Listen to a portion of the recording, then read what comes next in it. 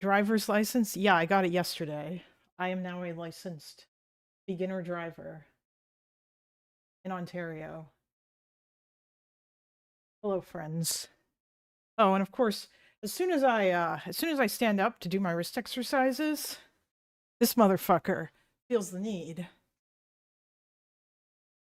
to come on over and colonize my seat. You are a settler, Stuart. You're adorable. Was it easy? Actually, yeah, it kind of was.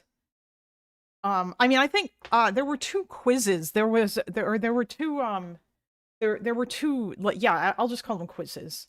Thanks, Alex. There were two quizzes. One was for like road rules and the other one was for road signs. I got four questions wrong on each, but it was still enough to pass. Um I was surprised because there was another guy there and he failed the test and then he paid to take it again. Hopefully he passed it the second time. Um, but yeah, like I didn't even really do that. I guess like I just retained certain information. Also, I feel like a lot of it was pretty obvious. Like road signs are really obvious. A Sittler. Nice. Hmm. Yeah, yeah, you do. Yeah, you need 80 to pass, I think.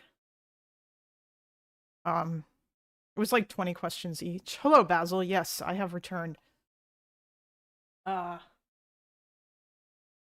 oh my god. Thank you very much, Vaz, for the gifties. By the way, the alerts should work now. Although I don't know why I'm not hearing the sound for the memberships, but TTS should work for when people donate. It's not going to be Brian, unfortunately, but that should work anyway. Although maybe Streamlabs is working again, and maybe if I put it back on, it'll start to work. I have no fucking idea, but yeah, I we've got some fun content because I discovered that Sam Seder had a debate with Jillian Michaels, um, which I guess if you guys don't know her, she's like a she was like I think the producer for the TV show The Biggest Loser, which was a show that a reality TV show that aired back in the day where basically they took a bunch of fat people and they kind of like encouraged them to lose weight and put them through hell in order to do it. Um and afterwards there was a lot of weird allegations about things that went on there behind the scenes, and then the fact that many of the people who did manage to lose weight regained it and stuff. But in any case, she now she's like a sort of maha mega person or something, or like she's more conservative. No, the video I'm not dropping any frames. Ozempic Azarela. Oh, this is before Ozempic existed, right? I feel like Ozempic has kind of changed everything now, so but yeah, like this shit's just crazy. Um the shitty thing is that I don't weigh enough to get on Ozempic, but at the same time, or rather when I asked my doctor about it, she wouldn't give it to me. Um like probably because my doctor is like I guess a normal doctor and Ozempic is for like diabetes patients, not other people. Um, so yeah, if I want to lose weight, I have to do it the same way as I did it last time by counting my calories, which is a struggle. Uh, I'm hoping that once I the audio and video seem to be unsynced. Wait, really? It shouldn't be doing that. Is it? Is it doing it for anybody else?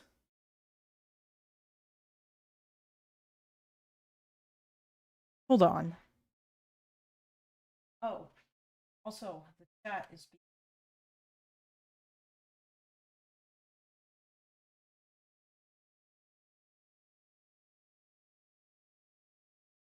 Today is also leg day.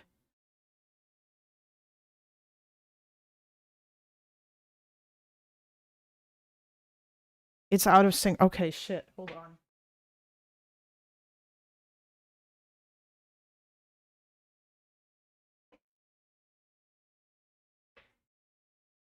I just have to expel the settler from my land and put him in a different spot.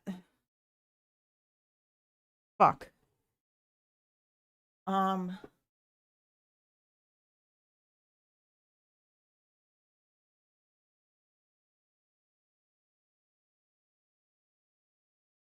Well, I guess we can just do this.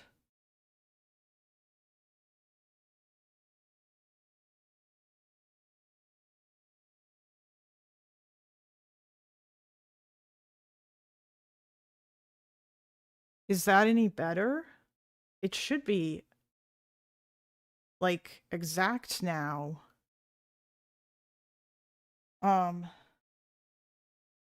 Is that any better, chat? Like,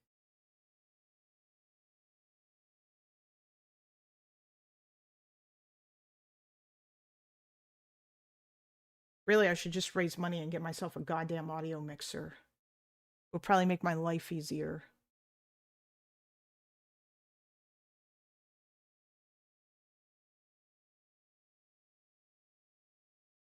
Rather than doing this bullshit.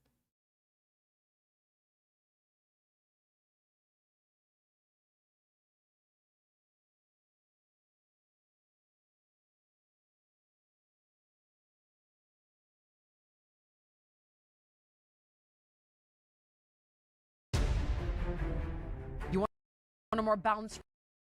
I think the audio is still slightly behind the audio. What the fuck? Hold on.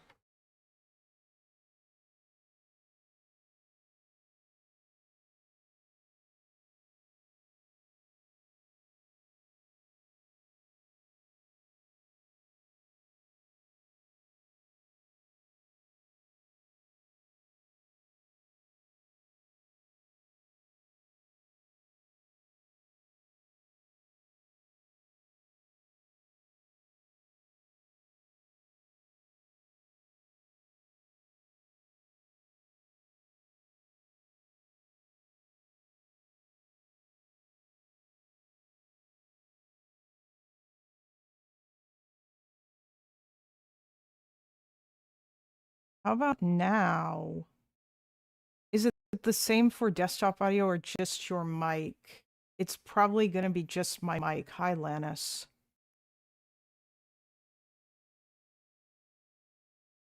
Because my mic is going from my main computer to the laptop with, oh,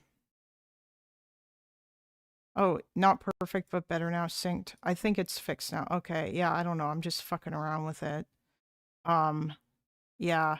Honestly, instead of doing this, I think... Yes, only P, it has indeed been 84 years. Yes, I know. I'm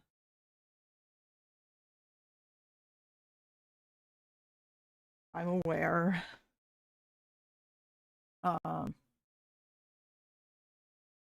Okay. Hello, ZJM. All right, based. Based. Okay. So, I guess, we are going to watch this.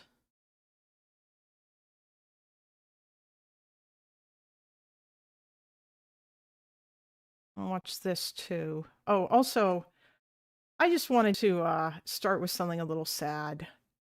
Let's watch this video of Barack Obama and reflect on how unfortunate life has become for American politics. The president was posing for photographs when an 8-month-old baby put his hand in the president's mouth. Mr. Obama was visiting with U.S. Marines. As a general rule, I am just fine with a few hecklers.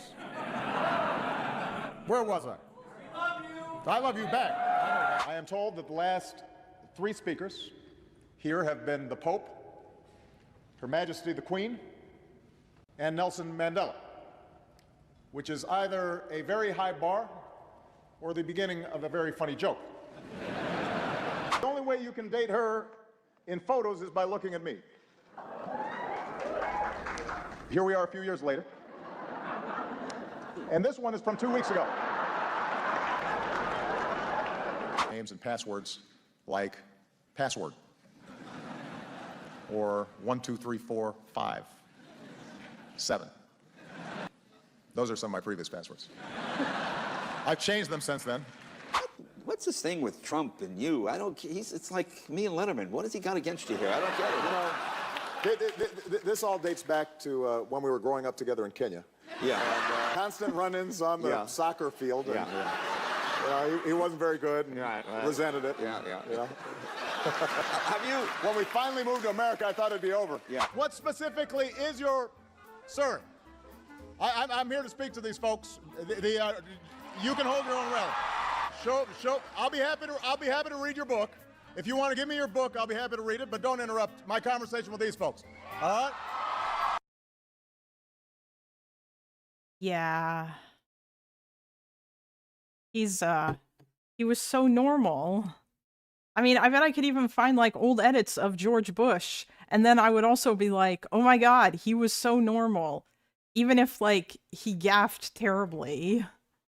It just makes you sad about the current state of politics. Remember when the only thing that, you know, a president ever got bitched at for was the color of his suit, or like the Dijon mustard shit? Bush said Muslims aren't the enemy. Yeah, he did do that. I remember. Because he was like a human for all like the bad things that he did. Oh yeah, only P. I know Republicans were fucking everything up. Although I would still prefer that Republican Party to the Republican Party we have now, which has been taken over by crazy people. And by crazy people, I mean, you know, like authoritarian fascist fucks. Who are just basically all too happy to let Trump, like, walk all over the Constitution. Hello, Tally.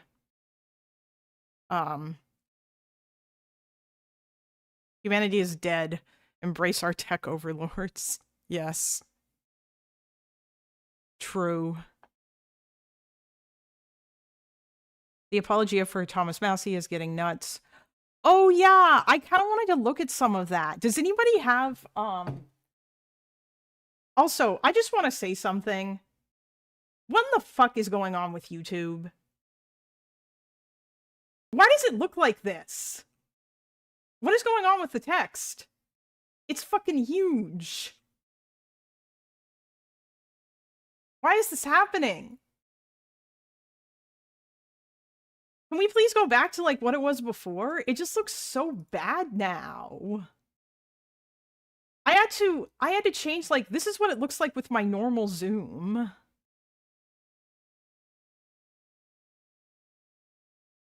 Yeah, they never leave the app alone. Like, I'm sure that if I were to look at it on Windows, it probably looks normal. But the problem is that, like, when I'm using, like, Linux or whatever, so on some websites, the text size is just fucked. And on YouTube, they decided to change it all. So now it just looks really fucking weird. So, like, now, if I'm over here, a whole bunch of stuff is just really small, like the subscribe button and this, and then this is huge, and it's like, it's so weirdly uneven. I don't know. I wish websites wouldn't fucking do this shit. The YouTube mobile app is fine.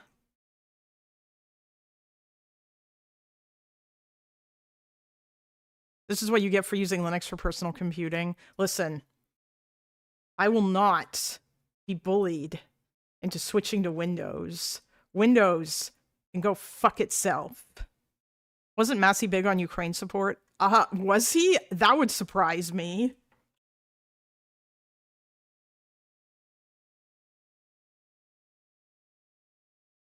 Let's see.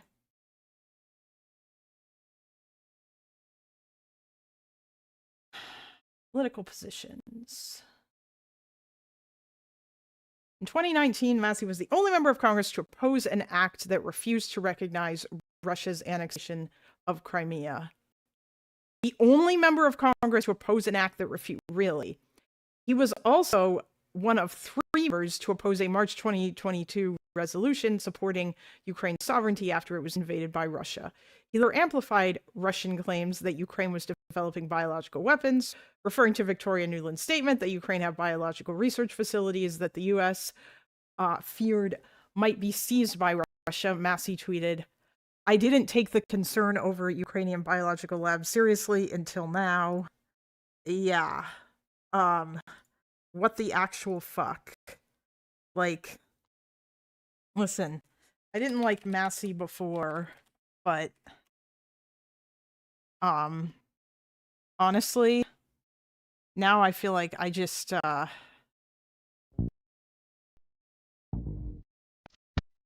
you know,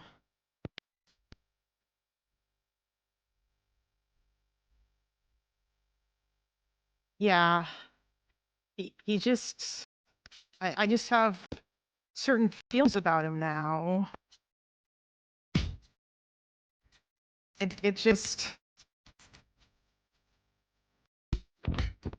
yeah.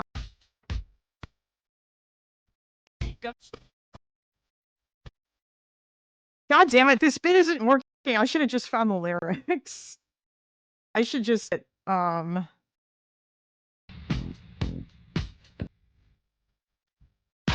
this is what I'm that was what I meant. I should just clip this part out of the song, yeah.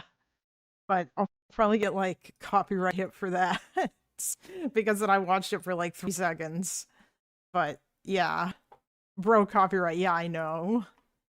Listen, that was all that I could think of, okay? Massey also denied that Assad was using chemical weapons. Yeah, this is just like a ridiculous isolationist, like crazy conspiracy slopulist weirdo, okay? He was like a fucking obsessed with the Epstein files as well. And it just, yeah. The only thing good was that like he was like against Trump sometimes, but the thing is that it's like, at what cost? Like, do I care if you're... I don't care that Candace Owens and Tucker Carlson are against Trump, okay? Because they're both awful, awful people.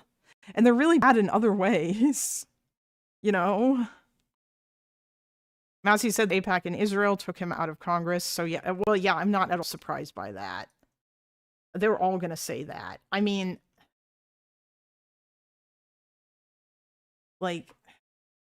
I won't be able to find it now because it was like 2 or 3 days ago, but Cenk Uygur had that "We are occupied, it's official, we are occupied" tweet where he just would not, like...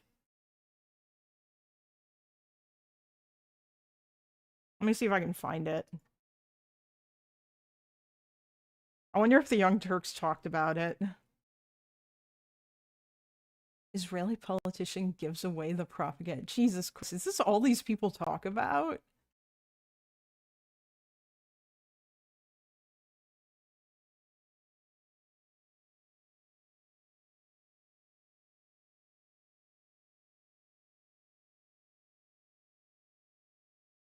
Thomas Massey debate goes nuclear.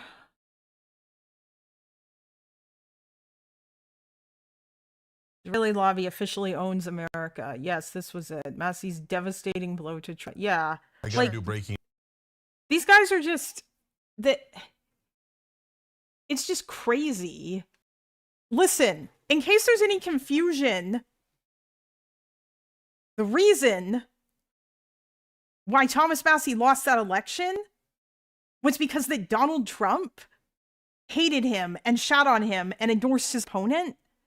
And the people of Kentucky love Donald Trump, okay?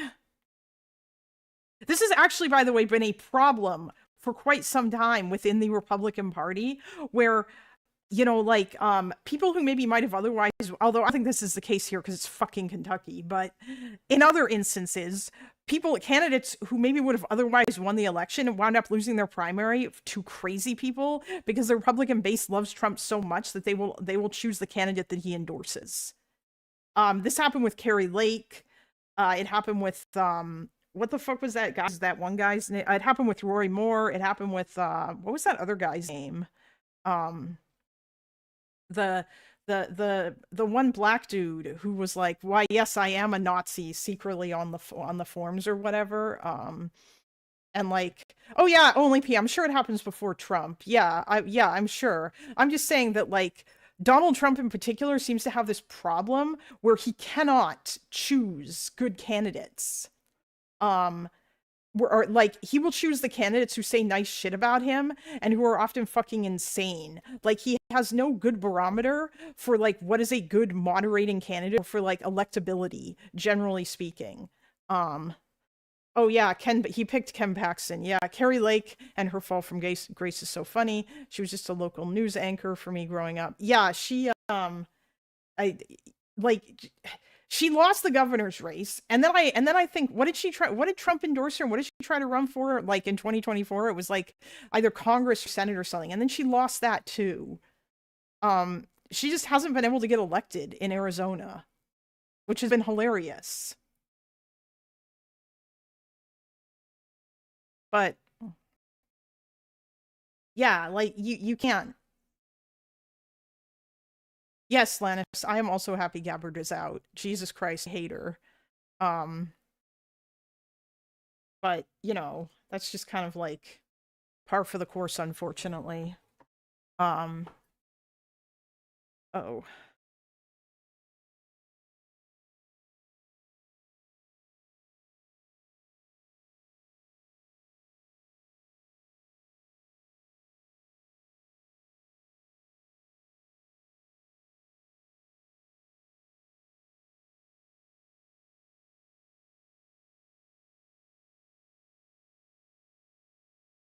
I have a community member who wants to give us a presentation on the Japanese Navy, like the history of it and stuff, sort of similar to Arthur's Russia segments.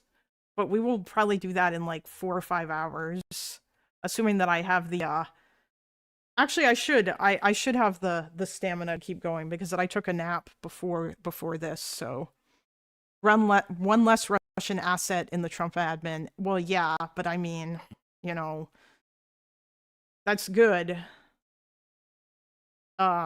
Wait, did Breaking Points talk about this too? Let's just see for a I gotta sec. do breaking news. Oh. So results are coming in on the Massey Galrine race in Kentucky, obviously very relevant.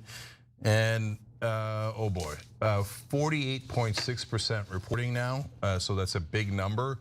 And Galrine leads. Hey, is that Bassem Youssef who's there? Oh God. Leads 54.4 to 45.6. So he's got about a 9-point lead. It is him. Oh God. There with about half the votes in.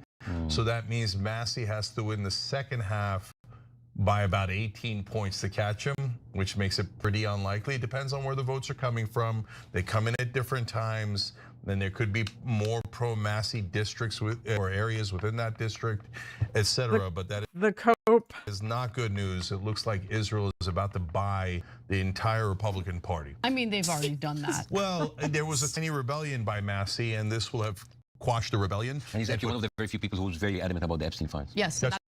Oh my God. These people are so fucking conspiracy brained. Like, just imagine seeing life through this insanely simplistic lens. It's just you can't. Nothing else can possibly explain Massey's victory. It can't have anything whatsoever to do with the fact that the people of Kentucky really love Donald Trump, and they're gonna vote for what he tells them to vote for. Yes, That's right. That's why he's a target by Trump and his cronies. Well, And by Israel, because obviously. Oh right, yes, of course. No, the only reason why he's a target by Trump is because of the Israel stuff. It's not anything to do with, you know, the fact that Massey has frequently shit on Trump, you know, or like, and because that Trump is literally like a thin-skinned man-child. What is that video at the top of the recommends? Oh, liberal Zionists are the worst according to Israeli lawyer. Oh God. What? Let me guess. You want me to click on this? Is this what you're trying to make me do, Conduit? The audio and video keep skipping or something, but there's a small crackling slash pop. Okay, hold on.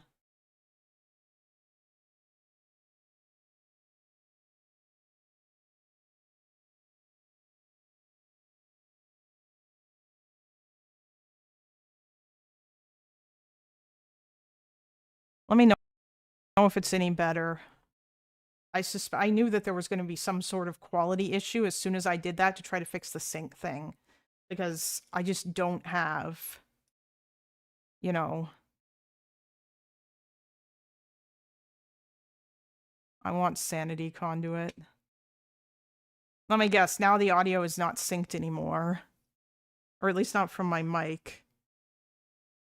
It's not great. There's a leftist Druze guy who did a deep summary of tankies and campism. That was interesting. Anyway, let me know how the sync is. Obviously, Israel did it. It's a $20 million message. Yeah.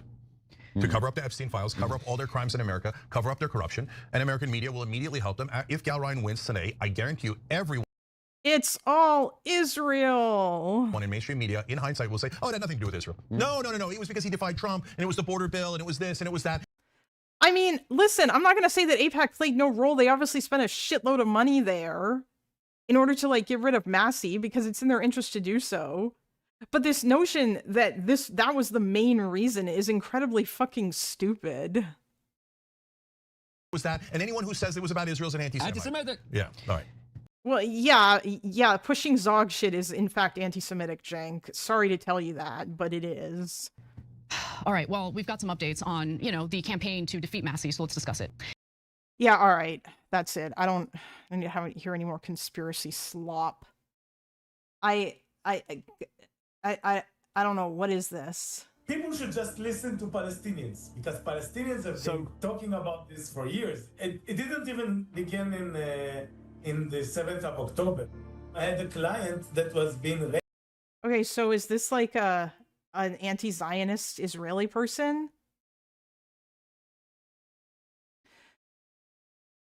The sync with your picture is bad, but also the YouTube video is unsynced. What?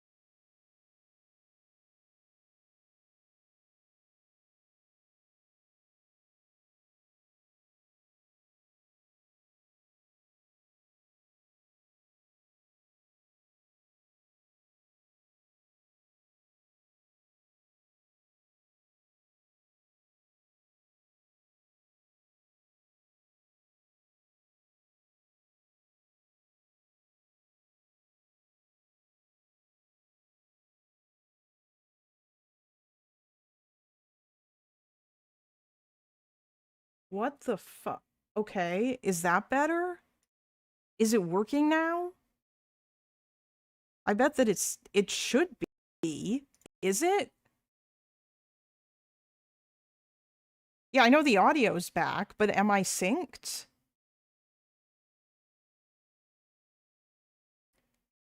No, Conduit, I don't know if... Wait, Pat, you say y'all would hate him. Do you also dislike Cavernacle?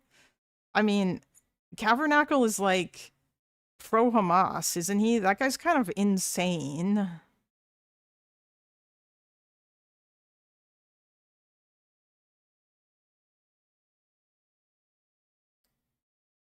Yeah, he seems pretty insufferable. Also, I bet that he's one of those people who all he does is talk about Israel, so I feel like if Conduit made a video about him, then it would be... I mean, yeah, only P, I would kind of like the sync to be fine. I'm not synced. Oh my god. It's new today. Only that the New York Times, which is an extremely pro-Israeli publication, wrote about... Wait, so is this guy synced? Also, it's very funny hearing this guy say the New York Times is a pro-Israel publication. This is like the funniest thing that you get, where the left say the media is like super, or the mainstream media is super pro-Israel, and then like the right-wing Zionists say the left-wing media is super anti-Israel. Hold on. Wrote about it. What do you say to Israeli Jews who do say they're Jewish and Israeli and do say they're Zionists, but they say, look, we're liberal Zionists? Liberal Zionists are the worst, in my book. Yeah, okay, I don't care. It's just...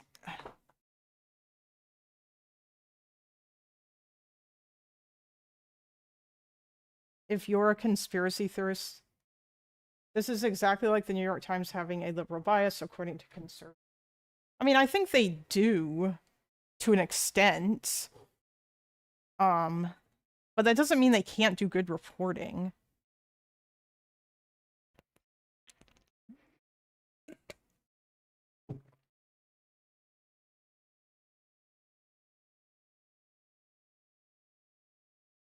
And it's not like they also don't, you know... Well, yeah, listen, Jon Stewart was right, okay? The mainstream media has a bias, and its main bias is that it tends towards sensationalism and laziness.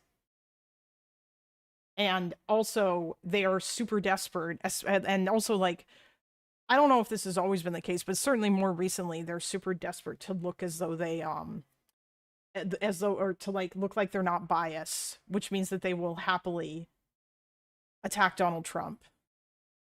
Or, like, not attack Democrats, and then, like, not call Donald Trump out, even, and, like, sane wash him in order to appear like they're not biased. Also, hold on, if I do this...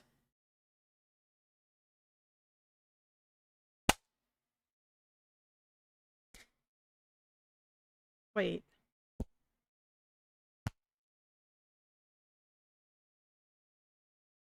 I'm guessing that you can really tell. I'm sorry, Stuart. I didn't mean to scare you. Hi, bite, baby. What are you doing? What are you looking at?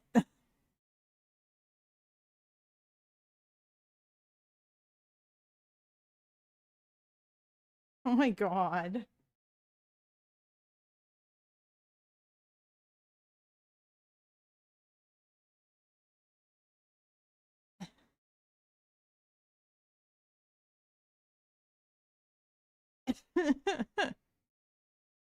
What is happening? Oh, it didn't let the clap sound. Yeah, probably because the noise gate is a thing. Hi. Are you okay, baby?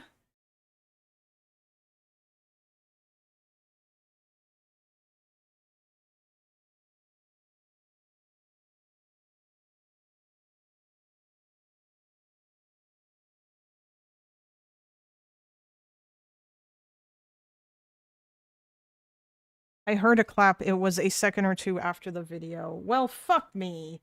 This used to work. I don't really know what to do about this now.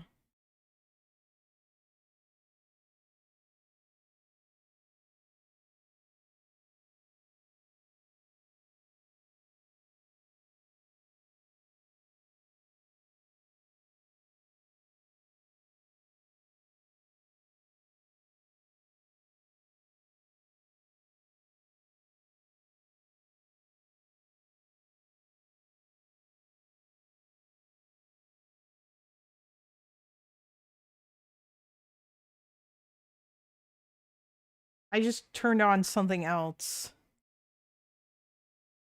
Oh, that would be the suppressor. Yeah, I have noise suppression. Yeah, I do. Hello. Can I help you?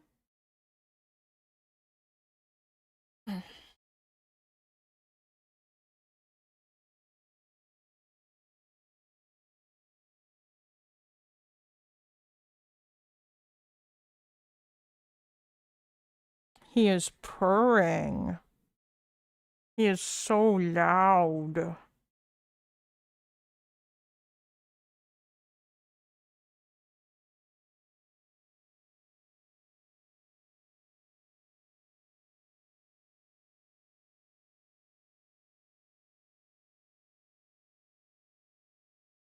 Aww.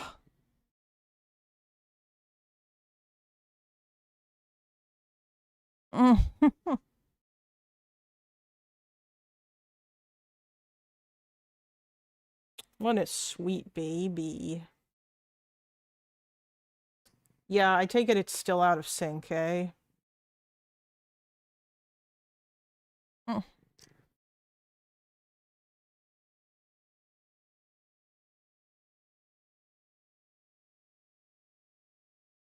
Hey, lemmings.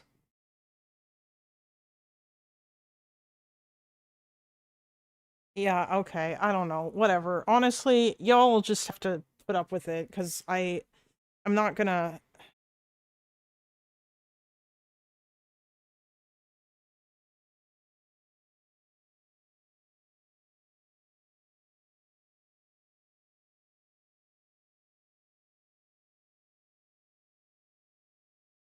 Anyway. Let's get this started, shall we? Sam Seder versus Jillian Michaels.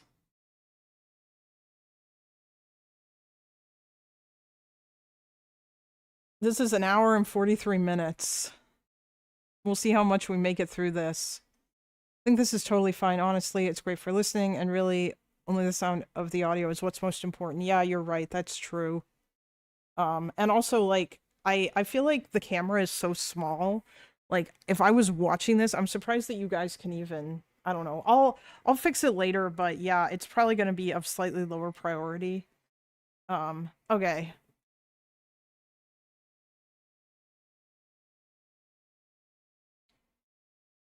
Or rather, I guess what I'll do is, like, basically as soon as I can afford to do so, or something, I will buy a, I'll probably just get a mixer.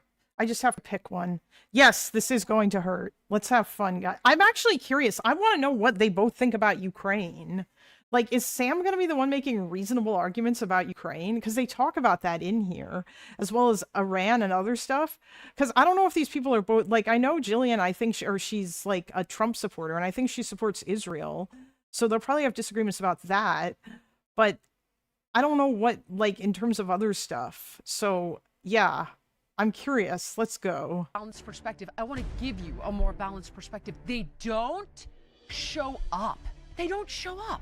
So for the love of God, anybody who is brave enough, throw your hat in the ring. To that woman from The Biggest Loser, go F yourself. Go take your maha and shove it up your ass. There's so many differences that it's staggering. We had boots on the ground in Iraq, and there were no weapons of mass destruction. Here, we don't have boots on the ground, and there's 60% enriched uranium, and they're funding terror proxies. Night, meet day. All right, guys, you've been asking me to provide more diverse perspective to the show, and I've also wanted to provide you with that. So I put out a public call for guests with different viewpoints. Well, the guy who answered that call is Sam Seder, host of The Majority Report. Now, I can't exactly ton of with Jillian Michaels. Sam Seder, welcome to the show. Thank you so much for coming, first of all. Thanks for having me. Yeah, so this all came about because I asked for people with oppositional views, opposing views, to come on and talk with me and talk with the audience. My audience actually has requested consistently to get a more diverse perspective, and I have said that it's not so easy because not a lot of people will show up for it, even when I'm totally neutral on the position. By the way, this is bullshit. I wonder, like, this is actually, like, 99% of the time when these guys say this, it is not true. And I will say this because I know when I speak, or like, because I've watched Destiny's experience, where like, there are so many people who say they want to talk to people who disagree with them, and then Destiny raises his hand and they will not have him on. Because that they don't really want to talk to people who disagree with them, at least not fully, or who would actually call them out on their bullshit to an extent that they don't want to put up with. Like, it just doesn't, they just won't. You know, like Tim Pool will no longer talk to Destiny. He was only willing to talk to him when he was like in his, I'm going to try to be nice to conservatives phase. And once he stopped doing that, everybody was like, we're never talking to you again. Like these guys like Ben Shapiro, you know, all of those other folks. I'm amazed that Dave Rubin basically would only ever talk to Destiny when he's on Piers Morgan, where Piers can like, you know, be the moderator, and when he's got like 2 other conservative guests or whatever. Is it not what she is doing now? Oh no, Marcus, it is what she's doing now. And this is definitely going to be an adversarial conversation. But the thing is that I'm curious how different these two are in certain ways. You know what I mean? Because if it turns out from this conversation that both of them are populists, then I feel like that kind of makes it be slightly different. But we'll see where this goes. Because, like, it looks to me from the outside like this is basically just going to be 2 extremist idiots arguing with each other. Jillian Michaels looks like she doesn't have eyebrows. Oh, she does. I can see them. Yeah, we will see, because I don't... But, you know, like, it's honestly quite a bit less interesting when it's literally just 2 populist morons fighting, which is probably what this is going to be. But I don't know exactly where Jillian Michaels is at. So let's find out. I don't want to, like, guess too much. I'm just saying that in general, what she's saying, like, they all say this, and it's almost always never true. Position. So in the video, I talked about wanting somebody to come on from pro-life, pro-choice. I see both sides of it, wanting a doctor who's anti-vax and pro-vax. A host of different individuals have asked them to come on and been unsuccessful largely. I also did ask for when people, when they sling pejoratives and ad hominem attacks, to say it to my face, and you were kind enough to step up for that. You are the first. So, SOT number 3, guys. I wanted to litigate some of this stuff first. Oh, well, I should just say that was not what I was responding to. Was your video where you said that nobody would show up. I was actually interested in revisiting our exchange on Piers Morgan from a year ago. Promise you we will. That's why I'd like some of your time. Okay, SOT 3.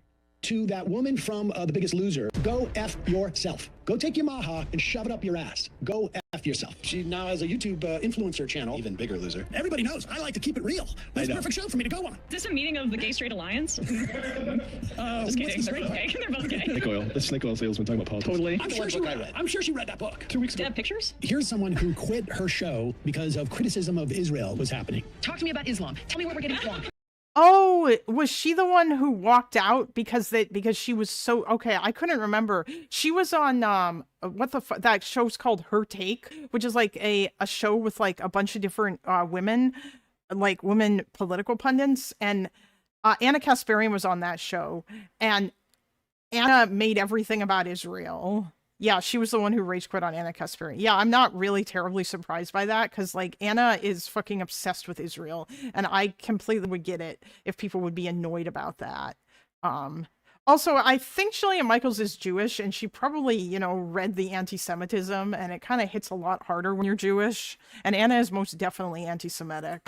Please come on my show and justify why Muslims aren't bad. Wrote it 3 hours ago. Nothing. Have we heard back anything? Nothing yet. Oh my God. She's a fool. Her role in media is to defend Israel. I think she's a TERF, right? So she doesn't like trans people and thinks it takes away from feminism, and then is also a Maha person. They want to get rid of free lunches in schools. Both here and in Africa, which I know I care about both. She cares about neither, but is pretending to care about the kids in America. Okay, well, so first let me address the fact that I'm sorry I did not get back to you within 3 hours. You got great producers. Well, you gave us a lot to work with, Sam. Having said that, I'm sorry to get back to you within 3 hours. A man of your stature, I apologize. But your followers spammed the email I put out. SOT number 2. Not sure how to reach you, but if you're so inclined, have someone from your office email. Oh God, the fucking Vanguard. Look, I know I've got crazy, but I am refined crazy. She was the one who raised Quinn. Yeah. Why does he look so orange here? The colors are all weird for his side. I guess that's an issue with Sam's lighting. By the way, some point in the future, I will have not only a better camera and better lighting. And, yeah. And I will, like, wear makeup, and it'll look all cool and shit. But right now, the face cam is literally the least important thing, as people have said. Like, Loner even said that to me, by the way. Having like a good microphone is literally the most important part of being a being an early streamer. Set a goal. All right, fine. I will set a goal. Hold on.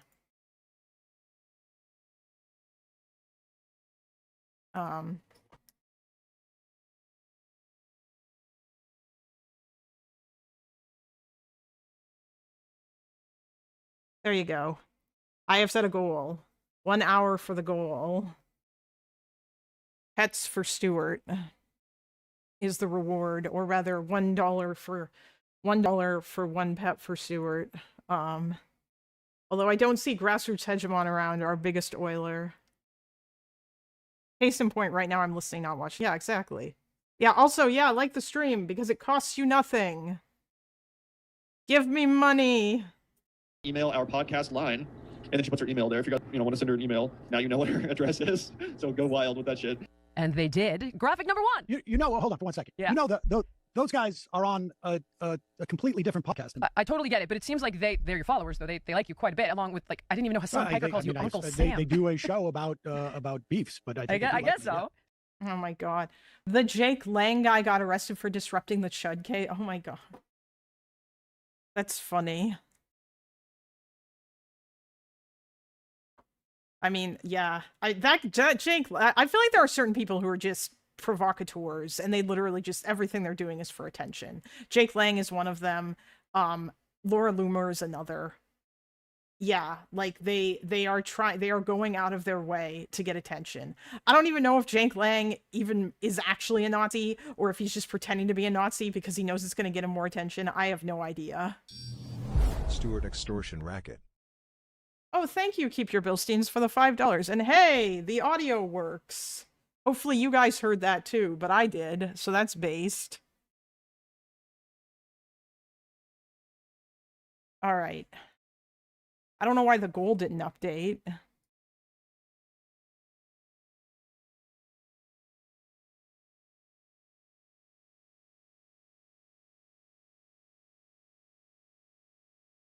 Kalinda for the last time, the voice are in your head. What? Oh my god.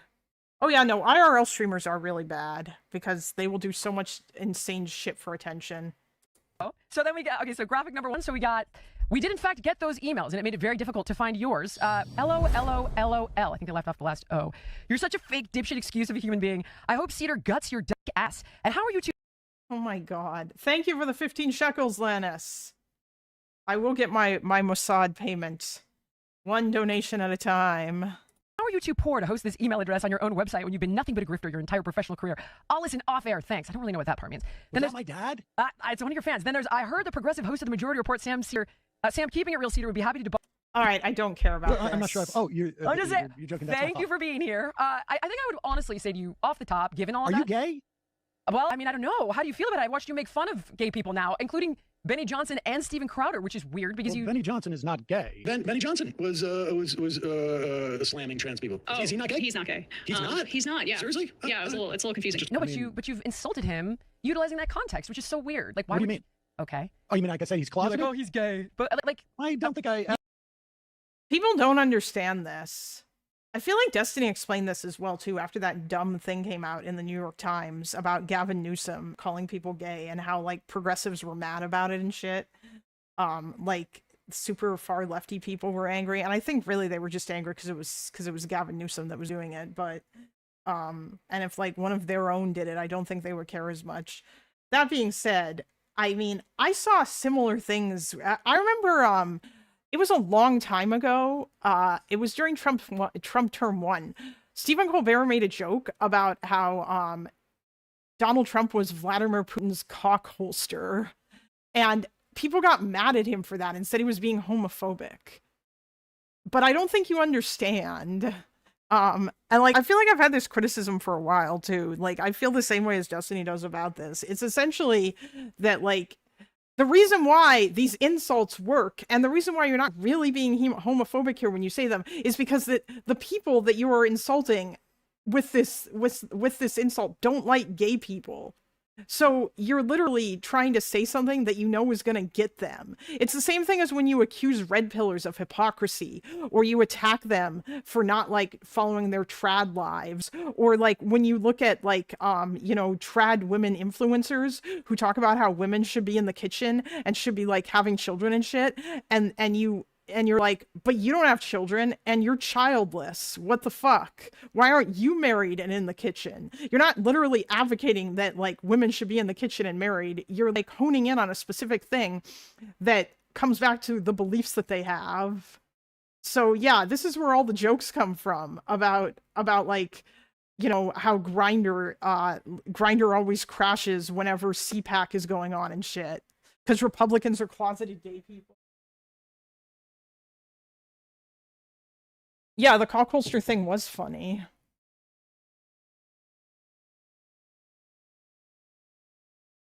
Oh, hello, Arthur. All right, let's go. You did. I'll clip it. Yes, Arthur, I'm doing slop today. Please don't complain. Although later on, in like about 4 hours, we are gonna have somebody come on who is going to talk about the Japanese Navy, which should be interesting. That being said, Arthur, if you wanted to do a Russia segment tomorrow, you absolutely could, because it seems like shit's going a bit crazy in Russia. Like, in terms of news, that was one of the things that I guess, like, we can kind of mention or whatever. In fact, I might take a break in the middle of this to look at that. But, yeah, overnight, Ukraine hit they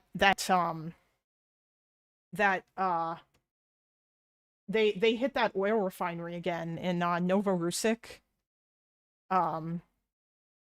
Thoughts about the Great Destiny versus Doobie War? Those people are crazy, and I don't have any desire whatsoever to talk about any of that shit. All I'm just gonna say is those people are crazy, and that's gonna be, I'm not gonna cover that. Everybody else is covering it. Let's actually talk about other things that are not that. Please don't take breaks. Cutting out segments is gonna be more difficult. Oh, okay, well.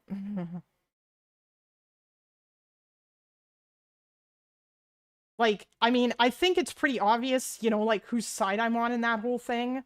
I'm also on Lonerbox's side, and he is on the right side. Like, he's not technically on Destiny's side, but, I mean, basically, I'm on the side of sanity. Thank you, ZJM. Have a good one, buddy.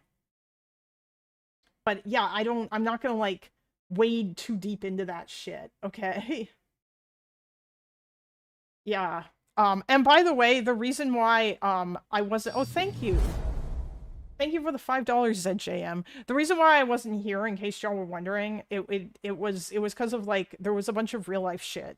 Like, I got a driver's license, been trying to arrange stuff related to my job, and I've also just been, like, wondering about what exactly I wanted to do with my content, and streaming didn't feel as urgent anymore, because in a few months, hopefully, once the background check clears, I will be getting that job, so yeah. Did you see Russia spurging out over the strike in Starvalisk?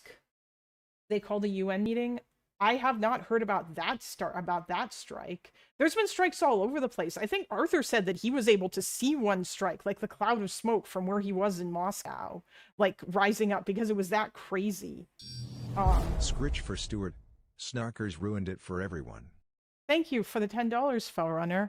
Yeah, I agree. 1, 2, 3, 4, 5, 6, 7, 8, 9, 10. Also, I have like 10 more to give. Aw. But yeah, what happened with Connor and Destiny sucks. I don't know. I just don't. I feel like Connor is being too I guess cop-brained about this or something, but you know, whatever. I was hoping your absence was just you doing stuff and prepping for the job. Yeah, basically. It pretty much was. Like, there's not really anything else going on. But, you know. If stuff happens. Life is never boring. That I'll just say that. But it's whatever. Hi. Aww.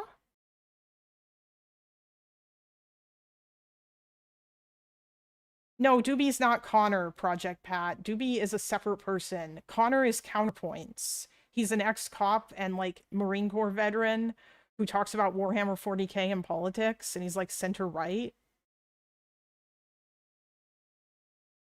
Oh, thank you for the membership, Fellrunner. It fucking sucks. Yeah, I agree, it does. Yeah, he's the bearded guy who yells a lot. I had a conversation with him a while ago. Oh, also... That reminds me, I am going on Monday, I am going on, and center-right is being generous. He seems to be center-right. I mean, I don't know, Pat, like, what do you think he is? Like, right? Yeah, he describes himself as center-right. But...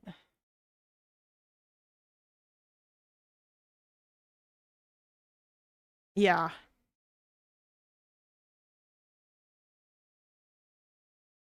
In any case, yeah, let's not, I don't want to talk about that shit. I'm not covering that snark shit. I don't really want to get baited into talking about it, so let's not. Because everybody else is talking about it.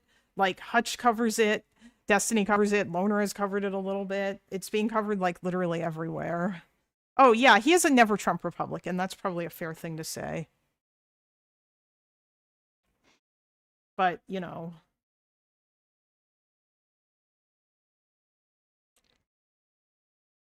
Oh yeah, I saw Hutch might be talking to Mallory McMurrow soon. That would be interesting. I'm sure it'll also probably be nice for her to go talk to somebody that's not crazy. Okay. Let's keep going. I'm gonna get up and feed the cat for a second. Yeah,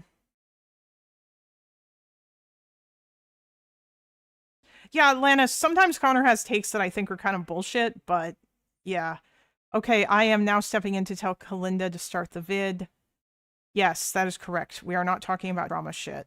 Also, Arthur, if you want to cut out like that last little bit too, you can, or I can do it. Like, I mean, when you edit the video or whatever, if you're still here. But anyway, I'm gonna go ahead. Unfortunately, I do have ADHD, so I will get distracted during videos and shit. I guess the extent to which that you want to edit that out is up to you generally, but yeah. Anyhow. But He's you gay, did. You so did. it's like- You did. like- I'll flip it. And you did it to Crowder as well. But that's, I do think. Well, I mean, I think it's pretty well documented that Benny Johnson is. I mean, certainly not. I'm not the only person to bring that up at all. A lot of right wingers have been more explicit about it than I have. Crowder. I think the part of the reason why people will do certain things like that with regards to Steven Crowder is because he's done a lot of, like, Steven Crowder has, like, dressed in drag to try to go to I think a women's only gym, and he's pulled all kinds of weird stunts that, you know what, like, and he's like a conservative, so you know what, fair game, I guess, if people want it. There's also apparently rumors about him being a chaser, but I don't know how true that is. Crowder, yes, I do think that Crowder is suppressing some things, and his ex-wife sort of like hint around it. But I'm just asking because somebody wrote that to you in the thing, and I wasn't aware that you were gay. If you are, I am. You are gay. You talked about it in the thing. You've talked about it numerous times, actually. What, that you're gay? You've talked about it numerous times on your show, Sam. I mean, honestly, and there are many things that you get wrong. I was surprised there was that many clips that we talked about you over the past year. But I think let me just say the first one, where I was telling you to F off. We're gonna get there. Was a response. Well, I mean, you put. We're gonna get there. I promise you, we are going to get there. I should just say, within some proximity of that video, that specifically was when the first report of the tens of thousands, now hundreds of thousands of children, but also adults who have died as a result That's of not the true, cuts of Sam. USAID. You want to talk about that study? We can start there. You're wrong. Oh, I'm happy to start there. All right, we should play the clip of when you were on. I promise you we are going to. I promise you. Let's do that. I want to litigate some of the. Wait, is she really saying that it's not true that tons of kids, a lot of people, when I confront them with this, they whine about how it's projected, as if that means that, like, those numbers aren't going to come true or that they don't mean anything. I mean, people are already saying that the Ebola outbreak was worse than it would have been if not for, like, because of the loss of the USAID funding, or the fact that all those soup kitchens that were run by USAID in Sudan are gone now, and this contributes to people dying and people going hungry there. Certainly, USAID getting cut has had an impact on Ukraine because there are various things that USAID provided in Ukraine, like shelter and whatnot for internally displaced people or internal refugees that they no longer provide, and so now Ukraine has had to get other stuff. Plus, also the support for independent media, which makes it harder for independent media in the country. The numbers, it's been reevaluated downward. Oh yeah, maybe it has, but I still think it's bad. I still don't think that it's fucking good that they are that they cut it, because the amount of money that it cost, it just, I feel like the soft power was just worth it. Like, it just, USAID did a lot of good, even if they did some bad too, mostly during the Cold War. Some of the other stuff you said first, though, if it's okay. Is this really going to be just about like your feelings are hurt? No. And also, most of what they did during the Cold War was because, the CIA kind of just ran around doing all kinds of crazy shit. No, it's proving a pattern that you either don't fact check your information, you mischaracterize things, you lie by omission, and actually, I'm gonna ask the Clanker about the USAID I stuff. can give you so many different examples. It's staggering. SOT 9, everybody. You've seen Iranian people in the streets here telling everybody, listen to what we are saying to you. Mamdani sounds like the Ayatollah. Wait a second. There are Iranian people in the U.S. in the streets of the U.S. saying that Mamdani sounds like the Ayatollah? I'm assuming in 1979, like they're saying, like leading up to the revolution? I guess. What? No. The Ayatollah was in exile in Paris, I believe, when the revolution hit.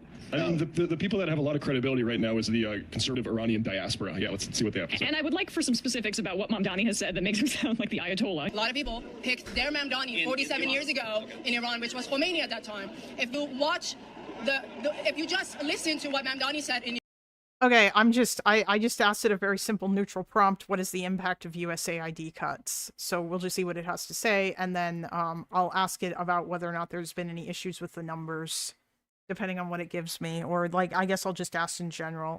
Also, it's probably going to include PEPFAR in there too. said in New York, it's verbatim what Khomeini said 47 years ago in the Islamist lefty committee at that time. And people got fooled because it was at the end of 70s and they just wanted to be hippies and free, and that's... Oh yeah, the Ayatollah was quite a bit, like he lied about certain things that he believed when he was trying to, yeah. I think I recall Loner talking about that. He knows way more about this. There is a Lancet paper about those cuts, I believe. Is it an actual, like, peer-reviewed paper, Arthur, as opposed to whatever the fuck that weird one about the Gaza projected cuts were? And that's how it looked like at that time for Iran. So they picked a Khomeini that was supposed to just come and help people have free everything and give the oil money to How could you say no to free everything? Free and all of that. And you watch what he says and listen to Mamdani. It's an article, not a study. Oh, okay. Well, you know what? I don't know. We'll see. Mamdani. Iranian people on social media telling us over and over and over again. For a second there, I thought that was Erica Kirk. I guess tell me that I hate white women now or something, and that they all look the same to me.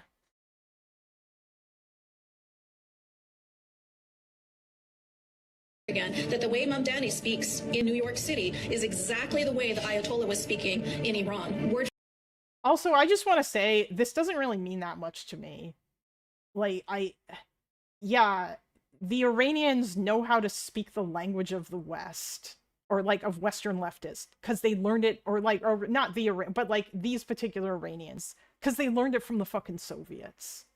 Just like the PLO learned it from the Soviets, and Hamas, you know, they all learned it from the Soviets. It's all this same sort of language. They know how to speak this language. I mean, fuck, holy shit, there was something,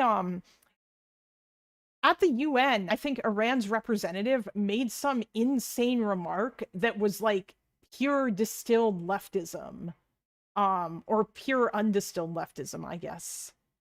But I can't remember exactly what it was now. I think that it was right after the attacks started or something. It was very funny. Like the language that they used just was very leftist. It was like something about imperialism or something. Like, I don't know, but these guys will use these kinds of things. Oh, this lady's name is Liz Wheeler. Oh, okay. Didn't Trump say Americans will have so much money they won't know where to spend these?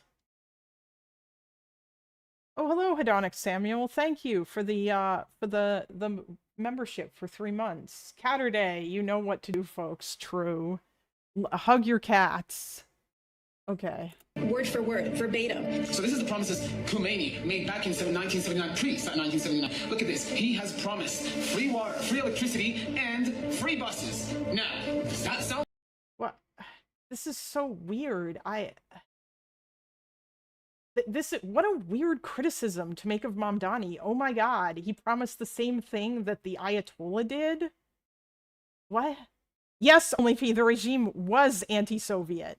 But that didn't mean that, like, before he came to power, that the Ayatollah was saying certain things that, you know... And also, yes, Chase, I'm aware that my lips are out of sync. But unfortunately, there's not really much of anything that I can do about that. I'm sorry.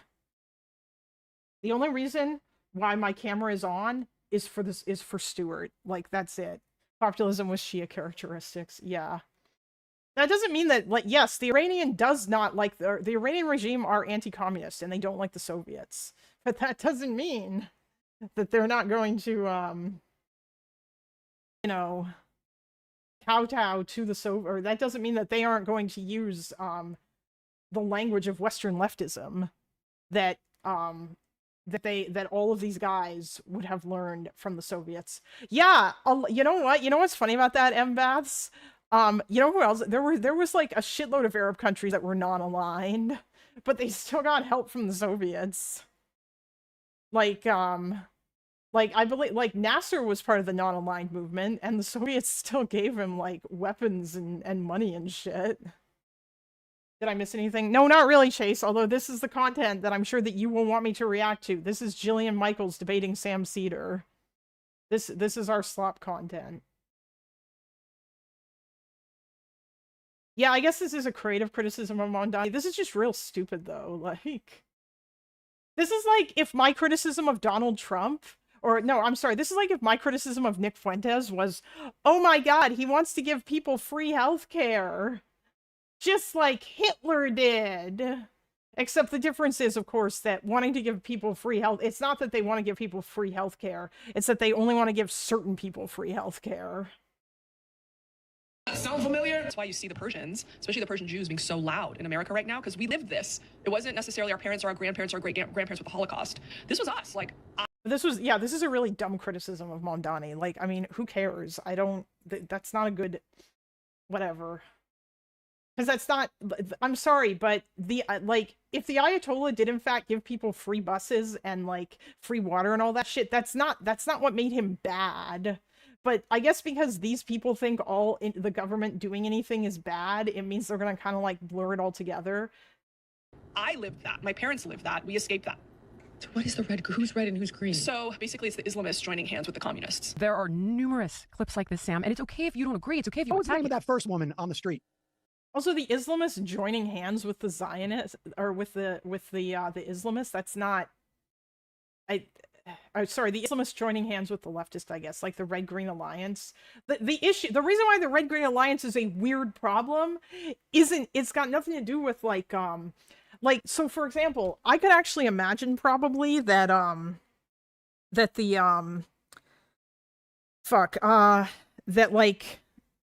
so in Iran, or I can imagine that leftists might look at the Ayatollah. Like, I bet that if I go through Zay Squirrel's posts, because I know that she has posted a whole bunch of shit defending the Iranian regime and Khomeini and shit. I bet that if I were to go through her posts, I bet one of the things that she would do is she would probably talk about how amazingly cool it was that that Khomeini nationalized the oil industry and that, like, he provided all these government services to people and shit. I bet that, like, she would think that was based, because the leftists will do that kind of thing too. But I mean, the whole, like, Red-Green Alliance thing is really more about just the fact that Islamists hate the West and leftists hate and tankies hate the West too. Did you hear Reuters apparently reported that a Ukrainian drone attack killed hit and killed civilians in the Donbass. No, I did not hear about that, but I mean, unfortunately, I mean, I'm guessing that was either an accident, or they were aiming for some other target and there happened to be civilians there and it was collateral damage. I don't know. Leftists hate the West. Yeah, you're right. You're right. I'm sorry. Yes, yes, most leftists do hate the West. When I say leftists, I mean like socialist and communist people, and also like some progressives. A lot of progressives, I guess, but it depends. Like Kyle Kalinske. Although I don't know. Right now, like I'm sure that if there was like a communist revolution or what, I don't know. Whatever. There are many Islamists in the ME who were formerly communists. It's an easy transition. Yeah, of course it is. Oh, what about the strike, Arthur?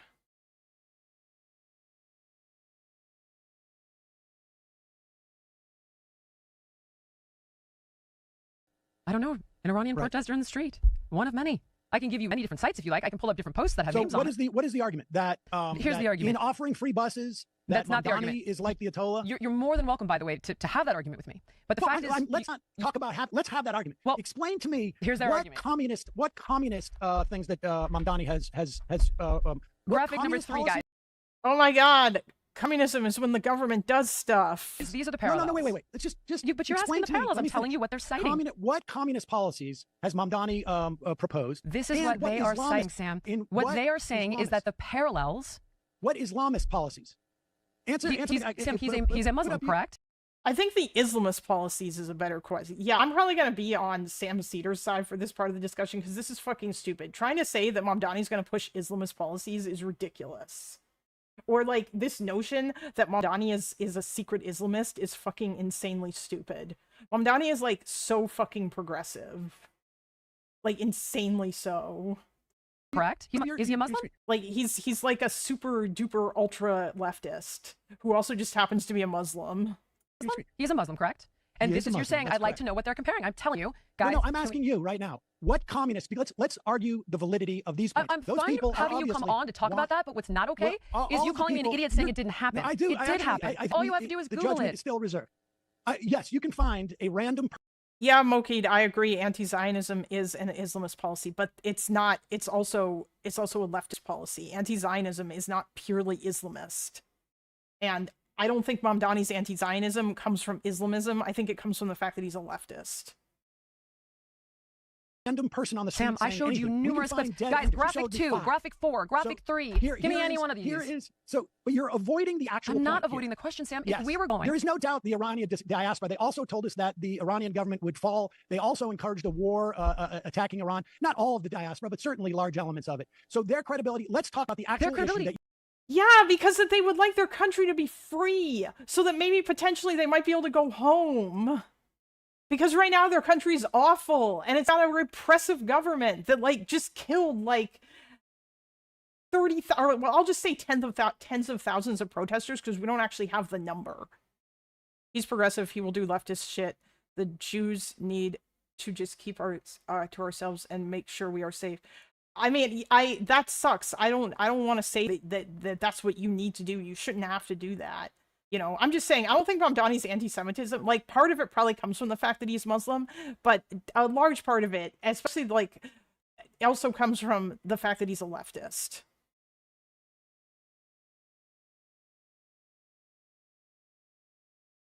I think Islamism and socialism are in the same coalition, but they're not, Mokid. Islamists kill socialists.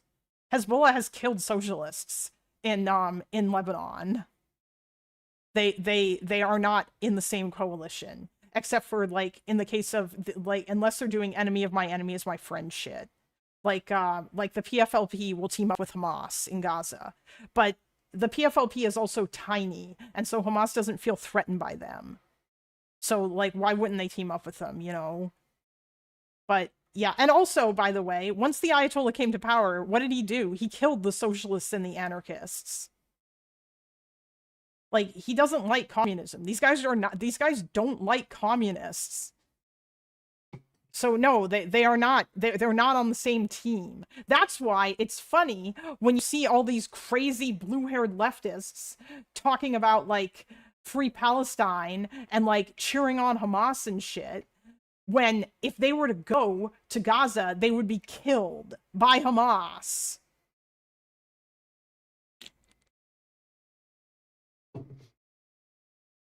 Yeah, Smokey, I know they're in the same coalition, but like their ideologies don't actually line up.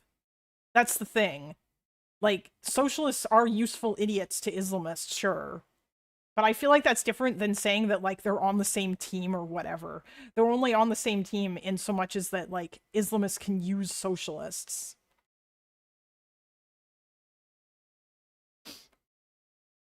But, yeah. The sloppiest of slop takes come from Asani, basically said we deserve Pearl Harbor. Did he say that? I didn't really get that out of that clip, but I don't know, whatever. I wonder if they're actually going to be able to, or like if Sam is going to be able to get a point across, or if Jillian's going to keep yelling over him, or what exactly it is. Like, are these guys actually going to exchange any words properly?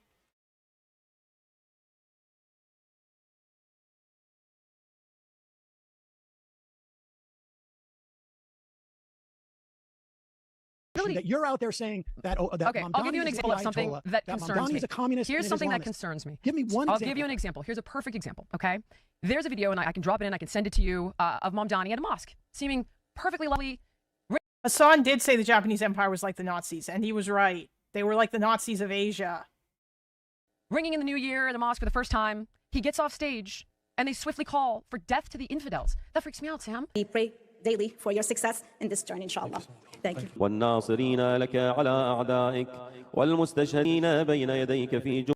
Wait, is this like is this some sort of Muslim like fuck, I don't know how to describe any of this. I wish Sev was here to explain this, because في جملة أوليائك والفرج فيه للمؤمنين على يديك وقتل الكافرين بسيفك. Like, I'm sorry. Who does? The exact imam, he gets off stage, and the guy immediately says a prayer that calls for death to the infidels by sword. That freaks me out, Sam. It freaks. Is that what? Okay. Oh yeah, no, I know. Memory TV does obviously clip like things that like crazy shit. I'm not saying they're unreliable or whatever, but well, no, I'm not even gonna say that it's out of context or what have you. It's just that I suppose what I mean is that I would be very careful about reading things into like prayers from Islam, because people don't always take all of that stuff literally. And it's like some Muslims view what jihad is very differently than other Muslims, you know? And yeah. But I don't know if that's a common prayer or if that's the kind of prayer that you would normally hear at a lot of different mosques. I would have to ask Sev about that. Because he could probably explain if that's like a prayer that a lot of Muslims say, or if it's like a less common one or what have you. Jihad is like going to the gym. I mean, I've heard people say that. Yeah, like I'm gonna declare my jihad is going to the gym in order to like maintain like a healthy weight or whatever. You know. Yeah, I guess that's what I mean though, right? That's the issue that I often have with people like because you can do that shit with Christianity too. You can pull crazy quotes out of the Bible and then point at them and act like most Christians believe this shit when most of them don't, or they have a very different reading of it than whatever the literal reading is. And I do think that like being like a literalist for any religion is generally not a good idea. But yeah, people do view religion differently. And some people will ignore certain parts of their religion, or they will kind of shrug it off, you know? Like, Sev is incredibly chill. And like he even said that, I think he's told so many stories on Loner Stream. He said that like he thought that he and the rest of his family thought it was incredibly cringe when his brother was trying to like do weird shit in order to try to like get Loner and Destiny and the other people with him to convert to Islam, because he said that that's not usually a thing that they tend to do in Israel, you know, and that you're not necessarily going to find that everywhere in like all kinds of Muslim countries. Although the direct translation being struggle doesn't help, you know. Yeah, I know, but like you can use that in so many different ways. But yeah, vaguely remember something about this. Yeah, I remember that story. Which Christian were you? Me? I was a Catholic. Catholicism is a real funny one, because when I was in school, there were some there was like a few people that were quite very Catholic, like much more conservatively Catholic, but most of the people that I knew, including my family, basically their Catholicism was expressed thusly: I'm Catholic. You know, like it was just kind of like very moderate. Like the only time that we went to church was Christmas and Easter. And honestly, generally speaking, the only reason why I went to church on days that were not those days was literally because my parents sent me to a Catholic school, and so like they would force us to go to Sunday mass like once every few months or whatever. And when I got into high school, because it was easier to do so, we like me and my friends sometimes would literally just sneak out and like not, instead of going to mass, and we would walk over to the nearest Tim Hortons or whatever, because that like there was one near the school. And it got to a point where so many people were doing that the teachers would stand guard at all the doors to stop us from leaving. But yeah, we always got to go to Pizza Hut after. Oh, nice.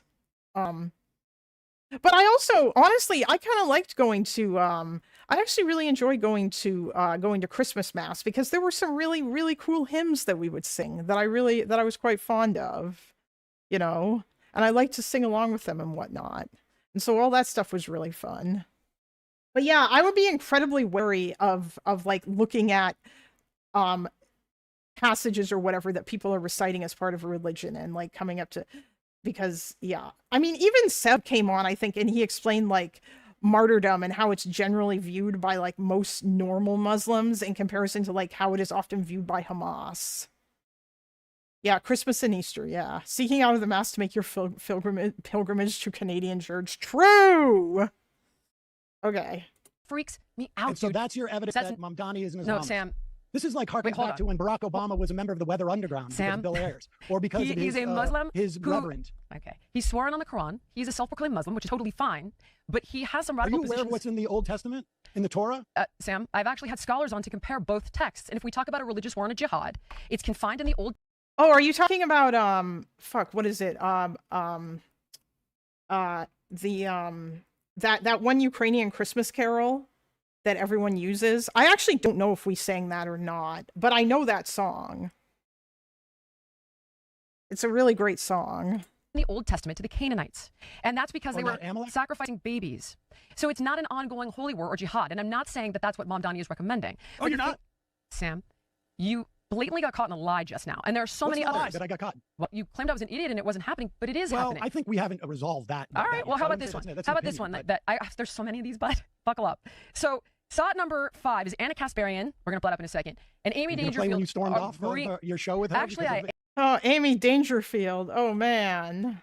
I am, because here's your claim, right? Your claim is that I'd pay to defend Israel. I'm more than happy. Oh, Amy Dangerfield is on Her Take, isn't she?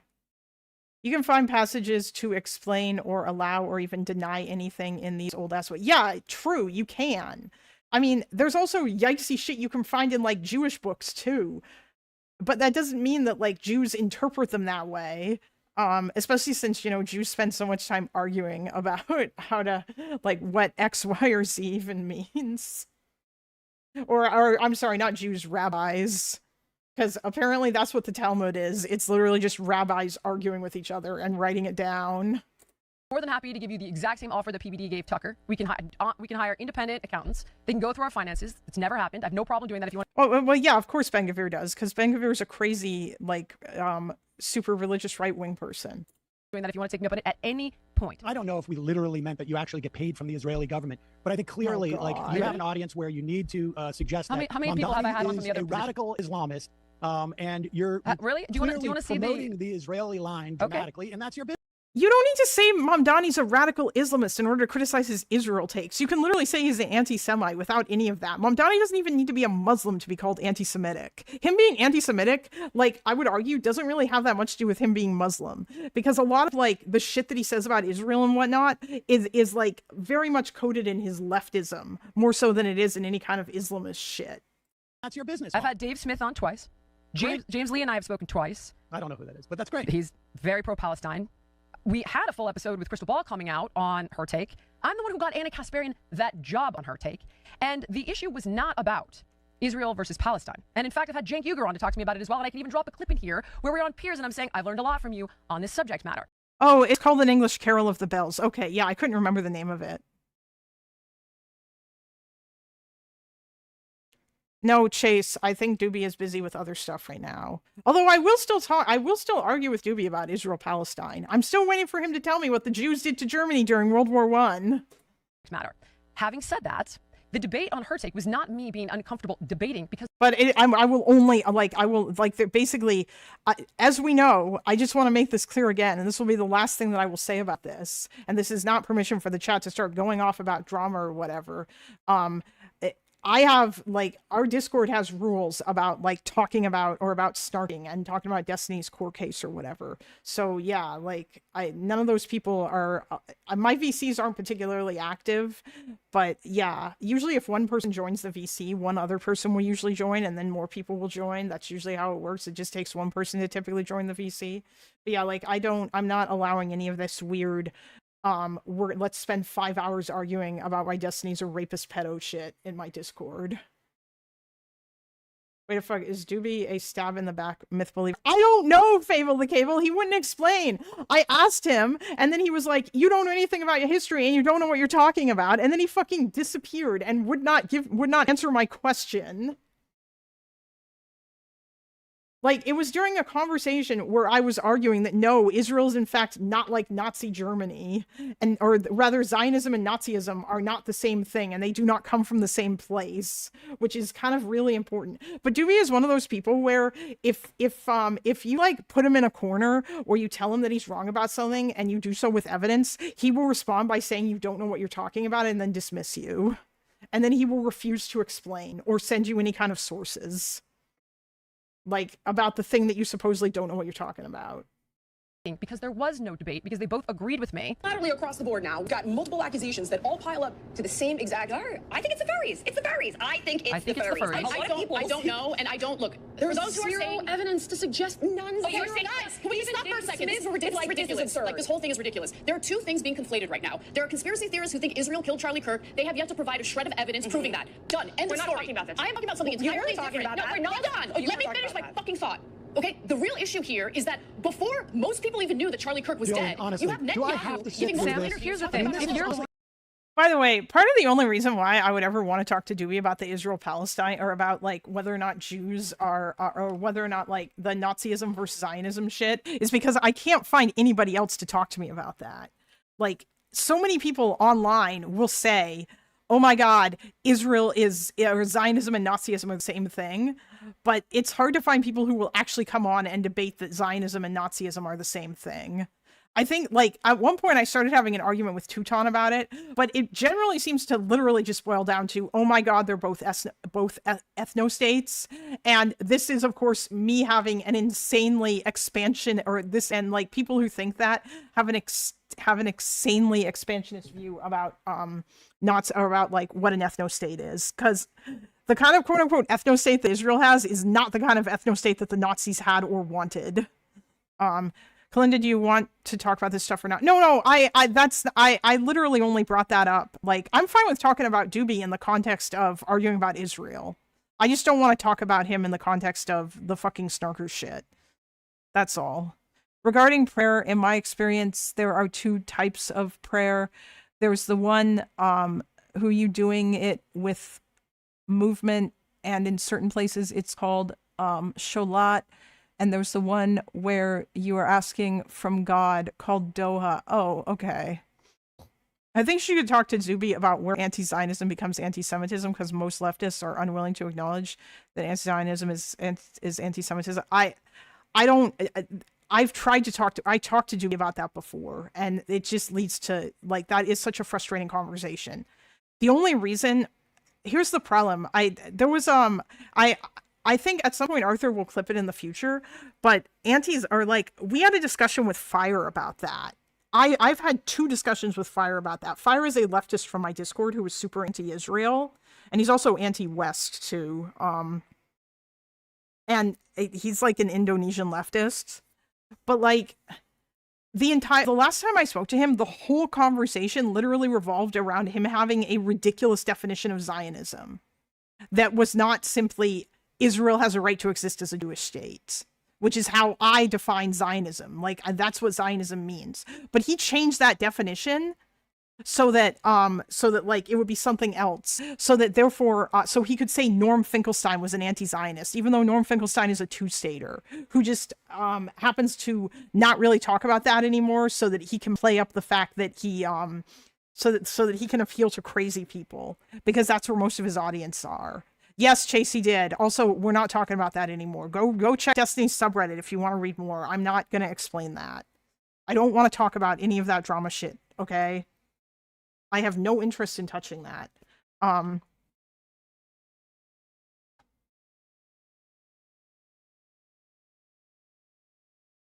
But yeah, this is all just kind of pretty stupid. I don't know. Problem with Muslim prayer in terms of language is that there's 2 types, but both is called prayer in English. Yeah, I'd have to ask about that. Also, sweet, 54 people based. We have a goal, by the way, you guys, although I don't know why the fuck it's not updating. The goal hasn't updated at all, and a whole bunch of people have given... Maybe I said it... I don't know. I'll have to make a new one. Norm is weird because he still does the pretty radical anti-Zionist views, like supporting Hamas, Houthis, etc.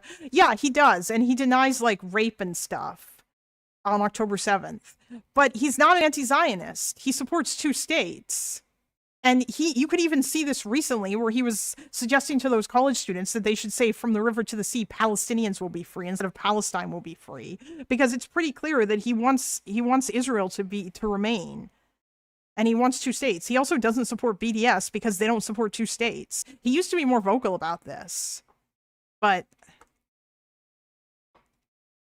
yeah, I think that they generally are incompatible with being a 2-stater empaths. But I mean, I feel like Finkelstein kind of says or plays up certain... I don't know, like, he's insanely hyperbolic, but I just don't think that he's an anti-Zionist. Would Norm ever actually call himself a Zionist? Probably not now, no. Because like, these guys have managed to turn Zionism into something else. Like, they've managed to redefine Zionist into basically, like, to them, these people, Zionist equals Nazi. Or, like, to them, Zionist equals Ben Gvir.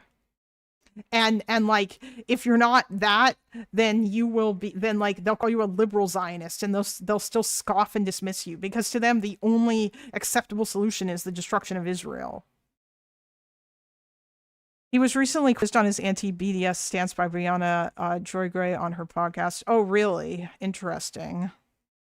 I mean, if anyone wants to find that and post it and give me the timestamp, I am not watching that entire thing.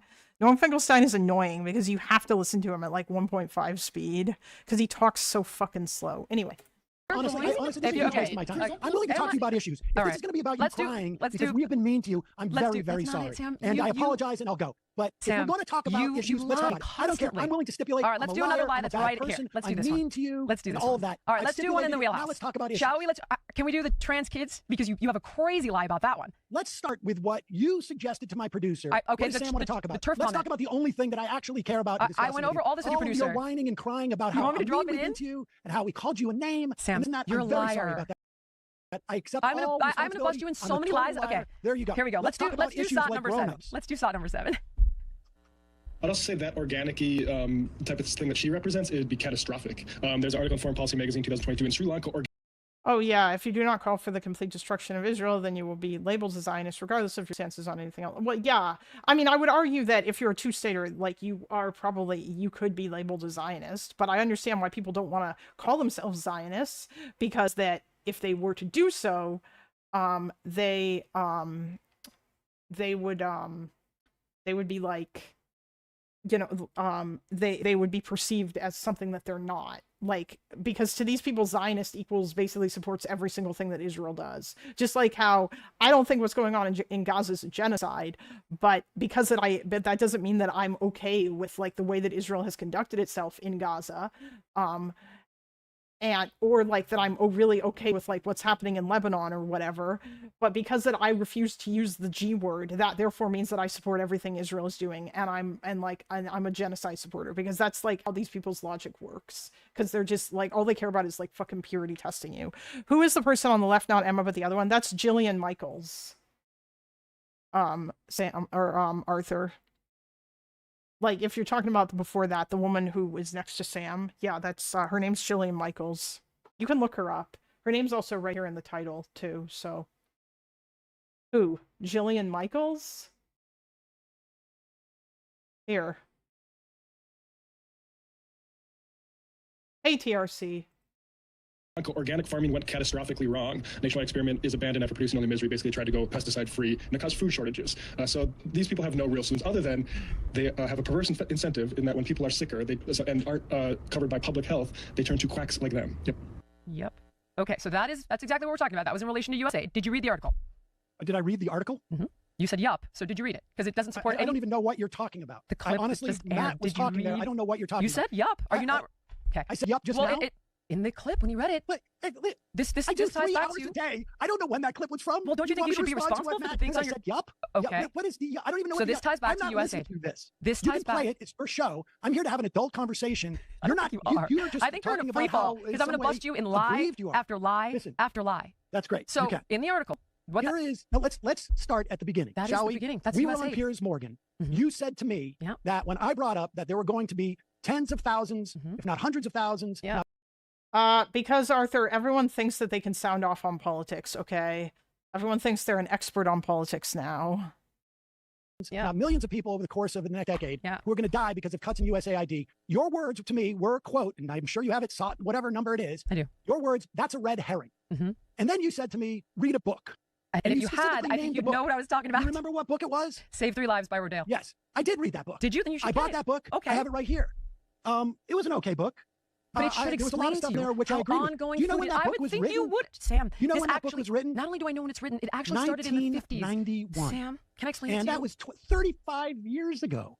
And so I read the book. It mentions USAID once on page 65, where Rodale actually speaks sort of positively of the USAID representative at a conference who was discussing the food aid run with through? getting, What does with the getting, food aid run through, Sam? the supplies needed to grow food in Africa was actually more expensive than the actual food in of itself. Yes, and so you got it. Everything Exactly. that was in this book and everything that you complained about, saying that USAID was just a front for corporations to go in and destroy the food supply in these countries by forcing, and much of what has been written here, I've interviewed countless people on this topic later than 1991, where this dynamic continued. It got worse. All of those operations that you supposently had a problem with USAID have been moved over to the USDA. I'm well All aware. of that stuff is still happening. But what Yes, is not I happening know. is That's my point. People are not getting they're not getting like TB fighting drugs. Yes, they They're are, not Sam. getting, That waiver was on the 28th of January. That's PEPFAR. There was a that blanket. Was the PEPFAR waiver. PEPFAR and that waiver, and I'll then tell you right now, 2.3 I've and got then an article 2.4 right here in my hand that talks about the fact is that even after the waiver was issued, took a few because it weeks. screwed up the supply side, the logistic stuff, that they still having problems. PBS just wrote a piece on this actually, maybe it was in March, about how they are actually seeing deaths, extensive deaths, in as a function of. Send it to me because I did a ton of homework on Uganda, April 22nd, sees spike in disease-related deaths after elimination of USAID from PBS. That's been moved over to the State Department, though, Sam. It is. So the Clanker, in terms of the mortality stuff, it's citing that Lancet analysis that it says like it says it should be treated as estimates. So these are estimates. I think it's important to remember that. And it says that a Lancet-associated analysis summarized by UCLA estimated that recent USAID defunding could lead to more than 14 million additional deaths globally by 2030, including more than 4.5 million children under 5 if deep cuts continue. A broader Lancet Global Health analysis of global aid cuts projected millions more deaths under mild to severe defunding scenarios. And then there was stuff about disease and whatnot. I just asked it what the impact of, but I'll ask it for more details about the mortality numbers now. Most of the Finkelstein BJG interview in stream suggestion. Did you timestamp it? Because I'm not listening to that whole thing. It isn't eliminated. It changed departments. It specifically, or at least posted the timestamp part of it. Yeah. Talks about the abrupt grinding to a halt by USAID for both HIV and HIV-associated illnesses like TB, meningitis. Thank you. I'll look at that in a bit. Sorry. Close to 15% of the clients dying of malaria and TB. This is because of the function of USAID. Anything? Okay, first of all of that was done on 128, a blanket waiver for life. Oh, I see. She's trying to downplay it because she supports Trump and Trump did it. For life-saving aid. It shut everything down. I'm sorry. On 128, it was a blanket waiver was given. Okay. That this will produce 14 million additional deaths by 2030. Let's go through that. Can we do that? Can I address your two studies? Sure. Okay. So number one. Well, that's not a study. This one's not a study. They're modeling. This one is direct reporting. No. By PBS on the ground in Uganda. That 14 million people have died? The 14? No. That people were dying in Uganda because of the destruction of USAID. Sam, send it to me. I mean, because take it up with PBS. So I did take it up with PBS, and here's what I learned. Since the 2025 dissolution of USAID, the U.S. shifted global health operations to the State Department under the America First Global Health Strategy. The new model still funds the actual medicines, the HIV drugs, the TB meds, the malaria treatments, but we did stop paying directly for some of the operational infrastructure, like mobile clinics, fuel, local delivery networks, and that's the core criticism. Yeah, wouldn't that have like a big impact if those countries don't have any of those things in place? Criticism. The medicine still exists, but the quote last mile delivery system broke down, rendering some patients in remote villages unable to access care. But here's the catch. When Uganda signed a 5-year memorandum of understanding with the US, they got up to $1.7 billion in direct US funding, strictly earmarked to guarantee 100% of physical drug commodity costs and to build high-level digital disease surveillance systems. They got an additional $800 million in direct US support, which also flows into the country through global. Are they gonna make sure that that money is going where it's supposed to and that there's not any kind of corruption that's going to snatch it up for other shit? Through global platforms like Gavi and the Global Fund, bringing the total macro valuation of U.S. commitment to roughly $2.5 billion through 2030. Now, in exchange for this money, the government of Uganda formally assumed full legal and operational responsibility for the last mile delivery framework. Uganda legally agreed to fund local clinic operations, absorb distribution logistics, and permanently transition thousands of previously U.S.-funded frontline healthcare workers and nurses onto its own national public payroll system. Now, on the death toll, they give no numbers and no percentage of increase offered for the, quote, spike in deaths. But my honest assessment is that one would assume if people can't access care, there's credible reason to believe there were preventable deaths. But with Uganda now responsible for its own system and multiple global donors having backed out, it's difficult to say who truly bears responsibility for them. So in summation, the United States government, under the America First Health Strategy, ended its long-standing partnership with NGOs for health service delivery, reverting instead to direct engagement with the government of Uganda. The U.S. cited persistent concerns that the NGO-led delivery model fostered abuse of American funds, including theft, wastage, and limited accountability. How often have you felt like your skincare routine isn't doing much? Well, I've been exactly no. into my routine within. Actually, you unlock and after you start with your first purchase, they're going to ask where you heard about them. Please support our show and tell them that I sent you. Okay. Well, I'm gonna start with your first study. Okay. So you claim numerous times that 600,000 people have died. All right. So first of all, that's a model. It's not. Here's what it is not. Are you ready? A death registry. So it is mentioning that it does say that like it is that 14 million figure is a high scenario model estimate, and it's not a measured death toll or settled fact or whatever. These are like this is a guess. But now I'm asking about what she's claiming about supposedly shifting funds over. Daniel, do I need to make a pinned message that says we will not be talking about the drama? I don't want to talk about the Snark server drama. I don't want to talk about any of that shit, okay? Like, listen. Snarkers are cringe. I don't like them. I think I've made that very clear.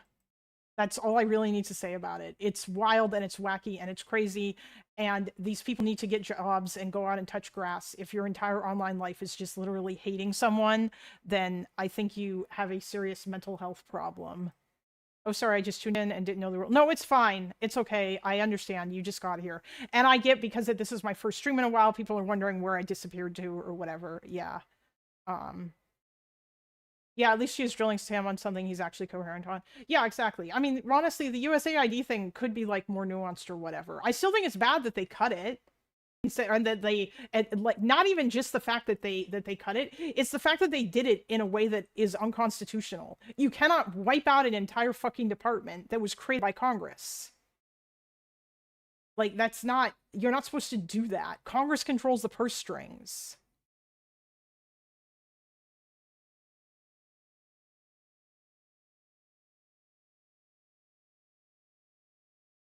Registry, confirmed bodies, forensic evidence, who mortality census, none of the above. The author what study do you have that this is yours, Sam.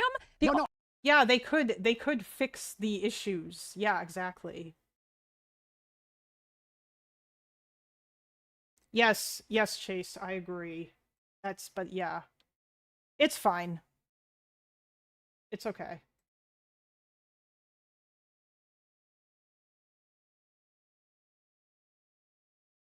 And a bunch of babies are going to be born with AIDS. Yeah, I know. There's a whole bunch of stuff. How could you misspell that? Listen, your fingers do weird things, okay?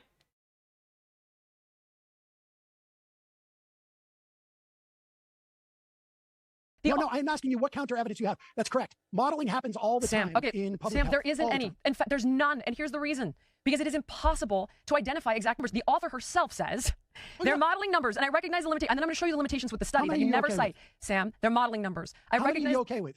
None, which is why I want to get into. Sam, thank you, Azradesh. We are not doing the kind of slop here that everyone else has been doing. We are doing politics slop. Back to actual real politics. Unfortunately, this is real politics now. Let's all be sad. Your fingers do weird things, said Bill Cosby. True. They're modeling numbers, and I recognize the limitations that this comes with. We don't. Okay, I'm gonna feed the cat. 1 sec. We're just gonna keep listening. Don't have routine data sets that we can measure, such as those killed by lack of U.S. funding. Having said that, okay, what she doesn't take into account in her modeling, she doesn't take into account any of the waivers. There was a blanket waiver for life-saving aid given 8 days after Trump's executive order. I just read to you a piece from PBS that said that waiver was irrelevant in terms of actually getting the aid to people because of all the other mechanisms that were destroyed. The waiver was okay. Send it to me. Send it to me, and I'll have the team fact check it right now. Because have Google, Sam, Uganda spike in disease-related deaths after elimination of USAID. Check that. How many deaths? I did find some through Washington Post. I found a handful. Hardly 600 to 750,000. I found a handful. And a handful? How many is a handful? Kids? Honestly, I found about 8 cases that are documented. Okay. And the issue also has to do with war. It's very, very difficult to lock it down. Having said that, you're throwing out numbers that are not true. So these first are models by the Lancet. I said this is the Lancet study. Okay, Sam, you neglected to mention the problem with this model. The author of the study has significant conflicts of interest because she gets grants from USAID. All right, there's flawed math because she's saying that every dollar spent equates to an amount of people saved. That's not true at all. She's got opaque, not rigorous layered modeling. She layers 6 different historical studies on top of each other and mashes them together. She ignored pre-existing duplication, which I'm going to give you an example of with the NIH, the USAID, the Eco Health Alliance is a perfect example, which I'm going to give you. USDA, local governments, private philanthropies, she just forgets completely exist. She ignored reassignments because PEPFAR, as you know, went to the State Department, USDA got food. These things were reassigned. There is no... No, first off, they were not all reassigned. And secondly, they weren't. It's one thing to get a waiver, but if you have undermined the entire logistical side, all the contracts are canceled. Sam. If all let's go to USDA because I think you'll like this one. Let's go to that one. So you read the book and I think you get it. You referenced that it's from 1991. It actually started in the 50s. And it was started by Eisenhower, and it was Public Law, I think, 480. Then Kennedy turned it into Food for Peace when he created USAID. Trump grabbed this. You'll like this. This is anti-Trump. He grabbed this on the 3rd of February of 2025, right? And he moved it all under USDA, and then he called it America First Food Aid. And what he did was he made sure, it's called Tide Aid, which existed, but it got expanded over the years. So you referenced 1991. It got worse over the years. So Tide Aid essentially means that all aid has to come from our big ag companies and go through our shippers. We lose 30 cents on every dollar as American taxpayers because of this. Now, what it does in the developing world is horrible, but there's no universe. And this is what I mean when I tell you it's a red herring. There's no universe they're giving up those contracts. It's billions of dollars to big ag, billions of dollars. It moved over in less than 2 weeks to USDA. And the reason I'm telling you it's a red herring is because it's covering up for so much filthy, dirty stuff that You're saying that any of the life-saving stuff that USAID did, is it your contention that USAID never saved a life, never provided malaria stuff? Nope. Okay, what is your contention? Okay, I'll give you an example, all right? Can I give you an when I mentioned kids, you said that's a red herring. Yes, it's a red herring because we're still feeding them, Sam. To you that it's a red herring because we're still feeding them. They're distracting you. On the contrary, the idea of the corporations, that is a red herring. Because if Donald Trump wanted to go in there and reform, that big ag is getting all the contracts and creating monocultures and growing crops that are not appropriate for those countries, et cetera, et cetera. This is all just sort of like imperialism. And it is. It's neocolonialism. It's right up your alley, which is why I don't see why you don't. If Donald Trump wanted to fix that, No, he could have easily he fixed didn't that. want to fix that. That's correct. All that ended up happening is all of those bad things continued. Yes. The only thing is no longer. I'm saying that's my point. are the None of that is providing changing. anti-malaria That's what I was stuff, trying to tell of you. Anti-TB stuff. No, well, let's play the clip and let people decide if that's what you were trying to Okay, no communicate. problem. Guys, it's Sodom break. Jillian. The feeding starving children thing is such a freaking red herring. So first of all, the vast majority of this USAID bloat and corruption does not go to that. Second of all, we Bloat have and corruption children does not starving go here to in the food America. banks. Third of all, and what you don't know and what you have not looked into, okay, is that read a book. It's called Save 3 Lives, and it's by the Rodale family. And it has to do with the fact that our big ag companies went into the developed world to addict their soil to our GMO crops. It's a money laundering game. They can grow their crops in their Oh no. Is the fitness lady just justifying starving African kids? I mean, kinda, but it's not, I don't know. I feel like she would get super mad at that, but bloat and corruption is for ballrooms. But you know, just feed people. Yes, I know. Listen, this might be a real thing. I don't know. I have a feeling this is probably overstated because these people love to hone in on like particular issues with a thing. All of this for $30 a year off your taxes. Yeah, I know, right? Like, USAID was not that expensive. And, like, the idea that cutting it saved waste, fraud, and abuse. Conservatives also love to obsess over different programs that USAID had. Don't both tankies and Nazis hate USAID? Yes, Daniel, they do. But Sam isn't, like, a full-on tanky. And like, I feel like he is capable of nuance sometimes. You know who knows this? CSIS agricultural program. Oh, Arthur, did CSIS do some work on this in order to like cut through the bullshit? I'll ask the clanker about it too. I'm sure that it'll be able to find me stuff and it will probably cite CSIS. Cause like, at least my clanker tends to cite good sources. Avi Martin is maybe who I am. Yeah, Avi Martin's terrible. Who thinking of, yeah. Yeah, TRC, well, Sam's not a full, a lib in that way. I don't know, like, I don't know if Sam's always been this bad, or if he's just gotten fucking brain broken by certain things. They do a lot of this stuff. I haven't watched it myself, but I see ag stuff in my subfeed. Okay, well.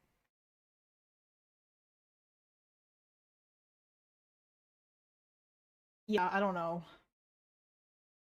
Sam's like hosts are, oh, he's been brain broken. That wouldn't surprise me. He used to be funny. Oh yeah. Listen, there were still things that were funny. I enjoyed like Michael Brooks's Dave Rubin impression and his Bernie Sanders impression. Sam and Emma were pretty concerned about it when Trump announced the cuts in 2024. Oh, yeah, no. You will definitely get like progressives like this who will be upset about the loss of USAID in that regard. I guess it really depends on the kind of leftist that you're talking about. More like mainstream people will definitely be mad about it. But the further left you go, the more they just don't care. Like Zay Squirrel tweeted absolutely nothing about USAID. Or then you get people like Shoe on Ahead making videos about how USAID actually sucks. Is her main contention that it was not helpful due to fraud? Her wiki says she supported some NGOs in the past. Her main contention seems to be that that basically big agriculture was being given money by the American government to grow food that was going to get sent to Africa with like soil that isn't really necessarily compatible with Africa or something to that effect. Why does anyone care about Zay Squirrel? She's a nobody and a schizo.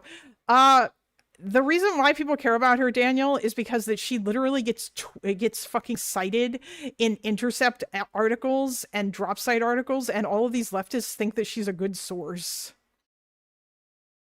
But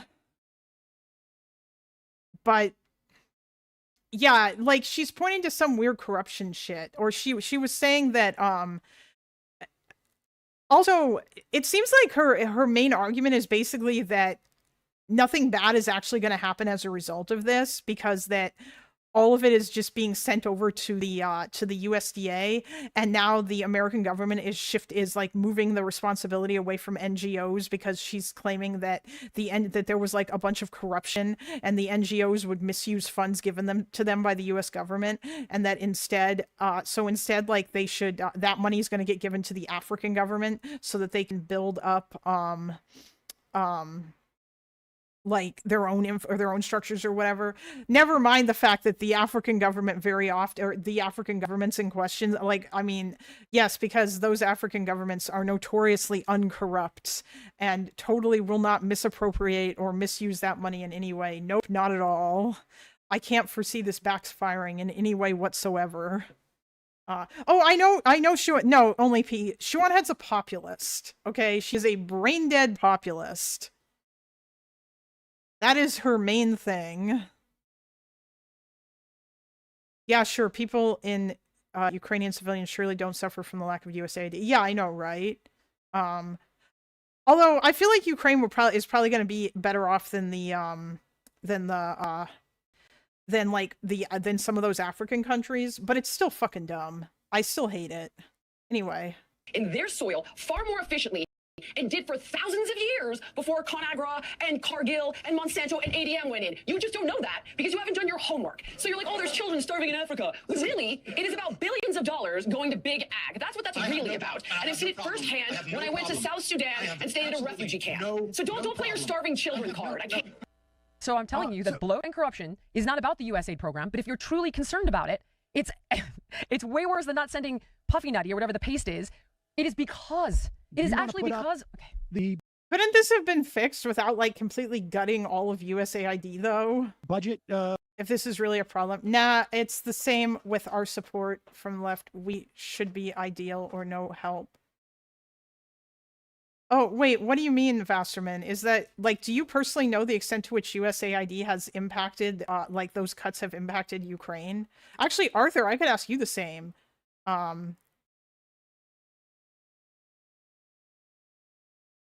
Twitter can be a brilliant source on, ironically, people like Jompy, Covert Cabal, him. Oh, yeah, no, there are good, like, OSIT people on Twitter and stuff. Vatnik Soup is on Twitter.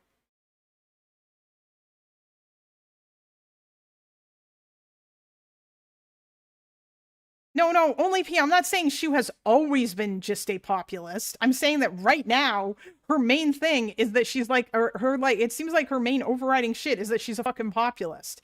Or she's a conservative leaning populist, I guess I could say. Because, like, obviously she has, like, some weird socially conservative shit. No, I'm comparing support for Ukraine and support for USAID for leftists should be, oh, yeah, I understand.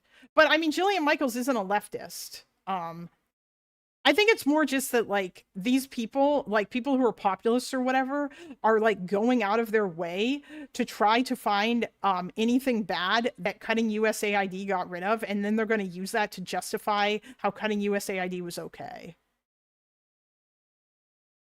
Yeah, oh no, Shu absolutely is a populist. The only reason why Only P doesn't like that is because Only P is also a populist, and she will, and I don't know why, for some reason I keep thinking Only P is a woman, and I don't know if she's or not.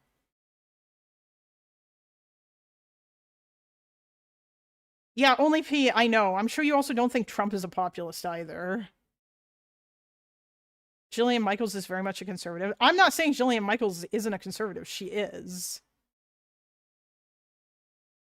I'd say that she was probably more of a right-leaning populist than she is like a full-on right-wing populist. Trump is like a right-wing populist, or rather MAGA is a right-wing populist movement.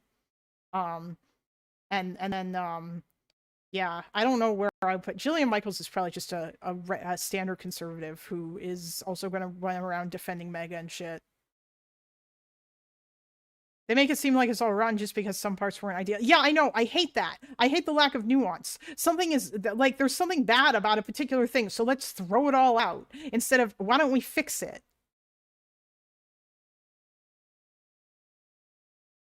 Actually, we could just say Trump is a...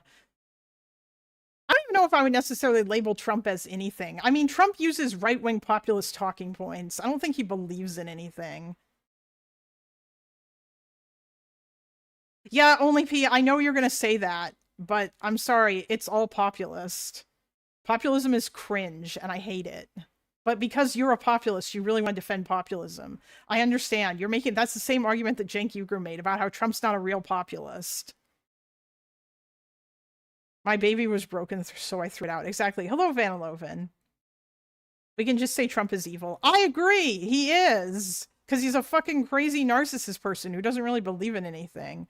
He just uses the Al Capone playbook constantly. True. Okay. The spending by sector from 2024, you said the majority of this stuff. Bloat and corruption, I said. The majority of the bloat maternal and corruption. child health, basic Sam, education, that's not good what I governance, said. disaster readiness. Sam, that's not what I said. I said the majority. I'll be right back. Of bloat and corruption is not going to that. Can I give you an example? Well, the majority of stuff that's not going to them is not going to them. But is your suggestion? Can I give you an example? The majority. I'm just trying to understand what you're saying. I'm going to try to tell you. Are you saying that the majority of the USAID budget was just bloat? The and corruption? bloat and corruption that Elon Musk is referencing. He was very clear, by the way, that he didn't want to cut food aid. Wait, are you going to try and argue to me that Doge was somehow successful? It is universally considered an absolute failure. Well, let's talk. We didn't save any money. The budget. We did save money, not nearly as much. You're absolutely right. We didn't save a dime. Can we get not into a dime? The way they went about this was just the most ham-fisted way. They used AI just to look at contracts and willy-nilly. We just had a judge ruling the other day. Half the stuff is being reversed to the extent that it can be because it was done so poorly. Why don't we talk about what he was talking about? You see if you don't agree with it, okay? So can I point out something I think that you got wrong? I'll give you an example of what we're talking about. The COVID pandemic, I think we all know that infectious diseases abroad do not necessarily stay overseas, and we help countries prevent and detect infectious diseases before they could come to our borders. And we built partnerships that help the United States and built goodwill and on the foundation of American generosity over the course of about 6 decades that created an international framework that supported the United States' success over that time. I mean, it was created under the Kennedy administration, along with things like the Peace Corps. This was a way to project, or in many respects, like American influence, if not power, soft power, and to do so by making friends. I mean, like we essentially to help people. And it was, I mean, aside from, like you say, a lot of this had implications for American health too, because particularly, less so maybe in 1960, but certainly by the time you get to 2020, we saw quite quickly how something that starts all the way around the world can impact this country. Okay, can I give you some examples of where that's flawed? All right. So, Which part? What I said, or the guy who worked at USAID for 10 years? Which, Sam, both. Okay, both of us were flawed. Okay. Both. All right. So USAID gave EcoHealth Alliance, which is the organization that funded the Wuhan lab. Okay, they gave them millions of dollars. Part of it quite literally went to bat-borne coronavirus research, 1.1 million. They've given them tens of millions. Oh God, here we go. I bet she believes in that lab leak shit too.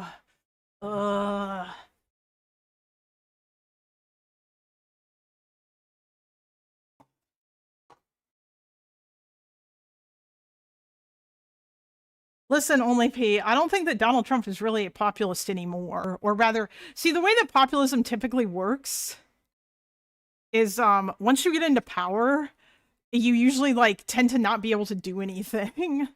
Or rather, you because you become the elite. And so you obviously can't continue to push the same kind of rhetoric as you did previously about the evil elites and how they're bad and shit, because now you are the establishment. Millions. Simultaneously, these guys are taking money from the NIH for the same thing. They're double billing both agencies.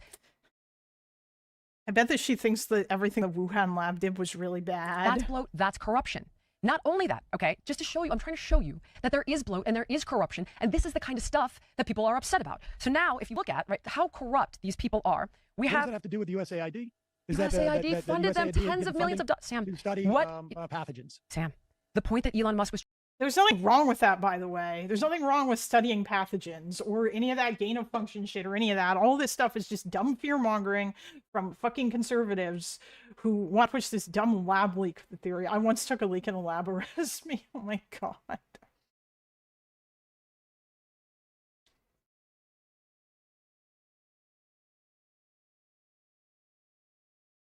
You think Alvord's resignation is a win for the Rubio camp and the Republican Party? I don't think it matters. I don't think it matters. Is the person, let me know if we'll see. We'll see whether or not her replacement does anything better.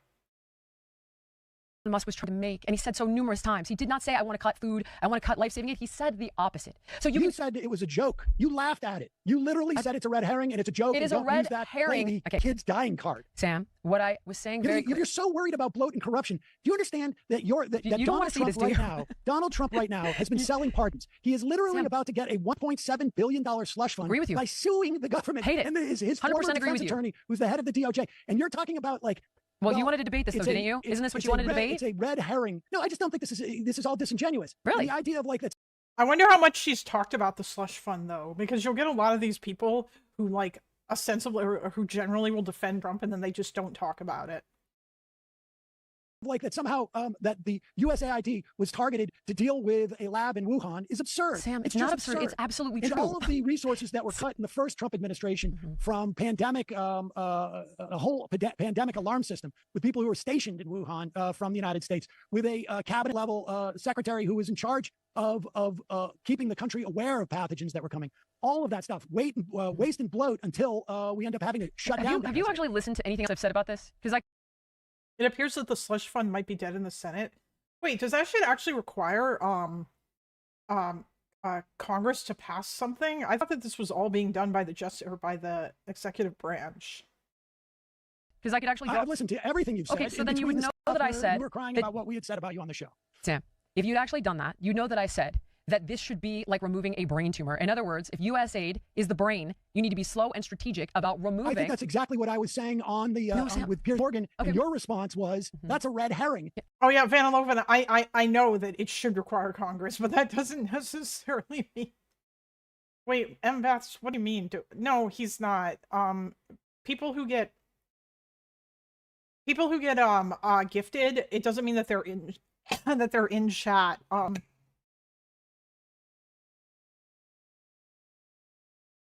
Somebody gifted me a sub to IRI the other day, and I wasn't even watching his stream. YouTube gifties are weird. You'll just get they just go to like any subscribers basically. Yes, Mbaths, that is correct. Yes, that is how it works. Don't throw that around. And the reason it is a red herring is because they are using you. And when I say they, nope, I'm talking about Big Ag. I'm talking about places like EcoHealth Alliance. They distract from about Sam the definition $3 of billion dollars. Sam, annually. I'm talking the percentage of what. Thank you for the 5 gifties, Fallen Flowers. Of what you're talking about. Donald Trump has made more money in the past 15 months. Sam, that's a separate conversation. Stay on point. You want to talk about this? This is all part of one conversation. Okay. Because when you decide to prioritize shifting Big Ag's neocolonialism to the State Department from USAID to USDA at the expense of providing things like malaria care. They did provide malaria maternal care, and child health care. They did provide that. Oh, I'm looking at the cuts. Sam, on 2-4, right here. So tell me, here's my question. I will tell you the percentages. What was the blanket waiver on 2-4 that specifically is for child mortality and maternal care? I will give you actual dollar amounts that were cut from each of these programs. From malaria, 25% cut. But Sam, from basic education, 35% cut. From disaster readiness, 24% cut. From pandemic influenza and other emerging threats, 33% cut. I mean, I could just keep going on and on and on. Can I address that? Can I address that? They are cutting bureaucracy, corruption, fraud, and duplication. Was it perfect? No, it wasn't. That's why I'm trying to show you, just with one example on COVID. Have you not heard how the guys from Doge did this? They used AI, and they just used keywords to cut all these contracts. They're not cutting any bloat or waste or whatever you're talking about. Oh, yeah. They would cut contracts that had to do with DEI, and they would just search for DEI. It was so stupid. Kind of like how the pages about the Enola Gay got removed from the Pentagon website because that they literally were just searching for the word gay, and then they had to put it back. There's not a single piece of evidence that there was any bloat or corruption or whatever. I just gave you a ton of evidence. Okay, right, can I give you more? Can I give you more? Can I give you more? I agree with you that we should not allow big corporations. Do you want to talk about Afghanistan? Do you want to talk about Haiti? Listen, I have talked about both those places significantly, but Doge did nothing to address those issues whatsoever. They have flourished under this administration. Sam, they did nothing. I don't disagree with you about that. If you want to say they flourished under this administration, then what I would say to you is maybe this is an area where you and I could find some common ground, because I still stand for what I stand for. But when people are hoping that that stuff dies, there are reasons that they hope it dies. That's what I'm trying to show you. There are, for example, you're telling me that the reasons why Doge did this was because they were concerned about neocolonialism? No. That's why I told you that's a red herring. That's Wait, not what it was. Neocolonialism is a red herring? No, or Sam. The children dying is a red herring? No, Sam. What I was telling you is they weren't cutting that ever. It was just moving over to the USDA.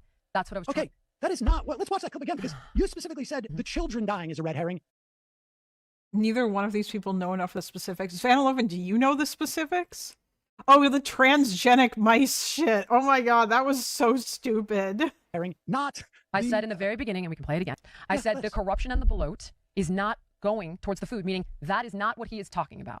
I can play it again. That's what I'm looking at. I'm just simply looking at all the cuts across the board Sam, here. the cuts, $1 cut of duplication, of bloat, of bureaucracy. Okay.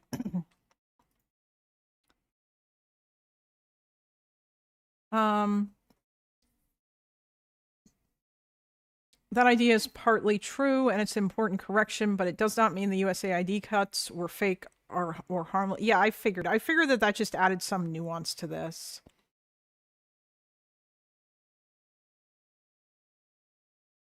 Because they did move a lot of that stuff to the State Department. But like the issue was that like there were lots of disruptions. And like who knows the number of people who would die. And it wasn't like a full proper replacement.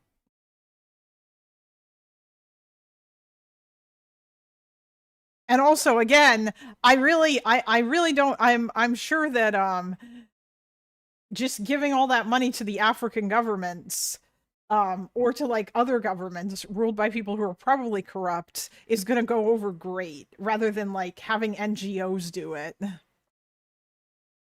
If it was infamously a weed whacker job, of course it was, because like these people didn't care. It's been years, but I know if you go back to the reporting and Doge, it was pretty demonstrable that they were not making meaningful cuts to it. Yeah, I remember that. Because, like, they were literally just going through these fucking contracts and searching for shit. And so, like, they would just cut out the dumbest shit. In fact, they made a lot of waste because people had to be rehired, programs restarted, and so on. Yeah, I know. And, like, there were a lot of people that the U.S. government fired, too, that they had to hire back. Like, the fucking nuclear scientists or the nuclear operators. Yeah, like, that was just... yeah. The transgenic mice shit was fucking hilarious. Of bureaucracy, of corruption, does not equate to aid. Show me the place sought never number where you have the proof that this is bloat and corruption. Okay, can I give you examples? I don't have clips of what happened with COVID. I can. Oh yeah, god damn it. Put the articles up. So that's bloat and corruption. So okay, when EcoHealth Alliance is given tens of millions of dollars from USAID, and they're double billing 2 different government agencies for the same thing, do you think that's bloat and corruption? And Alliance had this contract in 2024. Okay, let me give you the exact. Or that contract had ended before that. They got the contract, so here we go. Okay, so they got it before that, obviously. I can get you the exact date if you want. So USAID's Predict program. All right, team, can you give me the exact year that USAID Predict gave $1.1 million to EcoHealth Alliance, specifically for a sub-agreement with the Wuhan Institute of Virology? $1.1 million? They also got, listen. You know that they're only, oh yeah, 1.1 million. This is such a, the amount of money is so small. That's not like, listen, $1 million is not even really a lot of money.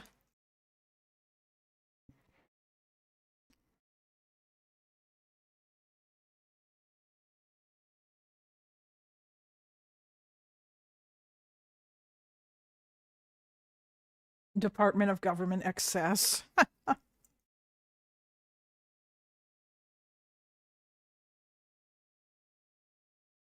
Listen, I'm not done. They got $83 million in total. Okay, this is just to identify. From US.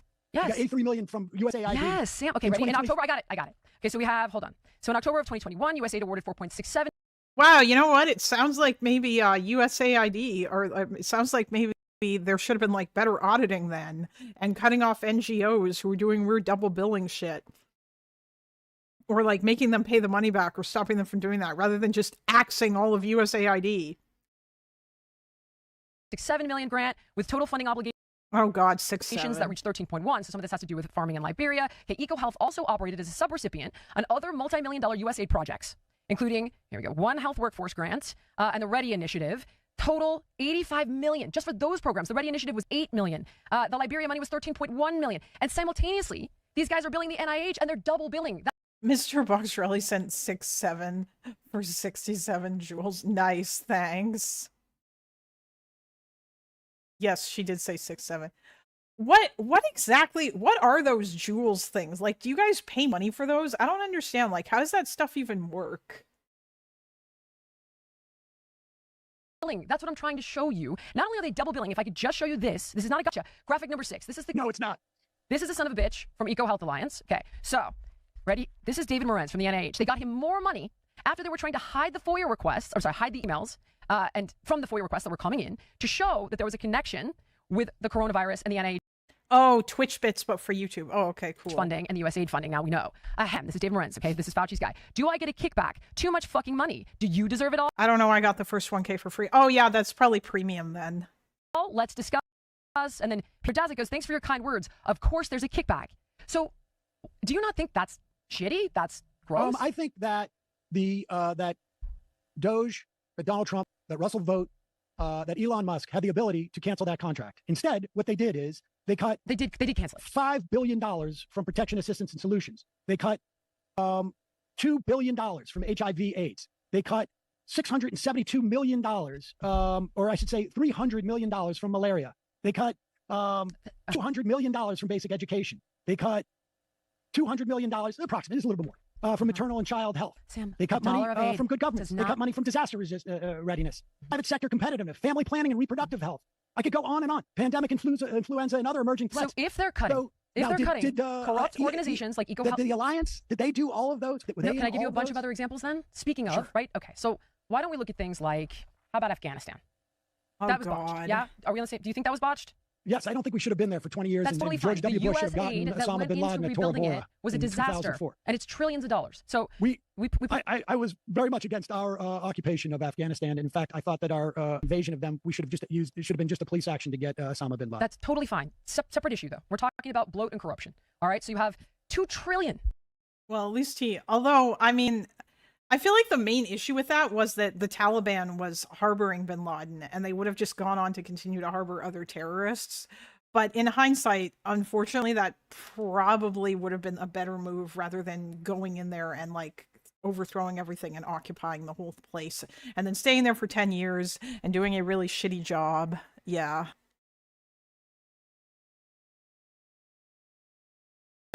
Went into rebuilding the country for 20 years. So you have Special Inspector General for Afghanistan Reconstruction, and they found trillions of money wasted. Projects were abandoned. Infrastructure was unusable. There was corruption, vulnerabilities, obviously, from the government. Ghost employees, like police. Wait, if there's a Special Inspector General doing these reports, why the fuck couldn't they have, like, fixed these problems? Why did you need Doge to do it?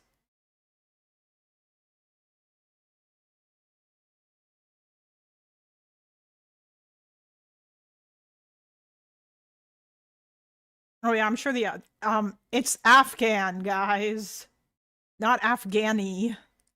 Like police officers that didn't exist, massive inability to verify spending, facilities that were built that collapsed into the ground, that were never used, schools and clinics that existed only on paper. Same thing with Haiti, and the list goes on and on. So the point is that you can say, oh, they cut these trillions of dollars that were going to schools that never existed. We were out of Afghanistan when we're still giving money to the Taliban. Elon Musk implemented Doge. I don't understand. Well, you're just bringing up examples that corruption and bloat exists in certain areas, and therefore it justified cutting off the aid. I'm telling you that for USAID. Again, you think there's only 8 people who have suffered because of the end of these USAID It's very difficult to get a quantifiable number. Well, what's your estimate? Honestly, considering, if we're looking at this honestly, given the fact that you have other governments giving, that never was interrupted. They have cut back as well, actually, in the wake of our cutting back on USAID, because a lot of these programs had to get cut back on torn January 20th of 25 or later down the road? No. Okay, no. All right, so they were giving at the time. So you have a 3-week interruption for some of this stuff. Some of it 1 week, some of it 2 weeks, some of it several weeks.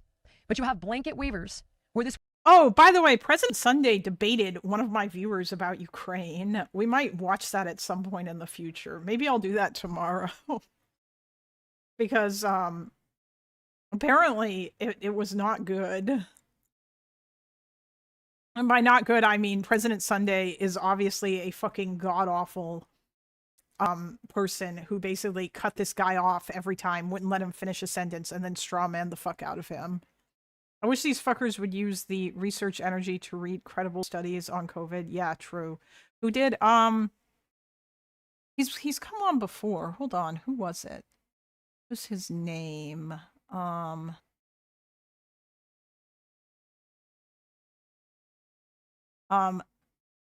Ganarius.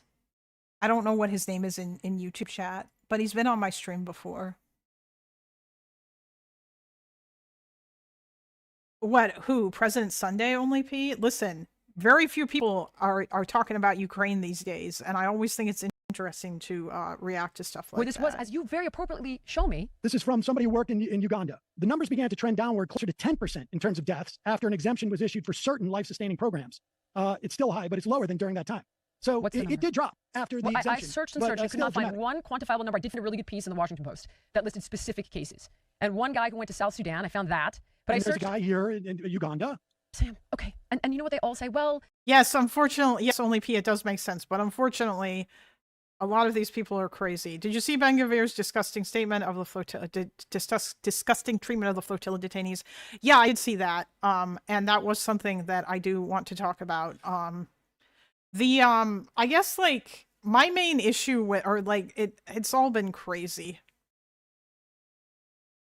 You know, there's like, I think another really shitty thing about this too is that a lot of the is that there's some number of Israeli officials who came out and condemned it.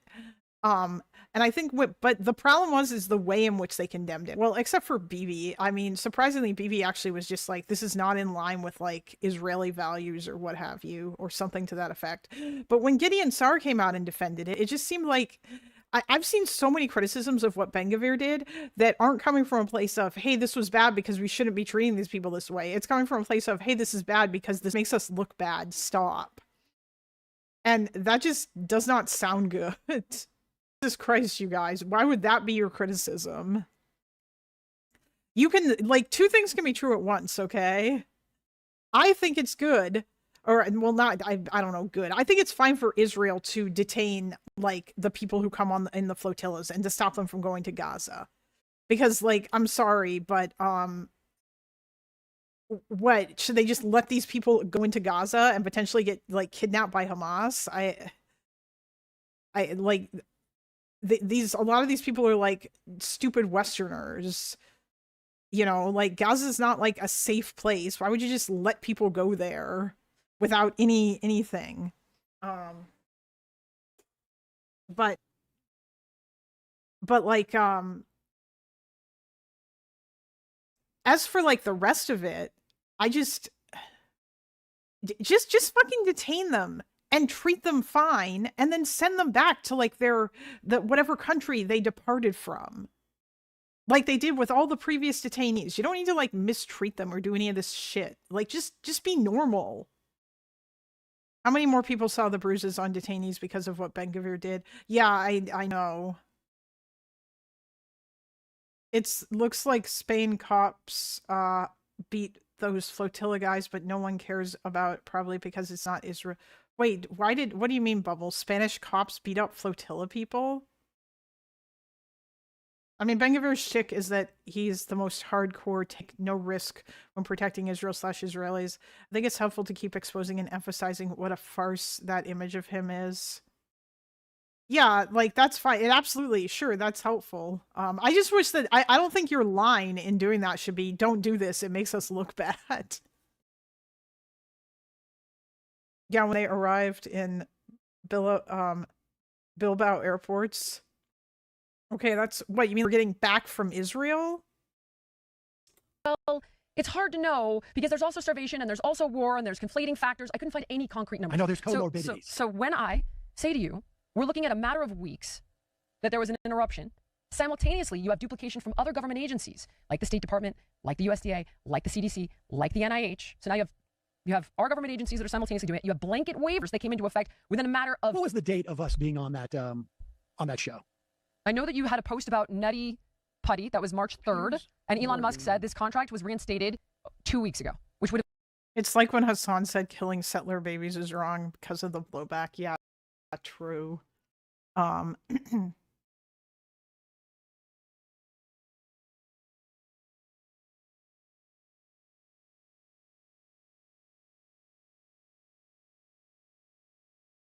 Trump says 50-50 Randale reached or U.S. launches strike will likely decide tomorrow. Oh boy, I can't wait for him to put it off again.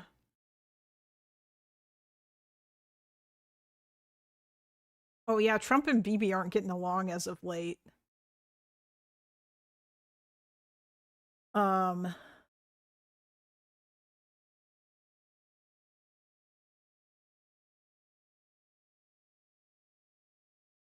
I wonder why they did that. That's really weird, Bubble. Yes, Chase, I saw Zachary Foster saying that. Zachary Foster's a crazy person. It's bad. What do you want me to say? I increasingly care less and less about what stupid, crazy, like, anti-Israel people say, because it's all just the same shit. It's all just like, how insane can I be today? And I don't know what I'm supposed to say about it, other than, it's bad! What do you want me to say? You know? The airport thing is weird because of their government. Yeah, exactly. Bibi wants to go back to war, but Trump is such a yeah, I know. Yeah, Bibi does. Yeah, Bibi wants to, oh, so bad you meant. Yeah, Bibi does want to go back to the war quite badly. I know. 6 Israeli civilians extracted from Jericho, second such incident in Area A today. Damn. What were they doing there? Because the protesters tried to block. Oh, you didn't mention that. Okay, it made it sound like they just done it. You mean like the arrivals gate of flights coming from Israel to Spain? Yeah, I mean, if you're going to do that, you're going to get beat up. Or like the cops are going to grab you. I don't think the cops should like ever, but they're going to use force to make you move. Meteors believe US and Iran nearing 60-day extension of ceasefire. Yeah.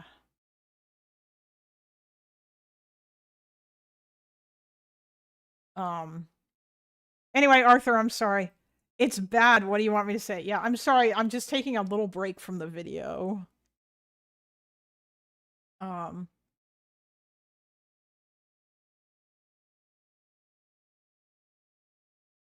Because like, yeah, I don't know. I didn't really prepare for a lot of that stuff. Although, hold on. I might tomorrow I might prepare more for some of the shit that I wanted to talk about. I do just want to say though, I'm sure you all have read the articles. Did you guys see that ridiculous fucking New York Times opinion piece by Nick Kristof about like the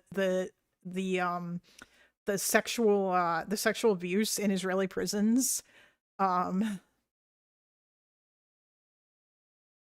then the way that and like how in there he included claims that Israel was training dogs to rape prisoners. That shit's fucking ridiculous. I actually like looked into that whole thing a little bit further, and suffice it to say, you can't really train dogs to rape people. It doesn't work like that. That's not really like possible. It's pretty unlikely. You know.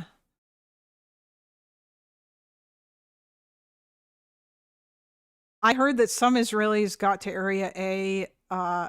They are deaf people who went to meet with a friend in Area A, but then people in the Palestinian side noticed them and informed that they're there. Oh, you mean like people from? You mean like PA people?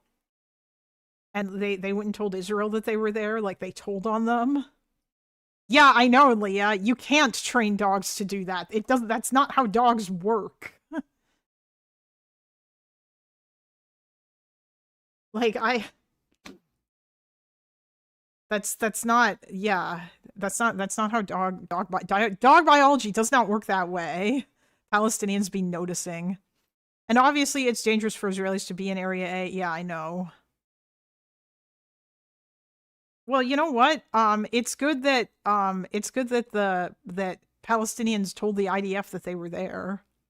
I know that there have been some stories, by the way, I think, where Israelis wandered into Area A and they were helped out or protected by Palestinians before other Palestinians could hurt them. Wasn't that? Haven't there been some instances of that?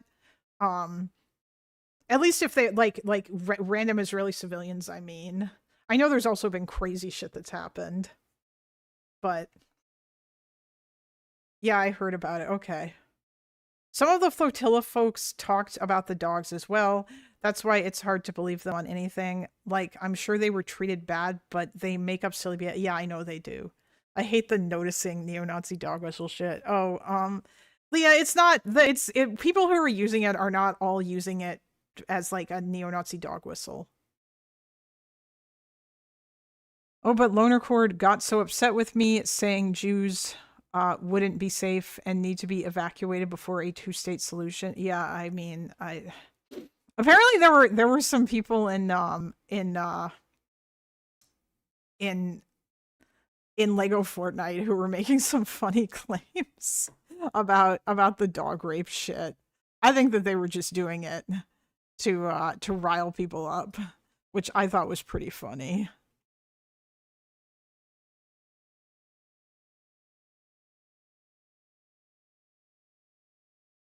All right, I'll make a new goal because I don't know why, but I'm starting to think Israel as a whole is just overcrowded. It might be, Pat. It might be.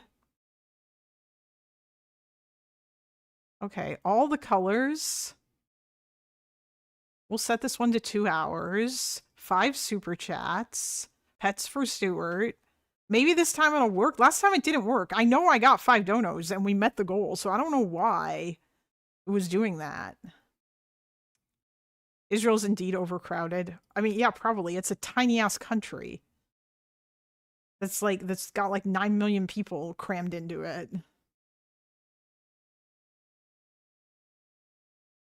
But you know what? You can make that work. Build up, not out. At this point, I'm pretty sure Embo would be emotionally devastated if it was ever proven there was no SA. I'm sure that there was that there was like sexual assault in Israeli prisons. I'm sure that's a thing that happens. Like, that's not hard to believe. Given that like mistreatment in prisons is generally a thing. And also, apparently, there were so many new detainees that were put into the prisons after October 7th that like a lot of reservists who didn't necessarily have the training for like to be good prison guards were like made into prison guards, and then they did bad shit because obviously people were feeling particularly angry and vengeful after October 7th, and this is what happens when you get retarded like 19-year-olds who are like super mad or whatever to join your military. And yeah. Oh yeah, I know abuse in prison is common. And unfortunately, the Israel-Palestine thing had like there's a lot of problems with like the administrative detention shit that's not good and so on and so, you know, like yeah, there's a whole bunch of issues there. But like, why can't you just talk about that instead of fucking telling insane stories? This is again the whole thing about like this is the whole problem with the like the demonization shit that has to happen. There's legitimate criticisms you can make of Israel and the Israeli prison system, but instead you have to talk about rape dogs. You can't, it's, Goal test. Do not the cat. Oh, thank you. What the fuck is happening? Are you guys seeing the goal number go up? Because it's not happening for me. It still says 0 of 5. The goal is broken. Thanks, YouTube. Thanks for fucking with my money. Good job. Yeah, sure. Linus, you can. Why not? Hold on. If you just want to talk about that, and then yeah. Hello. Hey, what's up? What's up? Can you hear me? Yeah, I can hear you just fine. Yeah, that's nice. So, yeah, it's very quick about Area A. So basically, when you enter the West Bank, I'm talking from a point of view of an Israeli who is not living in the fucking, settlements or something like this. So And I'm not it's not familiar with this area. just let me throw this So, out there. So it's not actually illegal to go into Area A under Israeli law. It's just like you are advised against it if you're a Jewish Israeli. yes, Yeah, okay. you are heavily advised against it, and near the entrance to Area A, there is like a big sign which says you are entering Area A. Israeli citizens are prohibited from entering to this area, right? I think it says that Israeli citizens are prohibited by the law. Basically, if you enter there, you might get caught up in a situation where you need to be rescued and you endanger yourself and the people who might be rescuing you. So it's like, Okay. I think it's prohibited. I'm not sure about the legal status I of this, think this but was it's an not important. argument. This was an argument on Destiny Stream a while ago. Or on Loner Stream actually. I'm pretty sure that like Sev has said repeatedly that it's not illegal for Israelis to enter Area A, but that it is heavily disincentivized. Although like he also enters Area A, but he's a Palestinian, so it's going to be different for him too, Yeah, right? yeah, So sure. For him, it's different. Let me find in Google the signs of Area A. oh, I've seen one that I have pulled up here, but it's only in Hebrew, which surprises me. Let me see. So basically, yeah. Copy, just a second. Copy image, and I'm putting it in the stream chat. Just a second. Stream chat. Here it is. So in Hebrew, it says that this is like it is an against the Israeli law. Yeah, in Hebrew it says like it's a criminal offense. Oh, okay. All right, maybe it is, but it's just like there's an exemption if you're Yeah, like on the Arab right, or the sign on Palestinian. the right is the official Israeli sign when you enter to the Area A. Anyway, so this might be it might be illegal. It wouldn't be beyond the Israeli government to make it illegal. So, but basically, when you enter the West Bank, there are checkpoints. But there are checkpoints. The checkpoint is only on one side when you Yeah. exit the West Bank into Israel. Then Yes. you will be checked. You will be stopped. If you're an Israeli with Israeli numbers, the policeman will tell you to roll your window down. He'll ask you, "Hey, what's up?" You'll answer to him, "Hey, what's up?"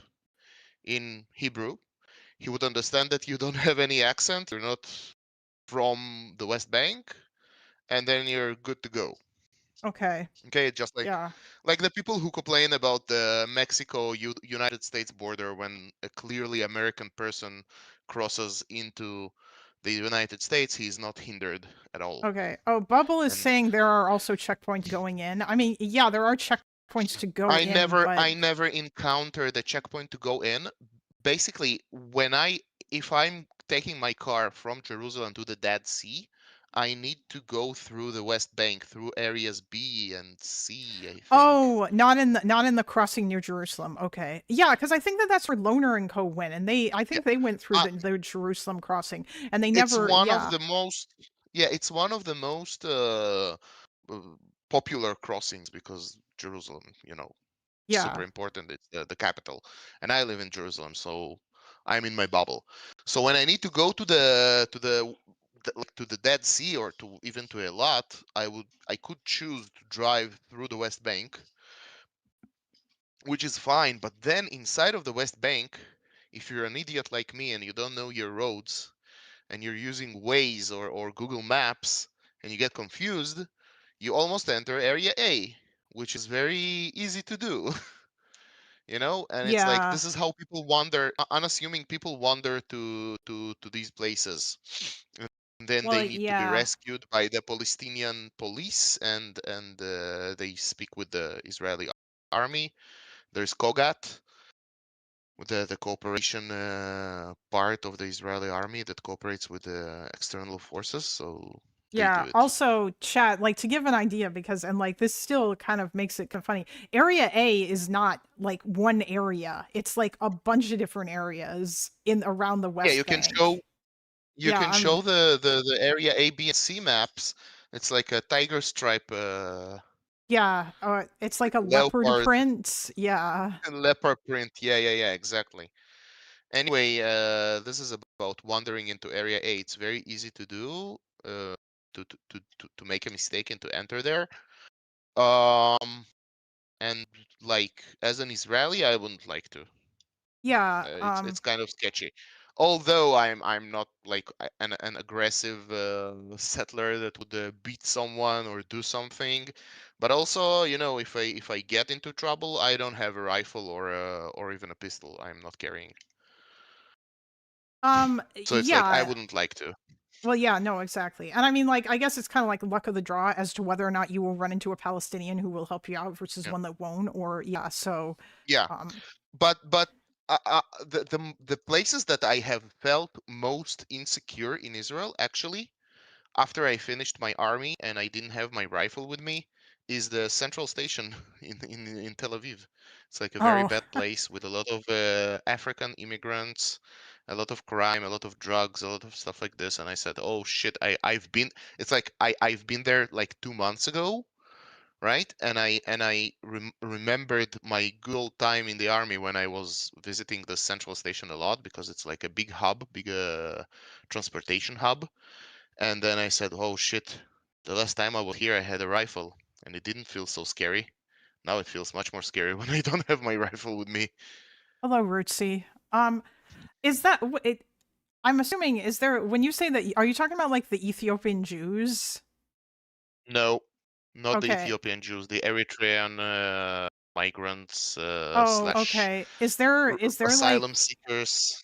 a lot of poverty among that particular group, or like issues that they have with? It's poverty. They are not integrated. They have like local gangs there. They have like there was like I think Eritrea in Sudan, right? There was the war there or in Sudan. Yes, yeah, yeah. I don't remember. In one of these countries that we accepted in like basically accepted the refugees or infiltrators or illegal aliens, how you call them. So the supporters of the government against the supporters of the opposition, they had like street fights in Tel Aviv, in middle of Tel Aviv. So it's like fucking insane. Oh yeah. I mean, And it there's a lot of seems, crime. has it, from what I've heard, Ben Gvir has not been particularly helpful with actually dealing with crime, because he seems more interested in doing other dumb shit. And Yeah, of course. He's a populist. He's a clown. oh, sorry, He's not. a clown. Oh, yeah, no, it is Ben Gvir. Yeah, he was the internal security Did you see the minister. video of the flotilla? Did you see Yeah, the video of the flotilla with Ben Gvir? yeah, I Such did. a clown. I mean, listen. Harsh treatment of prisoners, you know, making them go bowed down with their hands behind their back, up in the air. This is what is done to a lot of prisoners in a lot of places. This is how you transport people safely for them and for you. This is like normal. Making them sit in uncomfortable positions during transportation. Well, maybe not the best, not the worst. I don't care if they were treated in a harsh way, not an illegal, but a harsh way. But he coming there and doing this whole provocation, this whole song and dance, and like specific humiliation and goading them, it's like it's so weak, it's so idiotic. I would like, as an Israeli citizen, I would be very happy if our prosecution would find a way to charge few of the leaders, like some of the captains of these ships, right? Charge them, make them wait here for trial. Our system is very, very slow. They would Oh, be because incarcerated you wanna. until the trial finishes. We don't have bond here in Israel, and they would spend a year in jail probably, then get sentenced for the year they already spent and get, released probably. I would be much happier if our system would show this kind of strength, going after them with legal proceedings. Oh, you mean in order to like deter other people from doing that kind? I don't know Yeah. that, to be honest with you, but I mean, the Well, way that prison is not things. nice. Yeah, yeah, I know, but the way that things stand now, I would just say like just fucking just detain them and send them back, or make them turn the fuck around, or I don't know, whatever. No, I think. Confiscate their Well, ships first of all, too. yeah, no, the ships are being confiscated. It's amazing that we're confiscating the Wait, ships. I think what it's a good happens? thing. What happens to the ships afterwards? I don't know. Basically, if your car is being confiscated for some reason, let's say the police confiscates your car, later on it can be sold in an auction, right? With Oh, a much lower price. Okay? that's So I funny. think the same treatment happens to the yachts that these people use. Honestly, So if you based. Let the if let you're the yeah. if you're becoming rich anytime soon, you're welcome to come to Israel and buy a auctioned yacht from the flotillas. Uh, I hope they yes. sell them actually. I mean, yeah, no, Maybe that's repurpose them. funny. I don't know about the whole but like that's a whole other thing. Like obviously, But I don't. this is not a deterrent enough. The confiscation of yachts, it's not a deterrent. I know it's not like a but I mean like the fact that these people are still willing to do this shit is just really dumb. I just No, it so the next Yeah, I agree with you. It's dumb, but the next thing you do is basically try to find a legal reason to get them. Like they are entering into a blockaded area, which is allowed by international law. I mean, I'm sure that the what if you Spanish government, what if you some find European, the ridiculous amount of money how do you that they find them? How do you find them? This person is going back Oh no, no. I mean, Spain and never coming back. they have to pay the fine before they can leave. I don't know. Then you're kind of holding them ransom. Yeah, I don't yeah, know. yeah, but I don't know if they it's would have to legally pay that. possible. No, listen, I don't know. Listen, okay, here's the thing. The only reason why I balk at this in some ways is because that I don't know if I really want to like give Ben Gavir more power over these people because my understanding is that like conditions in Israeli prisons have just gotten way worse since he became the internal security minister because he just doesn't give a fuck. I And have a that's question just though about the worsening of the conditions.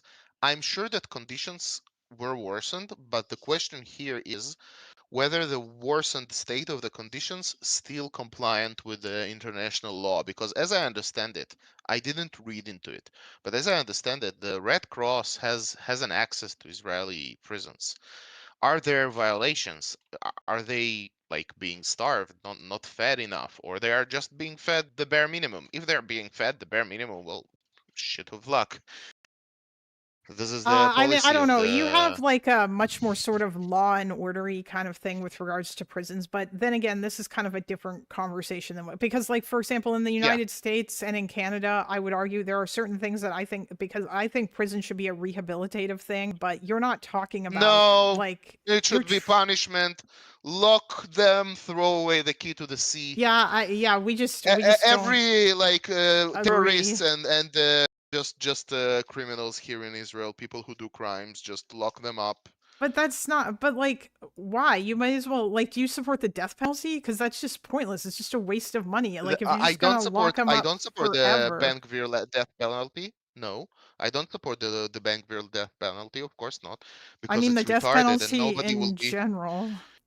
In general, for extreme cases, yes. For example, the guy who stabbed the girl Irina Zarutska in the United States. You know that guy was He had like. mentally ill, right?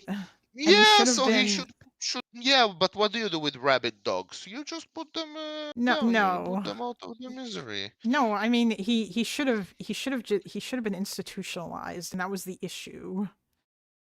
Listen, if a person has like 20 convictions or more than 10 like convictions of violent crime, you should just throw away him into the jail, not let him out. There is a limit how much your society can Yeah, like. I don't necessarily entirely disagree. It really depends. That's why you have life in prison based on the severity of your crime. That's fine. I'm not Sure. saying get rid of that, but I'm just saying that like I don't necessarily think that your time in prison should be fucking horrible, terrible torture where you are barely fed enough food, but just enough to keep with international standards.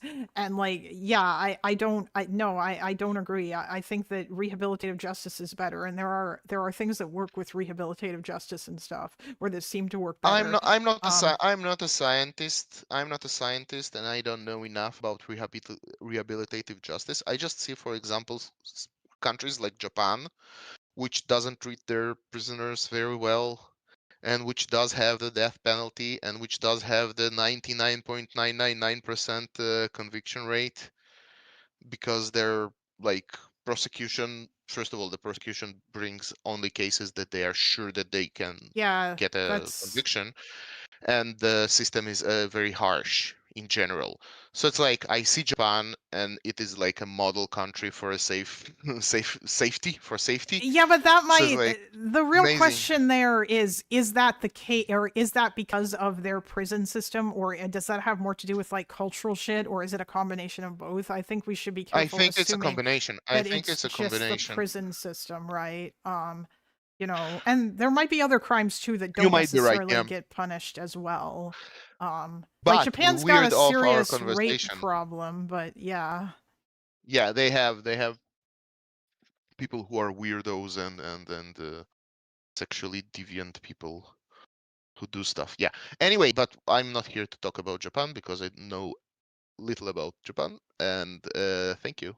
Bye bye. Yes. All right. Bye, Lannis. That's Lannis, everybody. He's quite the character. But he probably had shit that he wanted to do. Oh, this was timestamped? Okay. But yeah. The West Bank shit is crazy. Stop. Holy fuck.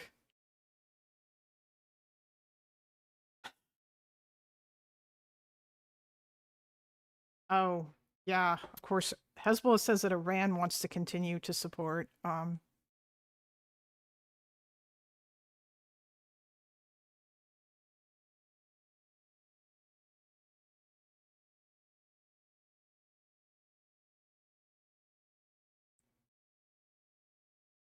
Okay. Listen, Pat. Ages in anime are fucking weird, okay? Same thing is the case with like Japanese video games or whatever, like JRPGs.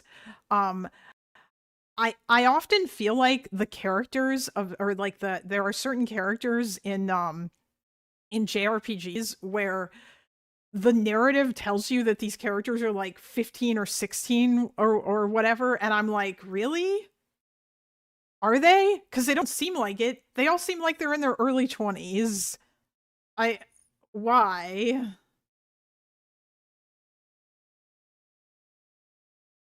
Yeah, like, it's just very strange. I don't know, it feels like they got a weird concept of age there, okay? Oh, okay, only Pete. Chill. Calm it down there. Jesus Christ. Oh, Pat, I wasn't referring to Dragon Ball, okay? Honestly, I never watched the Japanese version of Dragon Ball Z, or like the original Dragon Ball, but I do remember when I was a kid, the dubbed version of Dragon Ball would air on television, and I would watch it. I think maybe I might have seen it from the start at one point, but then there would be like a cliffhanger at the end of each episode, and then like I'm pretty sure they aired it out of order or some weird shit, because then the next time I would watch the next episode, it wouldn't actually be like the next episode, or like I would miss it, and so I never knew what the fuck was going on, because this was before like I would download and watch stuff, right? And then I just never really had any interest in like watching any of the Dragon Ball stuff after that. Probably because I have ovaries. I don't know. Listen, Sailor Moon was my anime when I was a kid. That was the anime that I grew up with.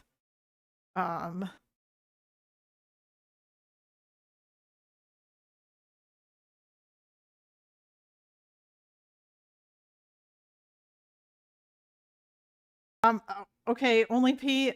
I feel like people who actually know about Japan, I feel like if they were here, they would tell you that you're full of shit, but I don't know enough to say much about that, so.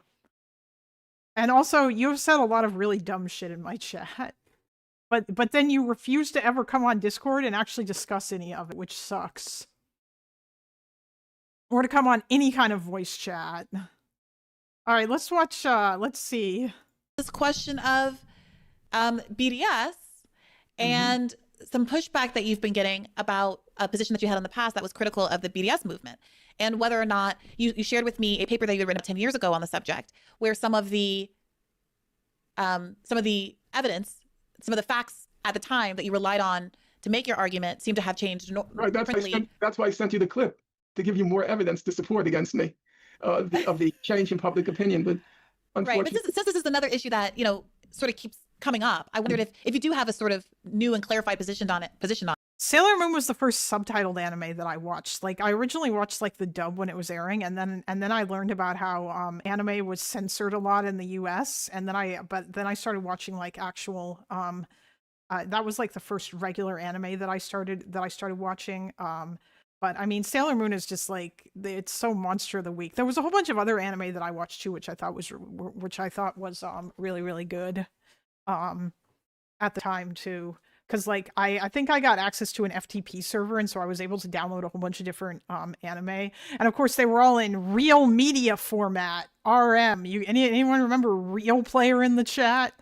Sub is cringe, not gonna lie. I don't want to read while I watch. You're cringe, Mr. Boxerelli. You have the wrong opinion.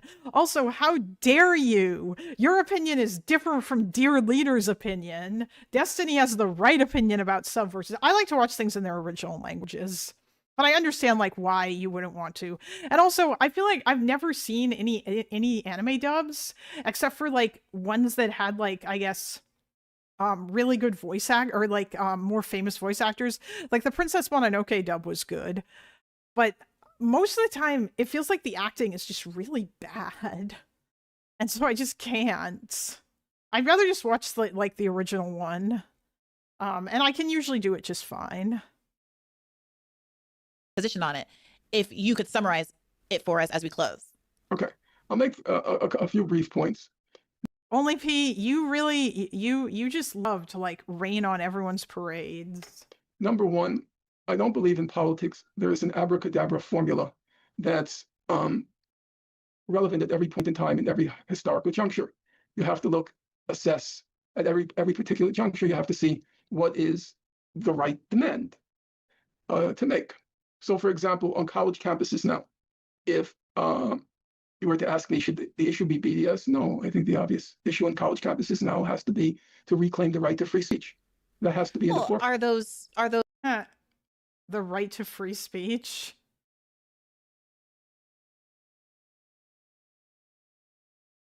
Really? The right to free speech, Norm? You think those kids don't have the right to say the things they want to say? Really?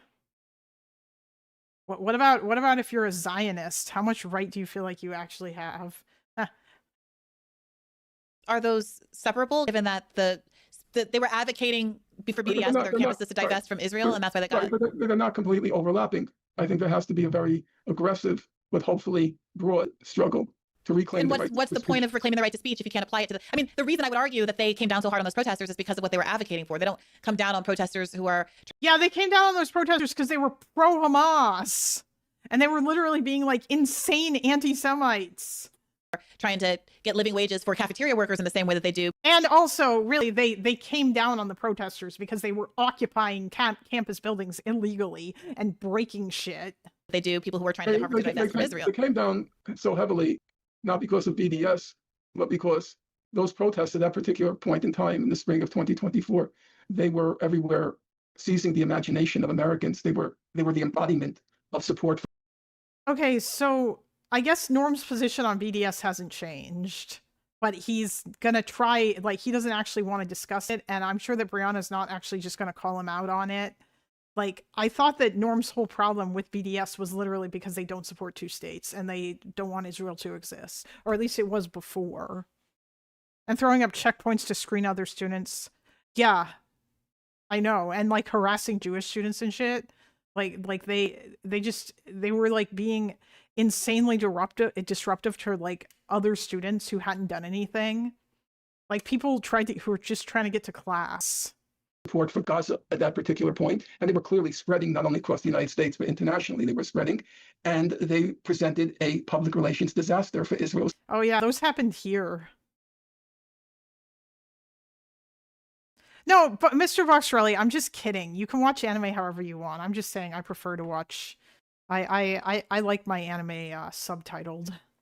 And also, it's not just anime either. Like, I would extend it. If I'm watching a German film, I'd rather watch it in German than in English, which also, especially for me, is fun because that means that I am exposing myself to the language more, which is good. Israel supporters, and that's when the alumni kicked in to destroy them.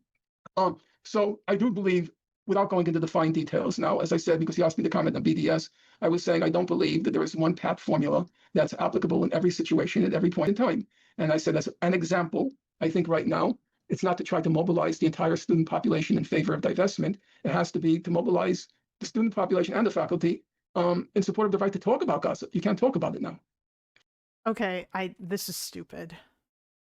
You can't talk about Gaza. Yes, Gaza, famously the thing that you are on a podcast that's listened to by like a bazillion people, and you can't talk about Gaza.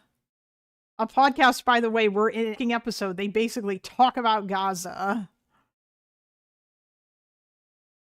Historical films are different because I'm directly invested in it. Well, it's not just historical movies, right? I don't know. There's all kinds of foreign films that generally, if I'm watching something foreign, I'll watch it with subtitles. Although oftentimes live action foreign movies aren't necessarily available in dub. What German film have you watched recently? Oh god, it's been a while. I haven't watched any German movies in quite a long time. I think the most recent subtitled thing that I watched was that was fiction was probably Fauda, the Israeli spy show. But and then I also watched The Death of Yugoslavia documentary, which had quite a lot of which had quite a lot of subtitles in it for all the interviews that they did. But yeah, as if it isn't a subject that's being studied in universities. Like, Jesus. Okay, Norm, sure, whatever. Whatever you say, buddy. All right. Let us continue with this bullshit. Which would have coincided with the waivers. I know that on the 28th of January, we'd already given a blanket waiver, or Rubio did. I already know there's duplication with government agencies. I know other countries are giving. I know that for a fact. I know that there's local charities. I know that these companies that are getting this money are getting... Okay, I'm sick of this USAID shit. Is there any, like, they talk about a whole bunch of other stuff in here. Are getting tens of millions of dollars. So I would think... Go to Elon Musk. I'm going to go to Marco Rubio. I'm going to go to the success of State Doge. Department. What he talks about is he killed like 200. He created a code to kill zombie payments. He talks about how he was able to be nominally effective, but when he references why he wasn't capable of being super effective, he talks about the bureaucracy and the corruption and the bloat and how it was more entrenched than he ever imagined. It doesn't mean... And this is not... Listen, I'm not trying to say, oh, you got it wrong. I'm trying to just show you something so that maybe you'll agree with me and we'll have some common ground. So the way that these guys do this, right, it comes in phases. And this is, I'm not trying to be condescending. I'm literally just trying to educate the audience. Should they be confused at all? This has gone on since the 50s. And it was started by Eisenhower, and Kennedy rebranded it as Food for Peace, and it moved through USA. Jesus, how long do these guys talk about USAID? Is it possible, Sam? Is it possible? I know, and the guy literally didn't even know that we funded COVID partly through USAID. Doing that by... You didn't really fund... Whatever. She just think, like... I guess like among these people now, the idea that COVID came from a lab is literally just a fucking it's just taken as fact. By redesigning it, what he's forcing more of our tax dollars to go towards healthier food, and he's Oh yeah, all these people think that COVID-19 leaked from the Wuhan laboratory and that it was created via gain of function research that came from like USAID or whatever. Yeah.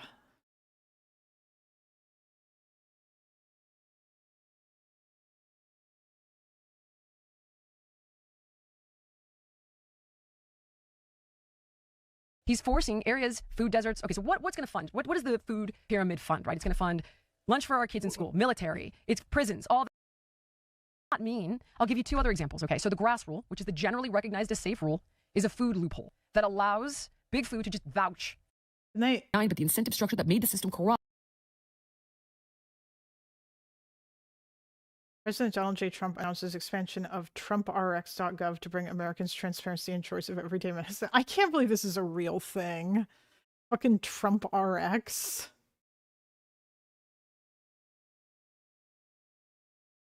Can they talk about something else? That was under Trump. Ukraine. Wait. Designed to prevent. The reforms fully kick in 2020 can't be undone. Sleep, but because of the people behind it. I wake up store when this is We're in being rooms. okay. At where? Which one? The FTC or the DOJ? I've sat in the room. What room? All right, a room with Kennedy and people. Oh yeah, yeah. I know Kilmar is free now. Hopefully he stays that way. People like Dr. Is Sam mogging? I mean, I don't know. Sam argued with her about USAID. It seems like the USAID cuts are like slightly more nuanced, but I'd still say that they're bad because like the shifting over of funds to the State Department created like a whole bunch of disruptions that caused problems, and there is still stuff that was lost. Like Dr. Oz, when they were discussing how this exact flow with the middleman works.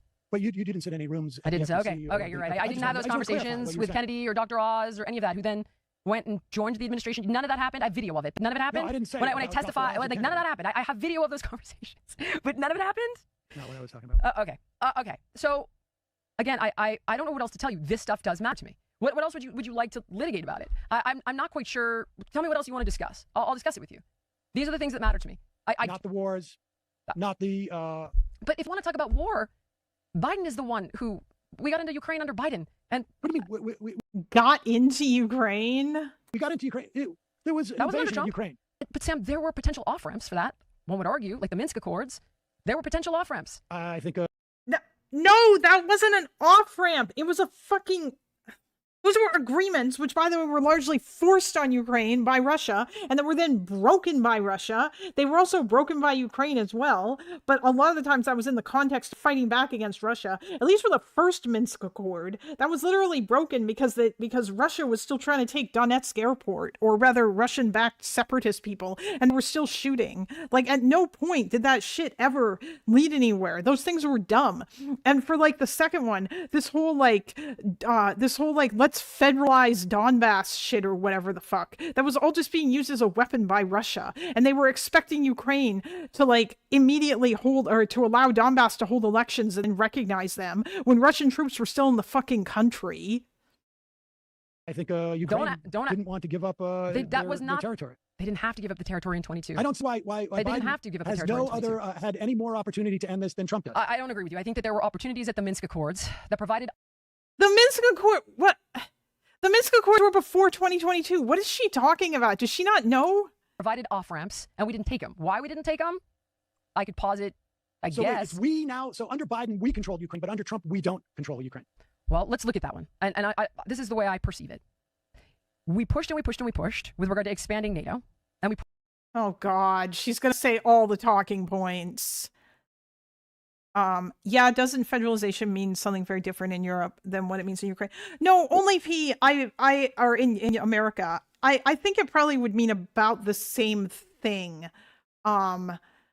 As like in the sense like federalization is basically a greater amount of autonomy for like the provinces or oblasts or states or whatever within your country, where like they have more power to like deal with their own affairs, and there are lots of different things that are kind of left up to them. But the way that's implemented is obviously very different depending on the country. But Ukraine doesn't have that system. They have a unitary system. And the extent to, except for with regards to Crimea, and the extent to which they, like maybe you can make the argument that sure they should have that system, but the problem is that a lot of people in Donbass wanted that system, but the problem is how much of the reason that how much of them wanting it was related to like Russia, basically trying to like influence them to want that, or like because. Literally, they're right next door to Russia, and Russia has historically held a lot of like influence over those particular regions. People there tend to like Russia quite a lot, and it, especially since that area of Ukraine was ruled over by Russia, like during the Russian Empire and stuff. So, Yeah, but doesn't in Europe it almost mean entirely mean autonomy for minorities and other ethnic group? I don't think so. I mean, maybe just because, I mean, I'm sure that's part of it. That might be part of it, just because that might be part of it for Europe, just because that Europe is very different and they have like quite a different history. I don't know.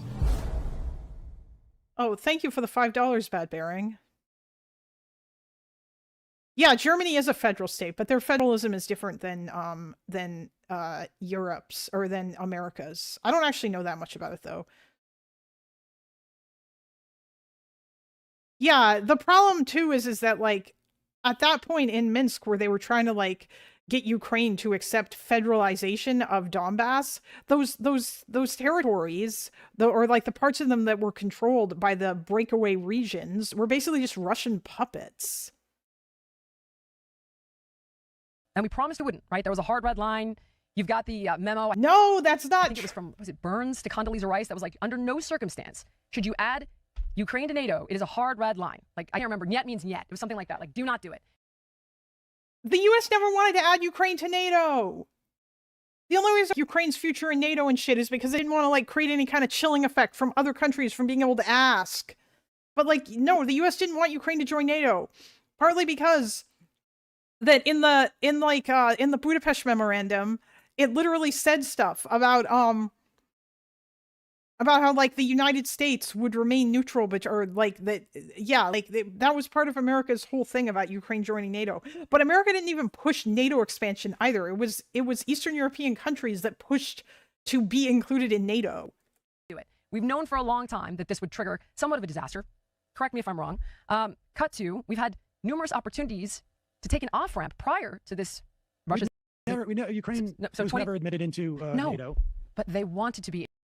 Yeah, sure they did. Why did they want to be in NATO? Ask her why, Sam. Ask her why they wanted to be in NATO.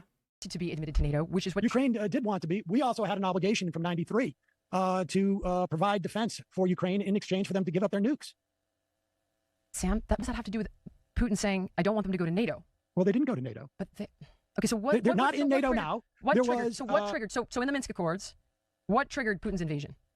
Tell me. What? Why is she obsessed with the Minsk Accords?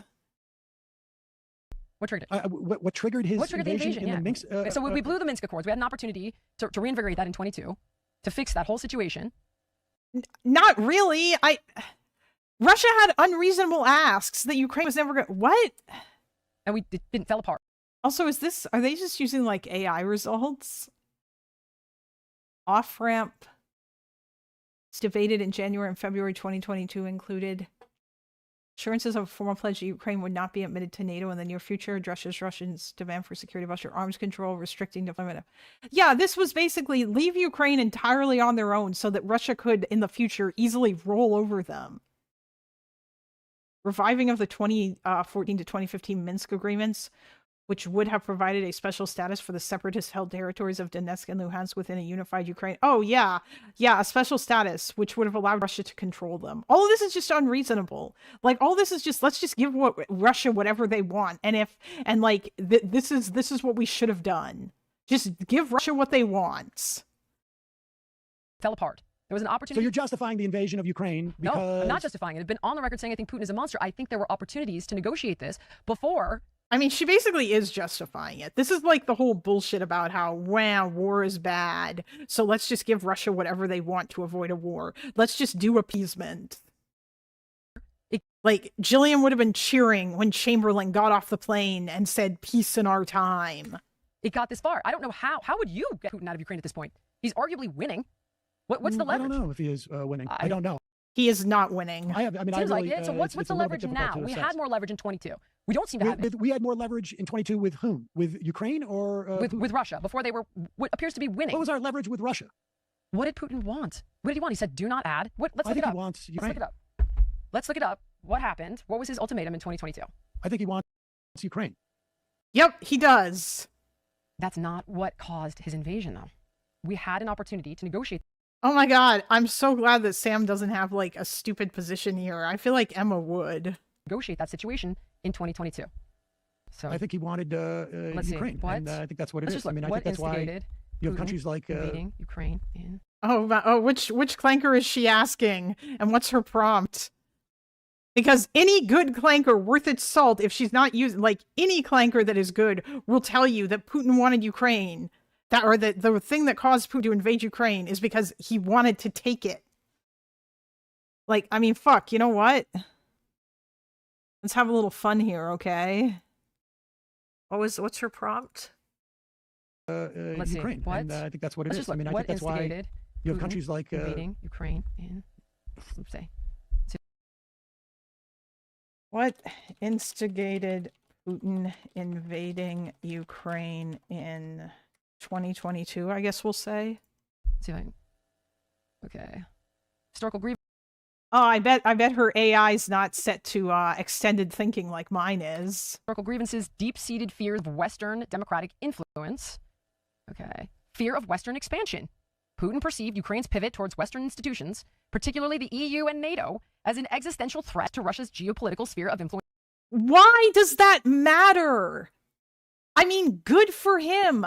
Who cares? Literally, that just goes back to the same thing that Sam was trying to get at. The only reason why this bothered him is because he doesn't want Ukraine to have any autonomy. Ukraine's not allowed to do what they want or to do what like they choose to do. Yandex AI. She's obviously on Vatnik GPT. I mean, yo, it's funny. We're gonna see what my AI says, because I feel like it's gonna give like a better answer than this. No, it's not gonna be historical agreement. What a weird, which AI is she using that would give an answer like that? Like, the things that she's reading off isn't necessarily wrong. It's just that there's a bunch of other shit. Or did she just leave off like certain things?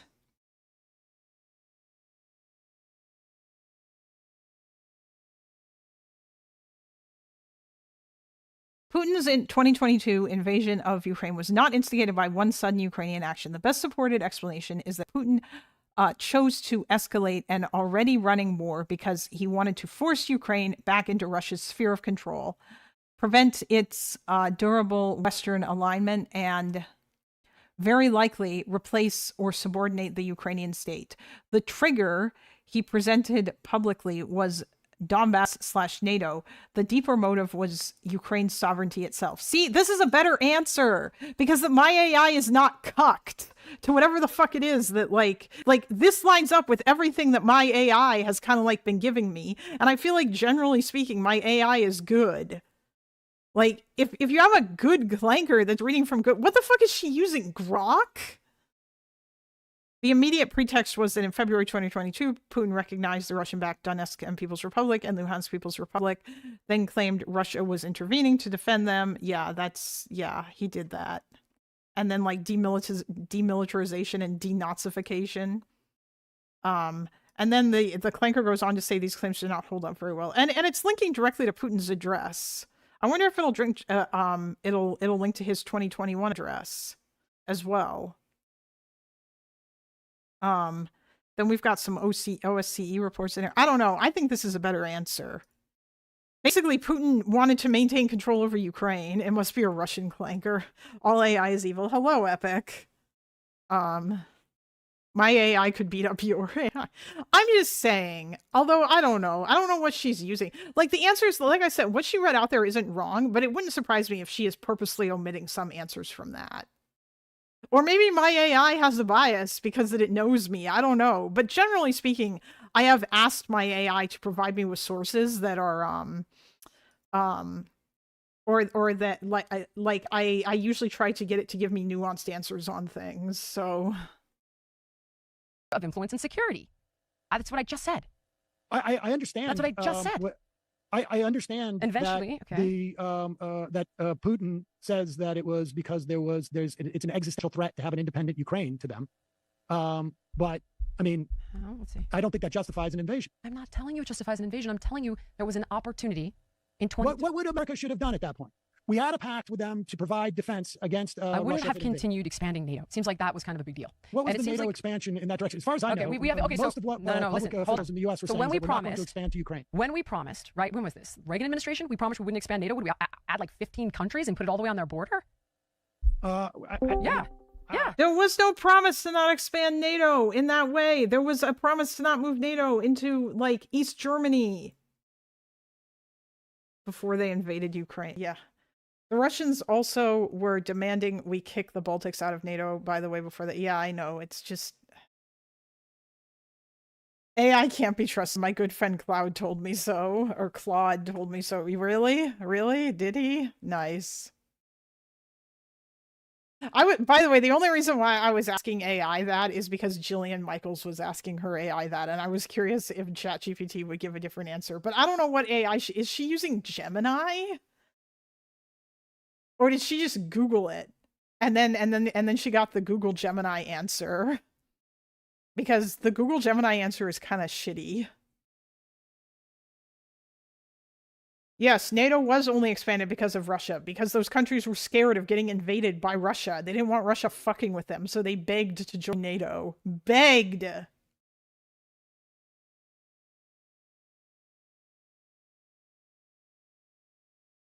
Yeah.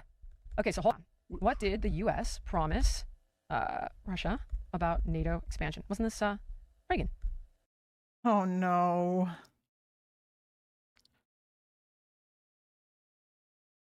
Oh, she's probably not paying for one, even though she listen, if you're going to use a fucking AI to find information on things, A, you should probably be paying for it, and B, you always have to, you need to have it set to like fucking extended thinking.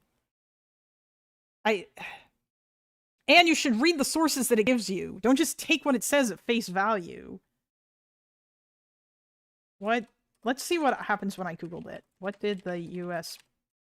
promise Russia about NATO expansion? Is that what she said? Yeah. Okay, so hold on. What did the U.S. promise Russia about NATO expansion? Wasn't this Reagan? What Gorbachev? Oh God, is she going to cite the not 1 inch eastward thing? By the way, I asked Mike Lanker about this, and it found the documents that had been released about like what was actually said in the room. Okay, this is what Google AI said. The US made no formal, legally binding promise to Russia that NATO would not expand. However, declassified documents reveal that during the 1980 negotiations over German reunification, US officials, including Secretary of State James Baker, floated the idea that NATO would not expand its jurisdiction eastward. I mean, this is not a...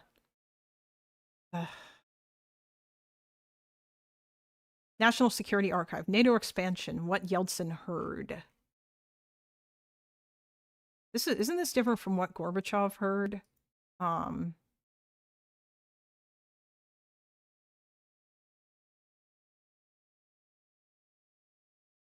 Sarcasmatron is rolling in his early grave right now. True. Yeah, she's not paying for a clanker. A clanky? That's a funny way of saying it. AI is a satanic force.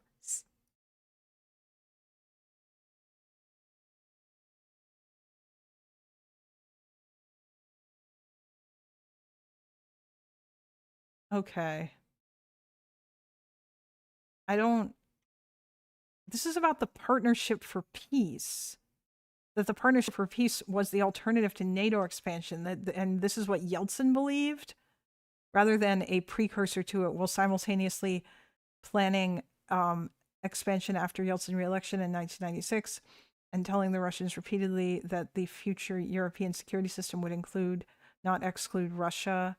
Declassified U.S. account of one key conversation, October 22nd, 1990, document 8, shows U.S. Secretary of State Warren Christopher assuring, okay, this is not,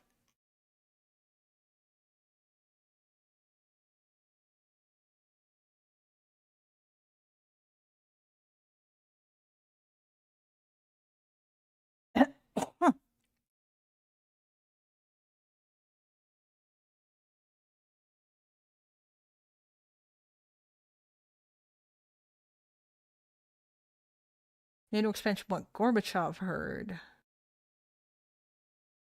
This is the one that matters. We have documents here.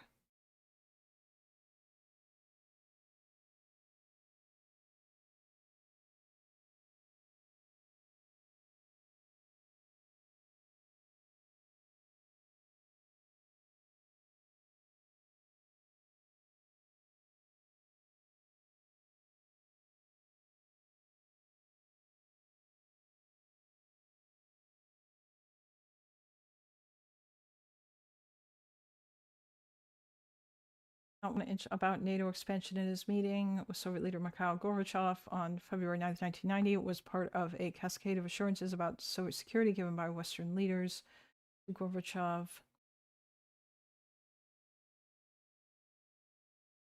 Documents show multiple national security leaders were considering and rejecting Central and Eastern European countries' NATO membership in 1990 through 1991. And that discussions of NATO in the context of German unification, that discussion of NATO, the discussions of German unification negotiations in 1990 were not all narrowly limited to the status of East German territory, and that subsequent Soviet and Russian complaints about being misled about NATO expansion were founded in written contemporaneous comms and telcons at the highest levels. Do we think this is that Gorbachev like misunderstood what they were talking about here? Plus, there's also Gorby's statements from the 2010s when he denied that claim, but these people don't know anything. Yeah.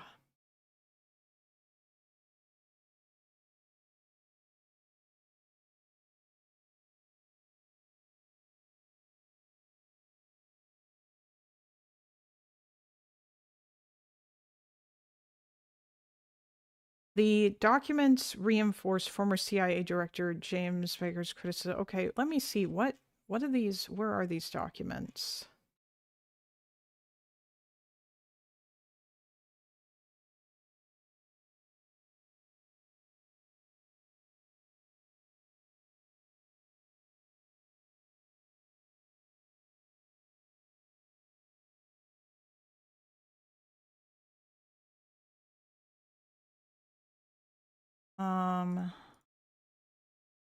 He did not. Gorbachev literally said no such promise was made.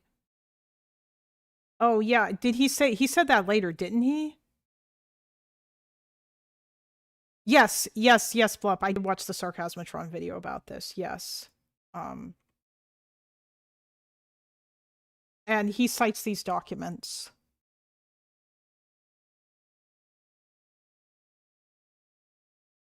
What? I can't click on these documents? Really? What if I want to read the actual documents? Oh, wait, hold on.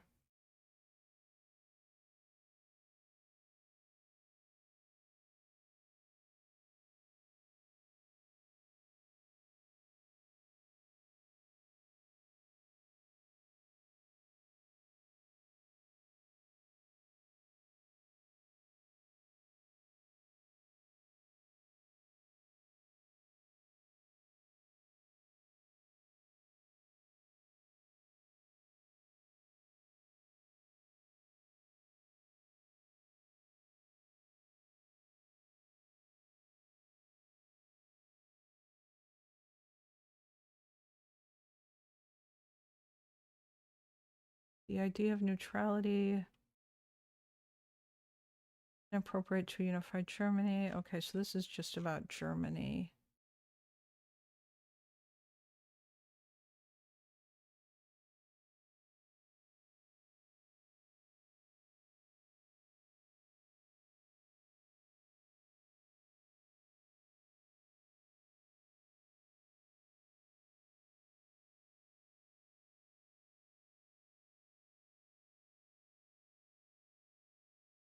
So most of this was about Germany.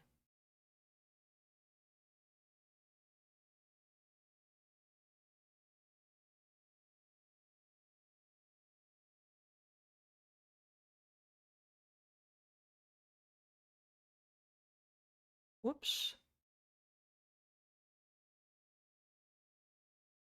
Let's see what her thing said. Gorbachev heard. All right. Hang on. 1990 assurances. Is that it? Okay. James Baker told Soviet leader Mikhail Gorbachev that there would not be an expansion 1 inch eastward. Okay, so since then, we've added like 15 countries. Yeah, but what is she just gonna literally cling on to this to this fucking quote and not like what was the context of that? 15 countries and we're about to move it all the way to their border? Like probably just shouldn't have done that since then. As far as I know, country. Add. Okay, let's see. Searching. We did move. We added 16 countries. After we promised not one inch. Here, since 1990, NATO was expanded to include 16 new member countries through 6 waves. Yeah, because they asked. They begged. They literally begged. Of enlargement, increasing its total membership. I don't even know if this was a real promise, Pat. I don't think that it was. Yeah, all of it was about Germany. It was a deal made over German unification. That was my understanding also. Like, even if there were people like Russians in the room who maybe like took something else away from that. I mean, Gorbachev didn't seem to, based on like what he said later. And yeah, there was no written agreement.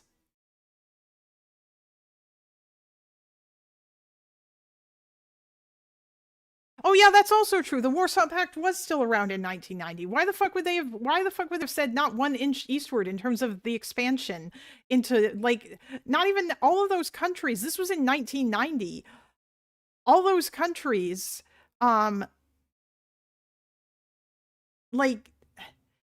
all the countries were still in the USSR in 1990. It wasn't until like 91 that the breakup happened. It would have just been about Germany. Why would they have said anything about anything? That makes no sense. Membership from 16 to 32.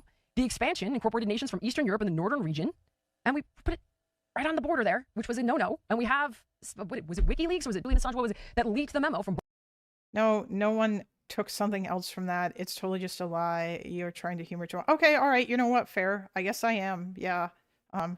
It seemed like from the document, or there was this website has a bunch of shit where it was saying stuff like and I don't know why they're choosing to say it. Says the documents reinforce former CIA director James Robert Gates's criticism of pressing ahead with NATO with expansion of NATO eastward in the 1990s when Gorbachev and others were led to believe that that wouldn't happen. The key phrase buttressed by the documents is led to believe. Like, yeah, I'll have to go through and read these documents, but it really wouldn't make sense for like the USSR to be worried about NATO expanding into a bunch of republics that were at the time still part of the USSR. Like, none of these countries had left. As far as I'm aware, I don't like the breakup of the Soviet Union was not for Ukraine. It was in 91. Yeah, December 1991. So the Soviet Union didn't like break up until like a year after they were having these talks. So I don't know why they would have. It's not like they thought they knew this was going to happen.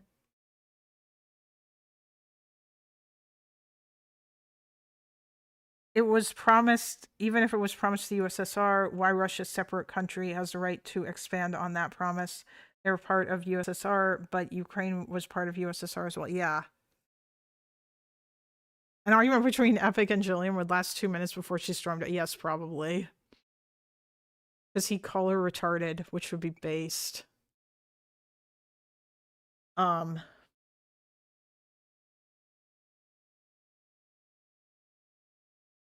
Yeah, because this was...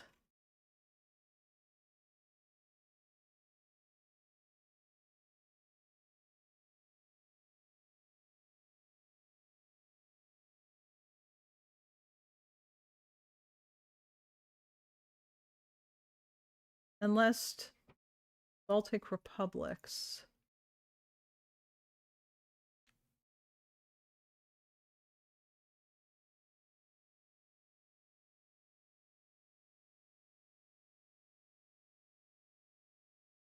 Oh, these countries were like pushing for reform.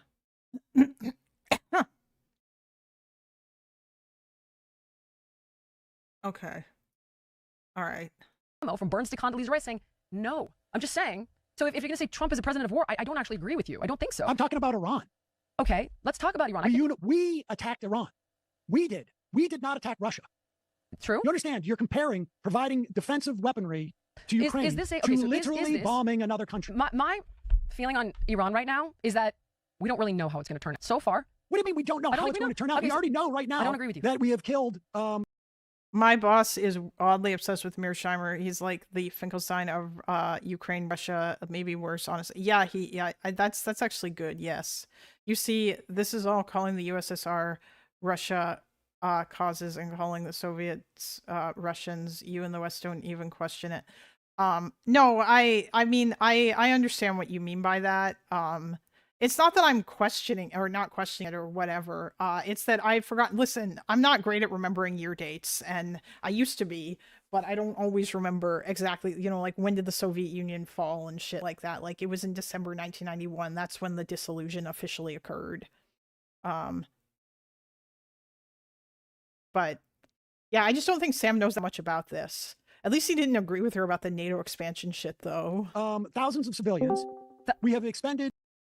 Hello. Hello. Oh, hello. It's you. Yeah, I just wanted to, because I feel like nobody who talks about this has like any fucking idea what they're talking about. So I just want to add something True. That's true. Yes. Go on. Yeah. I just want to add something that, first of all, this is just important housekeeping, I guess. To everyone saying, why does it deal with the Soviet Union? Why, like, it's not Russia? It is Russia. Russia is the successor to the Soviet Union. Any treaty signed with the Soviet Union applies with Russia. Russia got the Soviets' UN Security Council seat. This is why in America, in the English-speaking world, we generally use Russia and the Soviet Union interchangeably, because when the Soviet Union broke up, Russia took on the status as the successor state. That's why treaties we signed with the Soviet Union, like the 1983 nuclear treaties, still applied with Russia. That's why Russia gets the Soviets' UN Security Council veto. And that's why we don't refer to Ukraine as like the Soviet Union as Ukraine, because Ukraine isn't a successor state. So that's something that maybe some Ukrainians might not like hearing, because, I know like that kind of legitimizes the Soviet occupation, but that is just a fact of international law. Yeah, but the Warsaw Pact still existed when they were having those talks, though, with regards to, and like, so all those countries, like, it's not, none of those countries were going to be able to join NATO. I'm just laying the groundwork for why. Yeah, I'm just laying the groundwork for why it's not a good argument that a deal made with the Soviet Union doesn't apply to Russia. That is literally not how international law works. Russia is the legitimate successor to the Soviet Union. Therefore, any deal made with, so that's not a good argument. The actual argument is that these were treaty negotiations specifically about, so Germany, the Berlin Wall came down and East and West Germany were reintegrating, and the Warsaw Pact, vis-a-vis the Soviet Union, wanted to make sure that NATO would not expand military infrastructure into East Germany. And there's a very, very, very, very specific reason that these talks were happening that has to do with geography. If you want to type into Google, Fulda Gap, Fulda Gap. That is a piece of terrain that separated East and West Germany, where there was relatively flat land, but it's a relatively narrow corridor. Most of the Cold War fighting, had the Cold War gone hot, would have been through the Fulda Gap. And the reason this is important is because if you want to maneuver tanks, which is something that the Soviet Union relied on heavily, and Russia today still relies on heavily, is using tanks to achieve military objectives, you need relatively flat terrain. So almost all of the high-intensity fighting would have been channeled through this relatively narrow piece of flat terrain in Germany called the Fulda Gap. The problem for the Soviets, if we had militarized East Germany after unification, is that would have put all of our forces east of the Fulda Gap.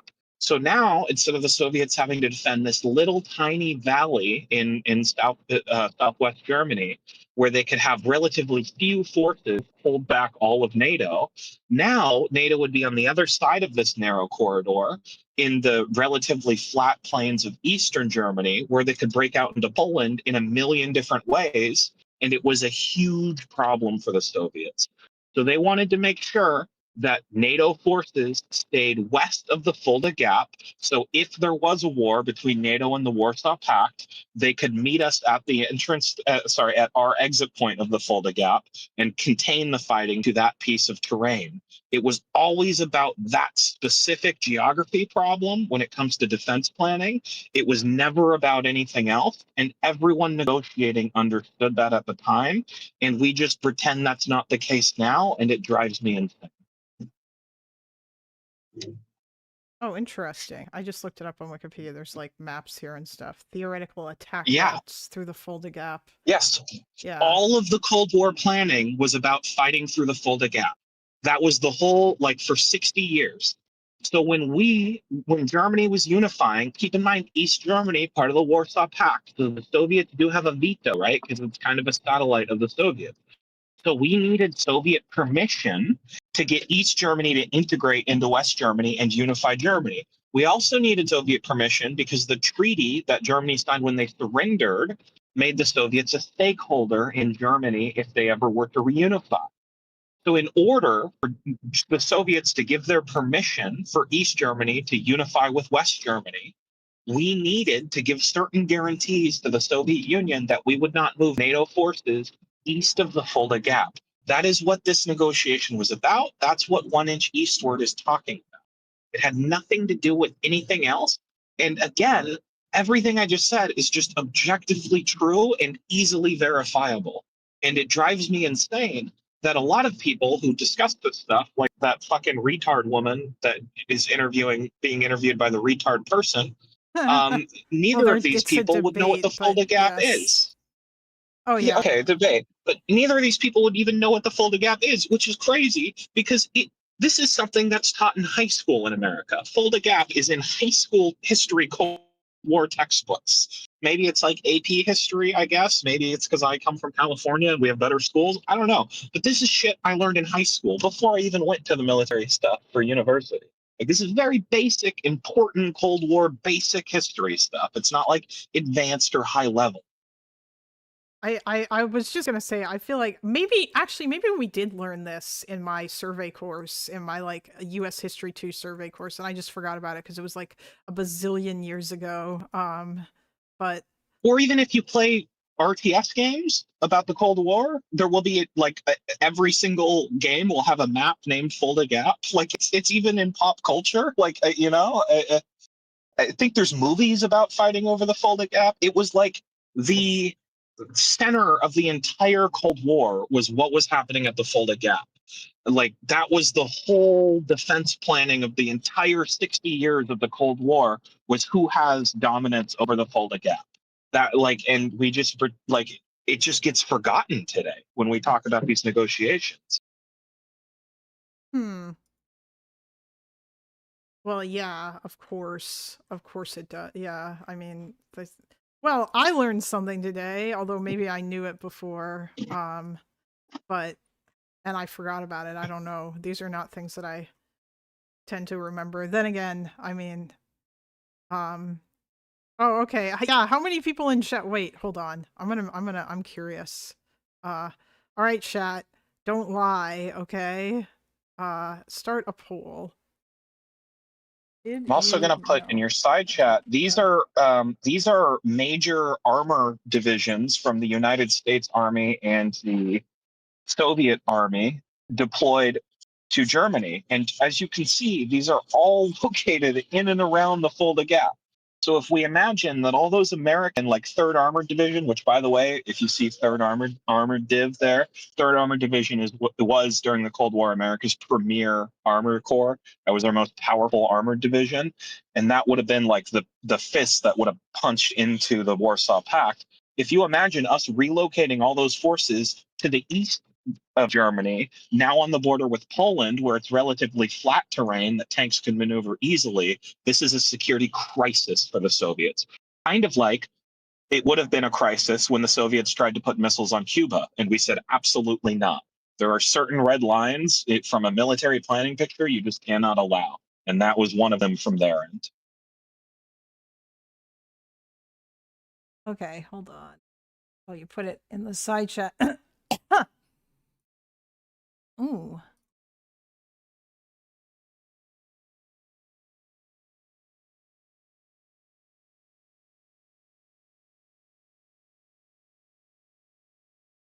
Oh my God. Yeah, okay, I see. So they've all got like there's a particular formation to like where everybody is located. That's interesting.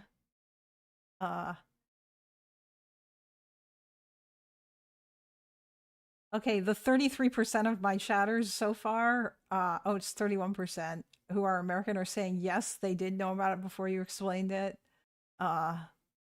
But we're a minute in. Let's wait a bit. But okay, yeah, I did not know about that. I kind of want to look at more of these documents or whatever, but it does seem like all of this stuff is just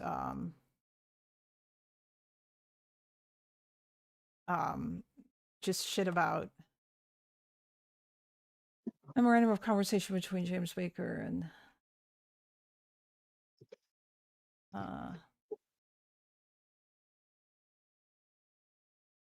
Yeah, I mean, there would have been nothing else to talk about. Like it's 1990, the Soviet Union has not collapsed. The Soviet Union doesn't even look like it's going to collapse. Nobody in 1990 could have told you that in less than 2 years there would be no Soviet Union. That you would have needed a time machine. Nobody knew that. The Warsaw Pact existed, right? So what was east of Germany is Poland, and what was Poland part of? The Warsaw Pact. And Poland's government in 1990, before the solidarity movement in Poland that led to the peaceful revolution where they voted out the communists, had a Soviet aligned government. Nobody in 1990 was thinking that Poland would ever join NATO. It was a firm member. That'd be like today if as part of peace negotiations with Russia, we made the demand that Russia can never add Germany to the collective security organization, Russia's version of NATO. It would be we wouldn't be having that discussion in the first place. And again, it is only historical illiteracy of like basic high school level concepts that allows these arguments to work. You have to not know why we were having these negotiations. You have to not know what year they were happening, and you have to not know what the map of in 1990. And you have to not understand like the geography at this view. Again, this was about the Fulda Gap. It was about American military forces not being able to forward deploy into East Germany. That was it. There was nothing more to it. And there would have been no reason to discuss anything else. Unless Gorbachev had a time machine and could see into the future. But if he could see into the future, I would have imagined he probably would have handled things differently and the Soviet Union probably wouldn't have collapsed in the first place. Yeah. And also you said later on he said that that there was or that like that's not how he understood those talks to go anyway. Yes, he was asked this question by, I think it was Fox News in 2014. He said no such promise was ever made. And he made it very clear that no one in the Kremlin understood that to be a promise more broadly than just Germany. Yeah, there is zero credible basis to make the claim that this was anything other than Germany. It is literally just Russian revisionist propaganda being repeated by lefty dictators. That is all that's happening. It's like, yeah. I cannot stress, like you're giving it way too much credit when you're like, oh, maybe there's some basis. No, there's not. There is no basis. Oh yeah. No. Just All right. lies. Understood, friend. I see. Yeah, Mikhail Gorbachev. Oh, damn! I didn't realize he lived until 2022. Jesus. Yeah, unfortunately, he died before he saw. I would have felt bad if his last 2 years he saw what happened to Russia in the last. Yeah, like god damn. It's yeah. He. Oh, I'm sure there's probably stuff in here about like post USSR life or Oh, he was starting to be critical of Putin from 2008 to 2022. Interesting. Yeah, that's what I'm saying. I think he's kind of lucky he died of natural causes when he did. Yeah. Yeah. Oh, Russia can only succeed through democracy. Russia is ready for political competition, a real multi-party system, fair elections, and regular rotation of government. This should define the role and responsibility of the president. He said that in 2017. Yeah, okay. He was a pretty decent man, all things considered, as far as leaders of the Soviet system went. I mean, not like he was perfect, but Yeah. Oh, yeah. Oh, man. Okay. Yeah, so most of the non-Americans didn't know about it, but most of the Americans did did know about it before you explained it. So okay, yeah, that makes sense. Because, like I said, this is high school history stuff. Like, this is stuff you're expected to know if you graduate high school in most states in America. Oh, wait, no, So- hold on. It's split. 30% of not Americans said yes, and 30% of not Americans said no to knowing about it versus not. But yeah, I bet you that 30% of non-Americans are all Finnish. Okay, I'd be willing to die on that hill. The Finns Or are they're the best Israelis. Europeans. Well, I mean, of the Europeans, the Finns are the best. Okay, Oh, yeah. they're the most. They're the ones I never Wait, what disrespect the Finnish because they'll kill you in your sleep. Okay. I see. Wait, Windmill Stalker, where are you from? I would actually expect most of I would expect most of the yeses here to probably be Europeans. Oh, is that Odin? I think I hear Odin. I'm taking Odin to a dog park. You're hearing other dog, which Ah. I should probably let you get back to your thing. But I'll be listening if you have any other questions. But just needed to.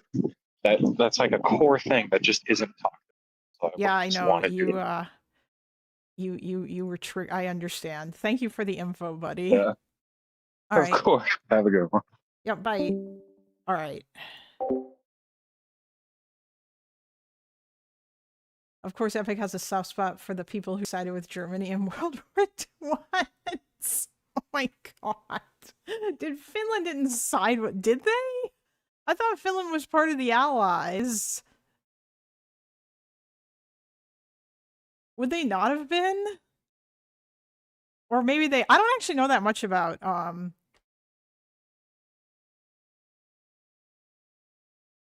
Oh, you did? You thought what?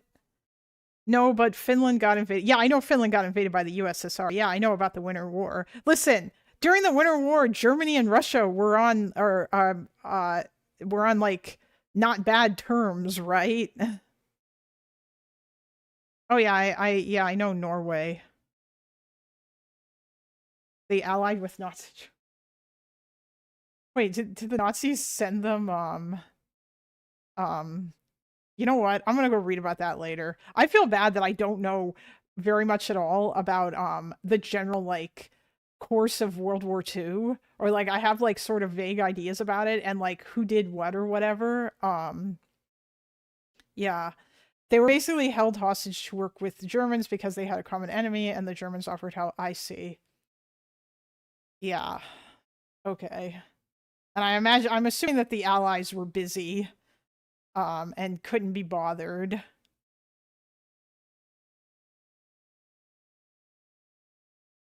Suddenly people can understand siding with it. All right, I'm going to end the poll. Or actually, maybe, you know what? We'll just keep the poll going for a little while. Yes, we just wanted to survive. You know what? Fair. Suspended. With thousands of civilians, we've killed thousands of Iranian civilians on the street. We've killed thousands of Iranians, yes. Civilians or the IRGC? Civilians. I don't think that's controversial at all. Really? All right, team, have we killed thousands of Iranian civilians? I know there was... Are they just using...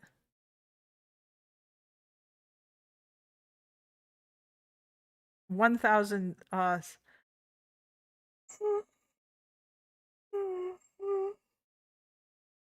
know there was some skepticism over a school. There's skepticism over that school? Yes, because... Not anymore. This is from the 20th of May, by the way. There is no skepticism. Like, didn't the US literally admit that they bombed the school? I mean, well, apart from Trump, who apparently was saying some weird shit. I don't even think the U.S. government has denied it. They just said that it they've said that they think that it was probably an IRGC missile potentially hitting the school. And there's no defined answers. I tried to find it. How many? What?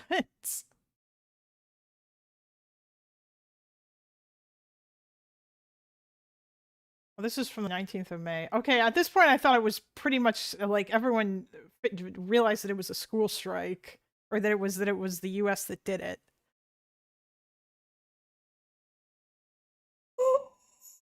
Sorry, Bad Bearing. We're almost done with this. How many? Oh my God. I mean, the level of delusion Really? to argue that somehow we're not engaged in a war and that it could work out okay. I do think it could work out okay, like Sam. you're to the right of you know, the U.S. killed significant portion of the Republican Party. I mean, I don't know what to tell you. Let's see. How many civilians have we killed? Okay. So how many do you think it is? Oh, hey, Con. Hey, Stu. Stuart's not here. I should, actually, I think I do know where he is. Why is there expectation of zero collateral damage? It is insane. No, I agree. That's fucking stupid. It's dumb. Yeah, unfortunately, civilians are going to die. The school strike was a fuck up. It was not a they intentionally did it on purpose. It was someone fucked up. Like, again, we're back to this whole nobody understands how war works, and America and Israel are literally just like bombing civilians in Iran because they choose to, because they're evil. But no one gives a shit when Russia does it. How many do I think it is? Yeah. I think we've killed probably thousands. Okay, the Manab school strike is the first thing that comes up. The primary incident under U.S. military investigation. Kalinda defends me and Doomy as collateral damage. No. When Iran is firing missiles at Israel, they are, as far as I'm aware, at least, like they just don't care, which I actually think is quite a bit different. I think that falls under a category of more maliciousness. Like if you're literally just lobbing rockets or like fucking ballistic missiles at another country and you're aiming for city centers and shit, then at that point, yeah, you're like doing war crimes. It's not, you're not, there is no distinction or anything.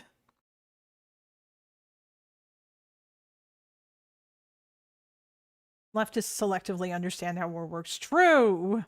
Basically, when the war is being fought by a country that they like, in the coming war with China, if there is a war with China, leftists will defend China's potential bombings of like Puerto Rico or Hawaii by claiming that China was not actually aiming at civilians.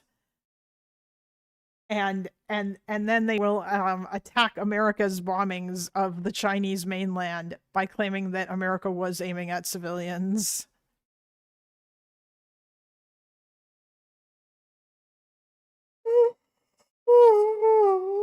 Jesus. Can't even top the deaths from January. True! Military investigation is the strike on an all-girls school near Manab, which killed at least 156 to 175. Okay, urban strikes. Independent documentation from news outlets like the Mehr News Agency notes specific incidents, like an attack on Tehran's Nilofar Square. I don't know if this is us that killed 20 civilians. Human Rights says 1,700 civilian deaths, civilians. Tens of thousands have been wounded, supposedly. I mean, I don't think Tens we can of know thousands exactly. of civilians or IRGC? Which I don't really, to be honest, I don't really feel bad if the IRGC, who's hanging teenagers, I don't really feel bad if they're being killed. I'd rather see the IRGC not beat women to death for their hair sticking out of their. I feel like it's worth mentioning that we Finns also fought a war with the Nazis. It was after we made peace with the Soviet Union. Yeah, no, that's fair. Hey, Alex, and hey, everyone else. Hello, Duckbringer. Sticking out of their hijab or engage in sexual torture. Like, I don't really feel bad about the IRGC. That's exactly why we were sold to go into Afghanistan, too. But we don't, Sam, we don't have boots on the ground. In Afghanistan. We've lost 14 million soldiers. We're in the... Wait, hold on. Was that what people were saying with regards to going into Afghanistan? I thought the main thing was catching bin Laden. We're in the process of a negotiation, are we not?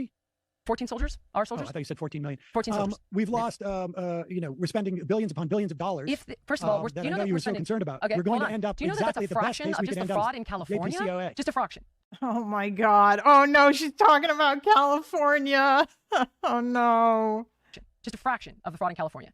I do think. Tell me something. I have a question for you. Why would Iran enrich uranium to up to 60%? Why? We have that independently verified.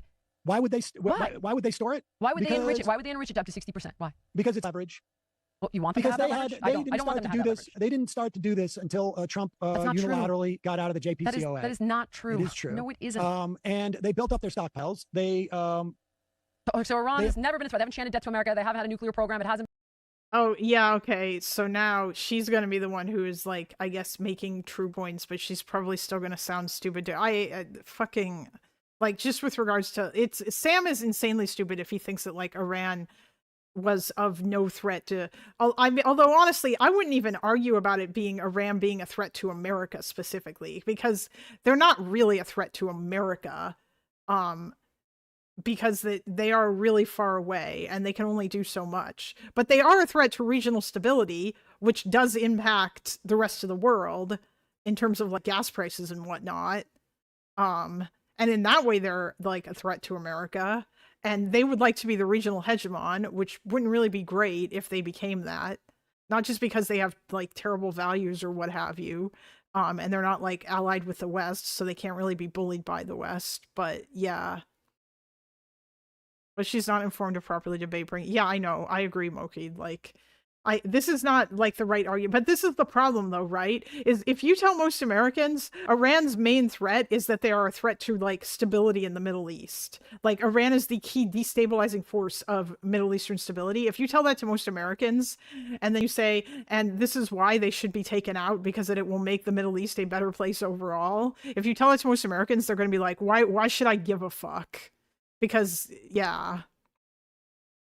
And, like, I mean, realistically speaking, that's also part of the reason why maybe it might not be worth it for America to do. Or if America's going to do that war, they have to actually fucking do that war. Instead of being fucking stupid about it, having, like, a shitty plan, thinking it was going to be over in 5 minutes, and then panicking when Iran did the thing that everyone knew they were going to do, which is close the Strait of Hormuz. Yeah.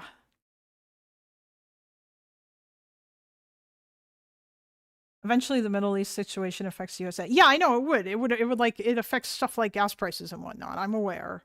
But yeah, it's not. But there are lots of things that also affect gas prices, like the war in Ukraine impacted gas prices as well. It hasn't been a problem for years. They haven't had a nuclear program outside of starting. Why did they? So they enriched it because of Trump. Okay, so that's the reason. No, they didn't enrich it because of Trump. Trump was the one who took us out of the deal. That if we're lucky, we will get back to. Why did he take us out of the deal, Sam? Because he resented that Obama signed it. I have no idea. Sam, because that's there not were why. also people. Oh no, that's definitely why. That's definitely why Trump personally wanted to do it. And then other people told him other reasons to remove the US from the deal. But I'm willing to bet that that was the main reason why he wanted to do it. Because Trump just was like dead set on undoing everything that Obama did.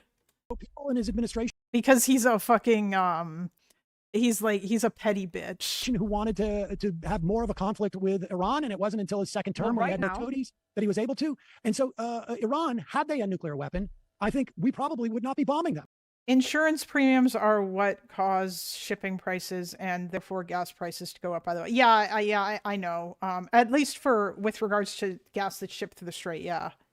I know about what's going on with shipping, yeah. Yeah, I know, insurance prices. Oh, God. And wait, hold on, listen again. Administration who wanted to have more of a conflict with Iran, and it wasn't until his second term where he had no toadies that he was able to. And so Iran, had they a nuclear weapon, I think we probably would not be bombing them. Yeah, probably not, but it also wouldn't be good if Iran had a nuclear weapon, Sam, for a whole shitload of reasons. I wonder if she's smart enough to address this. That's true. We probably would so not be. It is the most rational thing in the world for them to pursue that. Well, I personally do not want. Unless they get the benefits. And they've put on the table on multiple occasions already deals. In fact, the PM of Oman, who was doing the negotiation, said that Iran had made a deal to get rid of all of their enriched uranium. That they would not stockpile. They would only, excuse me, let me finish. Okay. They would only enrich uranium at a level that was necessary for a civilian nuclear power program. They just said they wouldn't do and that. Witkoff and Kushner, for whatever reasons, some speculate because they didn't come with any experts on nukes. Some speculate because Jared Kushner has a lot of interest. Sam is for nuclear democratization. Oh, you mean Sam's in favor of like tiny countries ruled by crazy like authoritarians with insane ideologies being able to get nukes just so the US can't like bomb them, or like they can't be bombed by other countries. Yeah. Yes, let's just let everyone get nukes. I'm sure that won't go wrong at all. A lot of interests outside of that room that he is working for. I don't know what the answer is to either one of those, but we do know that this offer was put on the table before the United States attacked. Okay, so you're saying Iran never violated the JCPOA? Never. I don't know if they never violated, but they certainly didn't increase their uranium productions. I'm sure on some level there were probably specific technicalities. I mean, I'm pretty sure they did, but really the JCPOA was like they were playing games. They didn't mean it.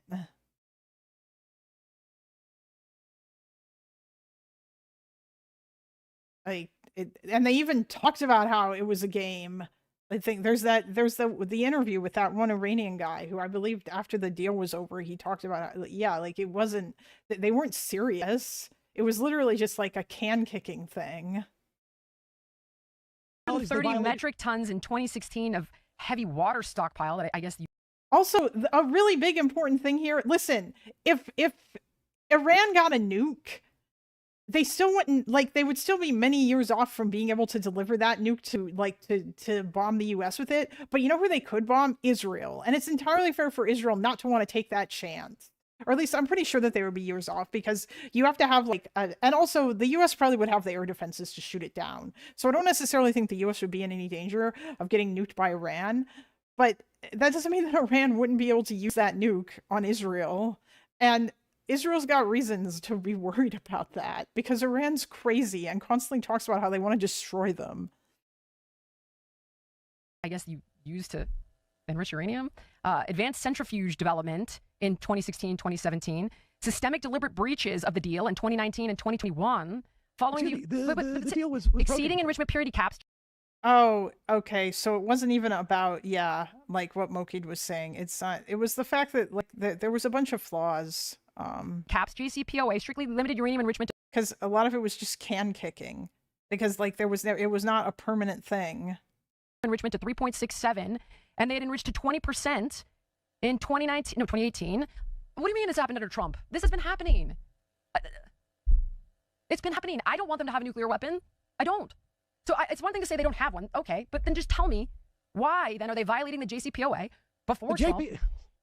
It was Trump unilaterally left it. Unilaterally left it? What do you mean? He quit. He quit it. Why did he quit it though, Sam? You know, Obama gave them pallets of cash. I do. Oh God, the pallets of cash thing. I do just want to say that I don't think that it's good that Trump just like up and like left that deal, just because it's not good. Like that's harmful to America's reputation to just be like, well, I'm out. Like it's going to make other countries not want to trust you. And he also left the Paris Climate Accords too. Of cash, right? Oh, do you know how much cash they made? Twice that in selling their oil in the wake of our bombing. Well, this is one of the reasons that if Trump can get China to buy oil from us, that's a nice little checkmate without us having boots on the ground. I would actually like to see, I think the Iranian regime is a cancer. I think they're the #1 funders of terror. I think they're evil in the atrocities that they commit. Terror? They don't fund Hamas. They don't fund Hezbollah. Really? They're not the #1 funders of terror in the world? I meant international terror that would implicate us. What? Oh, okay. So I guess it doesn't matter that the terrorism that they fund. Also, she forgot the Houthis.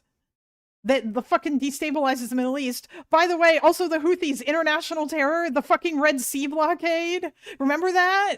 Although I bet he probably just blamed all of that on Israel. They fund terrorist organizations.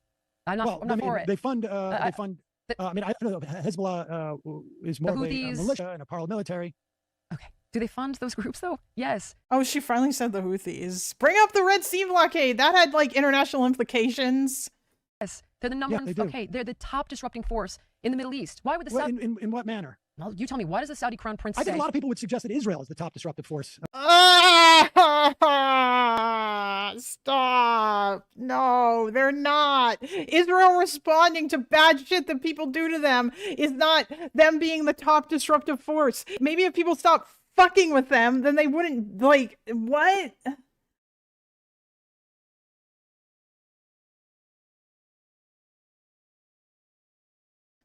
I thought that, hold on, Johan. I thought that the JCPOA was actually a deal that was like put through by Congress, was it not? Like, I remember there being a big thing about, because McCain talked about how he voted against it. Yeah, a multilateral agreement. Okay, well, listen, even if it wasn't, it doesn't matter. It's still not good for the U.S. to pull out of agreements that it's part of. Oh, because the Republicans didn't want to do it. Okay. Well, regardless, I still don't think it's good for the U.S. to pull out of agreements that it joined. Or like that it had joined with other countries.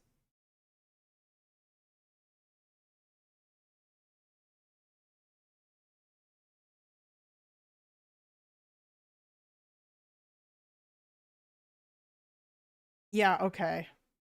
So they should have yeah, I can see why a proper treaty would require the Senate and all that, because then presidents can't just undo treaties. Of course, why does the Saudi crown prince say that the Ayatollah was like Hitler? Why? If he's because such a... Oh, Sam doesn't care about what MBS has to say. He has a rival country and is in competition for so the Abraham in that Accords, region. If this regime ended up falling and you could expand the Abraham Accords, do you think that's a bad thing? If they were incapable of funding terrorist organizations, do you think that's a bad thing? If Iran never was able to get a nuclear weapon, do you think it's a bad thing? I just don't think new it's a bad dictator thing. in Iran, would that be better? Is that what you're suggesting? Like the Shah? I think it'd probably be the same. Oh, the Shah? Who are you talking about? Reza Pahlavi? I don't think that he's as nearly as bad as the Ayatollah. I'm not saying you should install. That is true. He wouldn't be as bad as the Ayatollah. Although, I mean, it seems like Iran would like to have a democracy, and that the Iranian people probably would do okay in a democracy. I'm not sure there's really any evidence that they would just vote in another insane right-wing Islamist government in the same way that that like other like Muslim countries do, because they seem to be pretty fed up with that right now, since that's what they've had since '79. Should install a new Shah. I'm talking about the old Shah, his father. I don't think his father was as bad as the Ayatollah. No, I do know that he had like secret police and all of that. That is true. He was not as bad. But I don't think he was as bad as the Ayatollah. He was still pretty bad. No. And you do know that it was the United States that put him into power. Let's actually relitigate that. Oh my God. Are they really going to do this? Like, who cares? Yeah, the US did that a long ass time ago during the fucking Cold War. Why do we need to go over this again? The United States did a lot of crazy shit in the fucking Cold War. Why does this matter? I hate people like Sam who do this. They're perpetually fucking Cold War brained about like, oh my God, the United States, the CIA, they did a coup. They did all these things during the Cold War. Let's never forget about that because nothing has changed. Litigate that for just a moment. So when did that happen? We went in 1950. 20 years, right? And when did it happen? 1950. It was 53, I thought. Right? I think it was 53. Maybe it was 51. Okay. So there's actually watched the whole thing on this, and I would have prepared better for you. But 20-something years later, we weren't involved in that. 20-something years later, after we got involved. 79. That's 20-something years later. Yes. By the way. Oh, well, yeah. The U.S. didn't. They were not involved in the 79 thing. Like By the way, the guy that the Shah replaced was. Oh yeah, Pat. I know. The United States ultimately took the action, but they took the action because that the British came to them and they were like, "Oh my God, Iran's leader is like a communist, and therefore you guys should overthrow him because he's gonna like nationalize the oil industry and our oil or something." I'm pretty sure that that's what wound up happening, and then the U.S. overthrew Mossadegh, who was like their social democratic leader. But I think that he was already starting to become unpopular, so he may have been overthrown anyway, but yeah.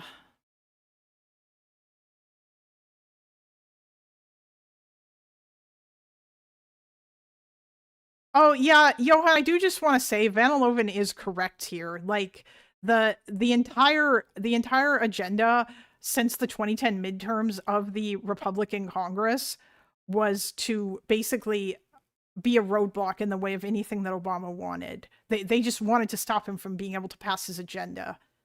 Like, remember, these were the same people who held a Supreme Court seat hostage until, because the election was happening soon, so that they could give it to Trump. And they didn't even know Trump was going to win. They just took that chance. You can say they were right on the JCPOA if you want, but I'm just saying it wouldn't have mattered whether or not Obama had brought them a better deal because they wouldn't have done it. Like Mitch McConnell, like he literally said, I believe he said in 2010 it was his goal to make Obama a one-term president, and he went out of his way to be maximally obstructionist against everything that Obama wanted to get done. So that's why there was no Dream Act. Like everything that Obama managed to get through Congress, I believe, was all done like before the 2010 midterms. Place was a horrible person. I remember I had a whole interview about this. Hold on. I didn't know we were going to talk about this. So all right. Hold on. It's all right. Let's not. I mean, but hold on. Who did? He was like a horrible person that the Iranians hated. I know that we thought he was like this really good guy, but he actually wasn't. And getting rid of their Democrat. Oh, Mossadegh? I don't know if the Iranians hated him or completely hated him, but maybe they did. Like towards the end, he was unpopular, I believe.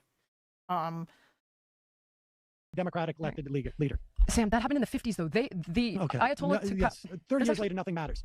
I get it. Honestly, there's no point in us. I mean, I don't know why you feel the need. Like, what does it matter? It was or wasn't the U.S.'s fault. Who cares? That doesn't mean that doesn't mean that the Iranian Revolution was okay just because it happened like as a result of a coup that the United States did that put like a terrible authoritarian leader into power. That doesn't mean that it's cool that like what's the point of even mentioning this? In us talking about I'll tell you. It's actually really interesting. Admittedly, this is a totally irrelevant sidebar, but it is kind of an interesting story. So if you want to know the history behind what really happened to Mossadegh, I have a link to it in the show notes. I mean, I can't remember his name. Okay, Mossadegh, that's right. Okay, hang on.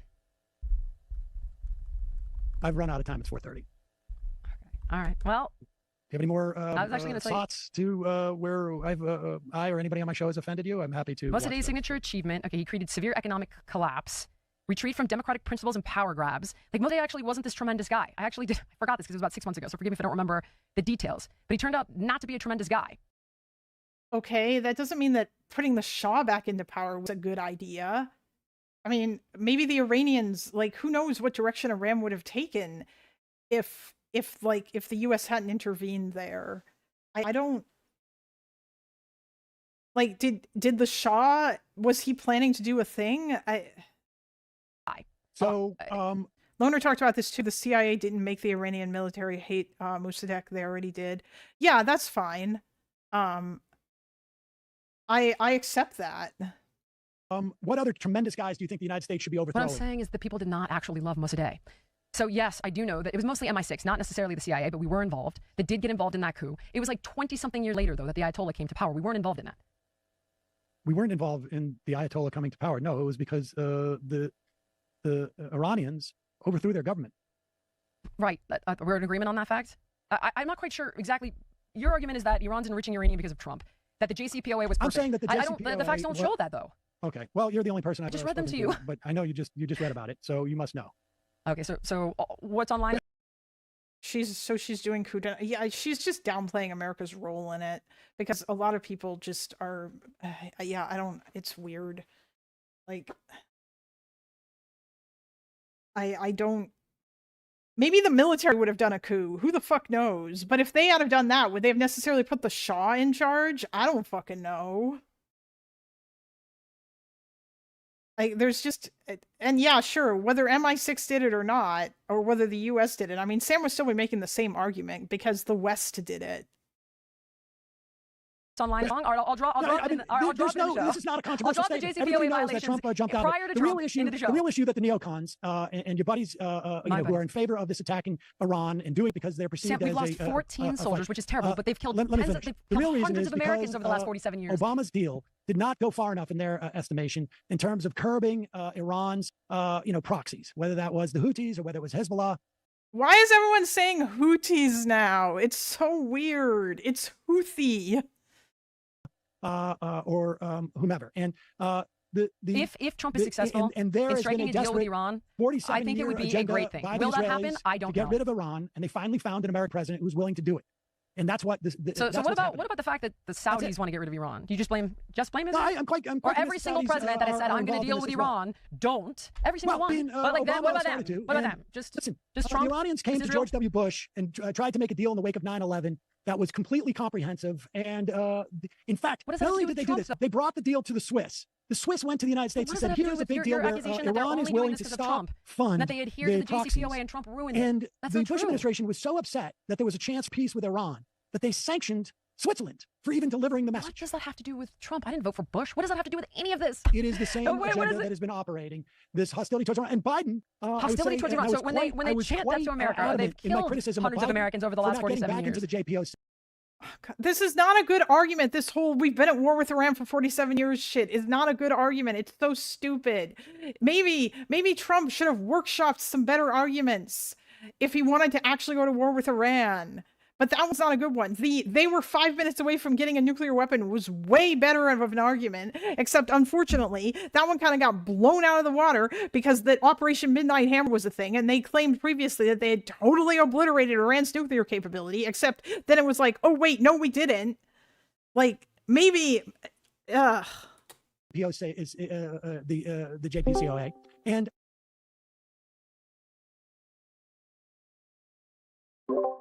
hello. Oh, wait, why am I in the waiting room? Hold on. Yeah.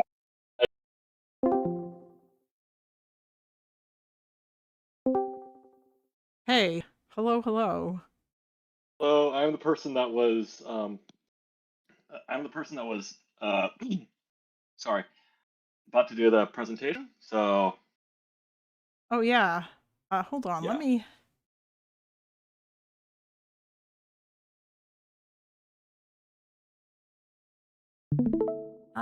All right, give me a second. Sam Seder versus Jillian Michaels. So this presentation is about the Japanese Navy, yes? It's a little bit about the Japanese Navy, but it's also a little bit about like a broader themes within Japanese defense history from like 1865 to the 1990s/early 2000s. And I'm giving this as a little bit of a disclaimer that this is going to be a lot more like a survey thing than anything else, because there are layers to this that I have not gone onto because I know this would take multiple hours to cover at all. Okay. Sorry, guys. So disclaimer. I'm gonna give a little bit of disclaimer before I start. Like, well, going before into you this hold fully. on, can Okay. I wanna finish this video and then yeah. Tell me when you want me to get back in, then. I guess. Yeah. Wait, why does your screen look so weird? It's like, oh, you might wanna. Wait, what is your resolution on your computer? Are you using a vertical monitor? I'm using Linux, and I'm using the slideshow thing, and it's not necessarily the best in terms of being able to. What's your resolution in Linux? My Linux resolution is 1920 by 1080. What's yours? Do you not have widescreen? I could probably push this onto widescreen, but I don't know exactly how to do that per se. Are you on a laptop? But actually, hold on. I'm on You're on a what? Yeah, go ahead. I'm on a desktop. But oh, okay. Don't you have a I'm running on widescreen 2 monitors. monitor? Don't you have a widescreen monitor? Yeah. Okay. Are you using? You should see if it's using its native resolution. I'll let you do that. I want to finish this video. We're almost done. All right. There's like 3 minutes left. Hold on. And in retrospect, I So you realized think it was Iran's because of this great his, regime? No threat, no worry. Don't care if they have nuclear This is weapons. exactly what they said. This is exactly verbatim. What you're saying to me right now is exactly what they said to people who said we should not be invading Iraq. Let's go. You There's think that so I'm many saying differences that that it's staggering. We had boots on the ground in Iraq, and there were no So, weapons of mass destruction. I was critical Here, of Biden we when don't we have didn't go boots into on the ground, and there's six. Oh my god. It is stupid to compare this to Iraq. But I mean, there was other comparisons that you could make about how, honestly, I feel like Iraq was like a better, no, actually it was. Iraq was objectively a better executed war than whatever the fuck is going on right now. Where like, there's been all kinds of weird, like the actual execution where they went in there and took out Saddam was pretty smooth as far as I understand it. Yeah. There's 60% enriched uranium and they're funding terror proxies. Night meet day. Totally different. I see. It's a completely different set of. Well, except for the part where the Bush administration lied to go in there, which was not good. But at least he fucking bothered to come up with a reason and sell it to the American people. Of reasons why we're invading this. Yeah, true. Iraq is smaller than Iran. There were no weapons of mass destruction. There's 60% enriched uranium and a failure to comply with the IAEA and a funding terror proxies. Do you know how long? I'm going to ask you one question. How long to get from 60% to weapons grade? My understanding, according to Donald Trump, is that we were 2 weeks away. That does seem to be the number, that the lift from 60% to weapons grade. 2 weeks away? I mean, I don't know if that's... It seems like there was lots of, like, delay or whatever, but... The problem, too, with the whole, they're just about to have a nuclear weapon in 5 minutes, guys, we're so close shit, is that, unfortunately, everyone's been saying this for years, so people just aren't going to believe it. It's only a matter of weeks. I'm not... Okay. All right. I'll look it up. Talk to the CIA. I actually did speak to somebody from the CIA. That's where I got it from. There is no reason to have 60% enriched uranium if you are claiming that you have a civilian, peaceful nuclear program. Nothing That is true. over 5% makes sense. You don't need it. And yet, they've been stockpiling it. Getting from 60% to weapons grade is the easy lift. I spoke... Okay, how long is the time frame to get from... Okay, honestly, I got to go. This has been great. Very edifying. And I appreciate it. Thank you for having me on. To weapons grade. I'm just curious. The short answer is a matter of days to roughly 1 to 2 weeks, Sam. That's the answer. Days and weeks away from a nuclear weapon. It's 100%. amazing how many years, Sam, that is the for answer. decades, You are I've been hearing wrong. that. Yeah, that's why that's not a great argument, unfortunately. But I mean, mostly it seems like the reason why they were always, it's because that everyone continuously frustrated their efforts. Sam, they had 60% enriched uranium. Does Rogan still talk to that guy? Which guy? Oh, you mean the guy that she was just talking to? I don't know who that guy is. It takes, literally, the short answer is a matter of days to roughly 1 to 2 weeks. And I did speak to somebody from the CIA. No, okay. All right. How long is the time frame to get from 60% enriched uranium to weapons grade? The short answer is a matter of days to roughly 1 to 2 weeks. Because the law of physics and nuclear engineering, because of the laws of physics and nuclear engineering, uranium enrichment is not a linear process. Moving from natural uranium to 0.07 period to 20%. Oh, we did hear years. I mean, maybe. I listen, I can believe that in Israel, maybe things were a little bit less stupid. 20% enrichment takes about 90% of the total effort. Once uranium has already been enriched to 60%, nearly all of the heavy lifting is done. The final dash to weapons grade, 90% purity, requires only removing 1 microscopic fraction of unwanted isotopes.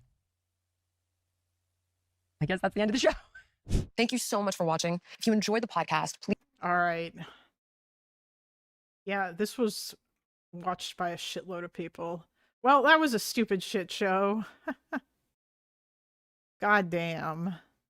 A lot of not understanding things.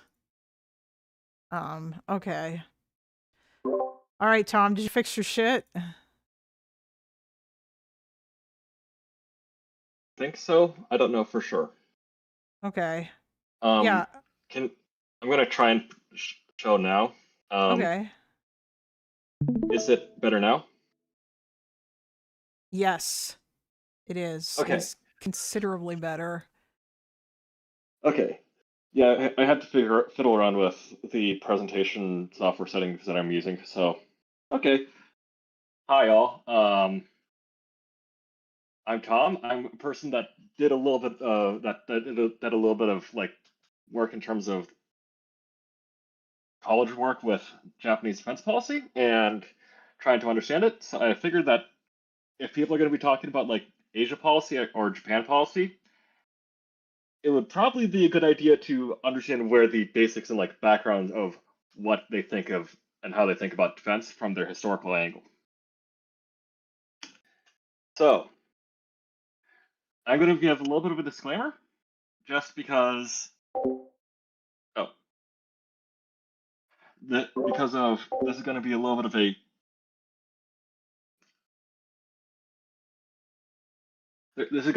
a things may happen one way or another, and I should probably put this out there just for the sake of clarity. What this is basically it's going to be a brief sampler of Japanese military history and lessons. I am not going to be able to like talk that much in depth about the more spicy / really negative the like war crime stuff about Imperial Japan because this is not within the actual purview of the presentation, and I'm going to talk a little bit, but I am going to talk about like the trends within history. I'm going to give a little bit of an explainer of some of the constitutional issues that they have, and I'm going to give a little bit of some further reading recommendations. A brief disclaimer. The views expressed in this presentation are my own and not anyone else's, and I came to put this together within about like a day or two, within like a day or two of this stuff, within a day or two. So, yeah. Honestly, if Epic wants to come in now, he can, but it would probably, I don't know if this would like be thrown off the flow of the presentation. So, gonna start off with some context. I think Epic is at the dog park, but if at any point he's free or if he wants to add anything or whatever, he can. But yeah, we don't want to throw off the flow too much. He's just joking about how you're doing a Perone LARP. But yes. All right. Anyway, go ahead. I won't say anything. Okay. Yeah. Oh, dog park update photo in your Discord. Oh, hold on. Just a brief interruption. Aww. No problem. Listen. Yeah, we love Odin here. He's so cute. Look at him. Aw. Wow, that is he's a cute dog. That is some nice that grass looks fake as fuck, okay? the dog park Bay Area grass. Yes. Oh wait, really? Okay. I did not know that. I didn't know that the Bay Area grass was all fake. It's there's a problem in the Bay Area where a lot of our dog park stuff is fake when it comes to grass. Listen, I can At believe least it. In the South Bay, especially. I can believe it. All right. Anyway, I'm gonna let you go ahead now. And yeah, I'll be back and forth. You can take questions from chat at the end. Yeah. Yeah. Grass isn't supposed to exist in a desert. Yeah, or you can have chat up. Yeah. I have chat up right now. Okay. I can take questions from chat when they rise, but generally, let's get back to pre-1930s Japan. So, in 1868, this is when the Meiji Restoration / Shibogen War occurs. This is also when, like, the start of the Japanese military begins. Imperial Japanese military, as we would know it today, begins. With the Choshu and Satsuma domains basically forming the backbone of the Imperial Japanese Army and the Imperial Japanese Navy. This comes into play a lot sooner than you may think, and it also comes into play a little bit later. This leads to a lot of weird inter-service rivalry, where, for example, coming up in 1904, I am not from a naval academy, believe it or not. Never wore a uniform. I never served a day.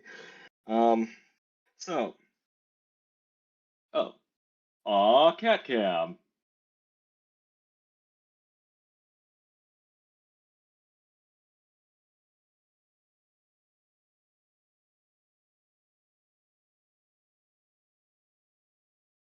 Okay, so in 1899, I'm putting some of these dates on the board just because, like, I want to give a little bit of context.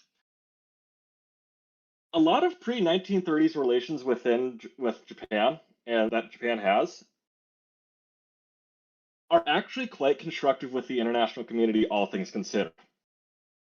For example, in 1899 to 1901, they're actually a part of the international coalition to put down the Boxer Rebellion. And like, this is directly within their neighborhood. The interesting thing is that this is also the first test of the German-style training and equipment that the Japanese get. Now, in 1904 and 1905, we have the Russo-Japanese War over the control of the Korean Peninsula. The thing with that is basically that it shows off the massive like cooperation between the Japanese and the British Royal Navy in terms of how they get things done in the Navy side. This also happens to be the way that they do their naval academy building and their naval training, pre 1950s. But even then, there is some carryover from that to the Japanese Navy of today. Interestingly enough, getting back to pre-1930s. So, in 1912, the Taisho era begins. Unfortunately, the problem with the Taisho era is that you get a really weak emperor, and the Showa emperor, Hirohito, is trained by the IJA. That means that he's basically as weak as you possibly can get an emperor to be. And, ooh, that's really bad. Minor spoilers for the Showa era, I guess. But 1914 to 1918, Japan is involved in the British and in the Allied actions around the Pacific, and in parts of like escorting cargo against German U-boat campaigns and commerce raiding. They also get a lot of business from this. However, this all comes to an end in 1918. But in 1922, they also become signatories to the Washington Naval Treaty. The problem with this is that it accidentally creates a massive divide within the IJM. And that means that essentially you're already sparking more factionalism within an incredibly factional force. So it's time to look at the 1930s, the period that we know of when we think of Imperial Japan. It starts off with a little bit of a bang, I guess, with the February 26th incident. The problem with the February 26th incident is that it's basically the IJN fighting the IJA, specifically the Kadoha and the Toseha factions within the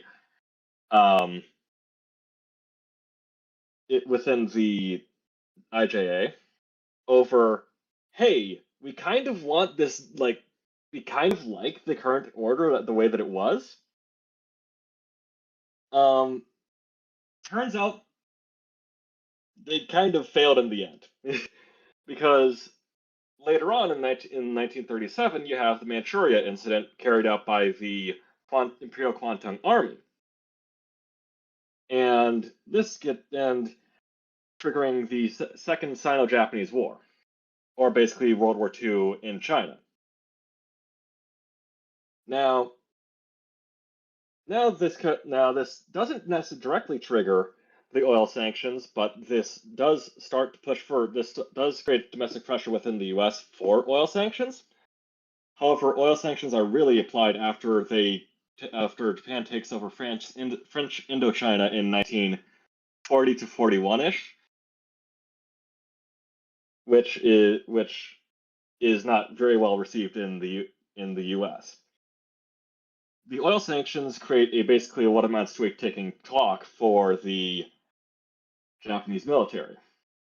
Of course, this leads to Pearl Harbor, and this leads to Japan, and this leads to Japan, and specifically the Imperial Japanese Army and the Imperial Japanese Navy, with the exception of some of the IJN staff, arguing that they need to attack Pearl Harbor. Isoroku Yamamoto argues against this, but plans it out in the best way that he arguably could. And this leads to some rather interesting things. So this leads to a broader American/Allied reaction, and post Pearl Harbor and post like the attack on the broader Allied holdings in East Asia, where they end up for like the first couple years of the Pacific War, basically holding the line and doing submarine warfare campaigns. However, I'll circle back to this later on, because got to do a little bit of a brief interlude with this concept to introduce a concept called Gakokujo. Gakokujo.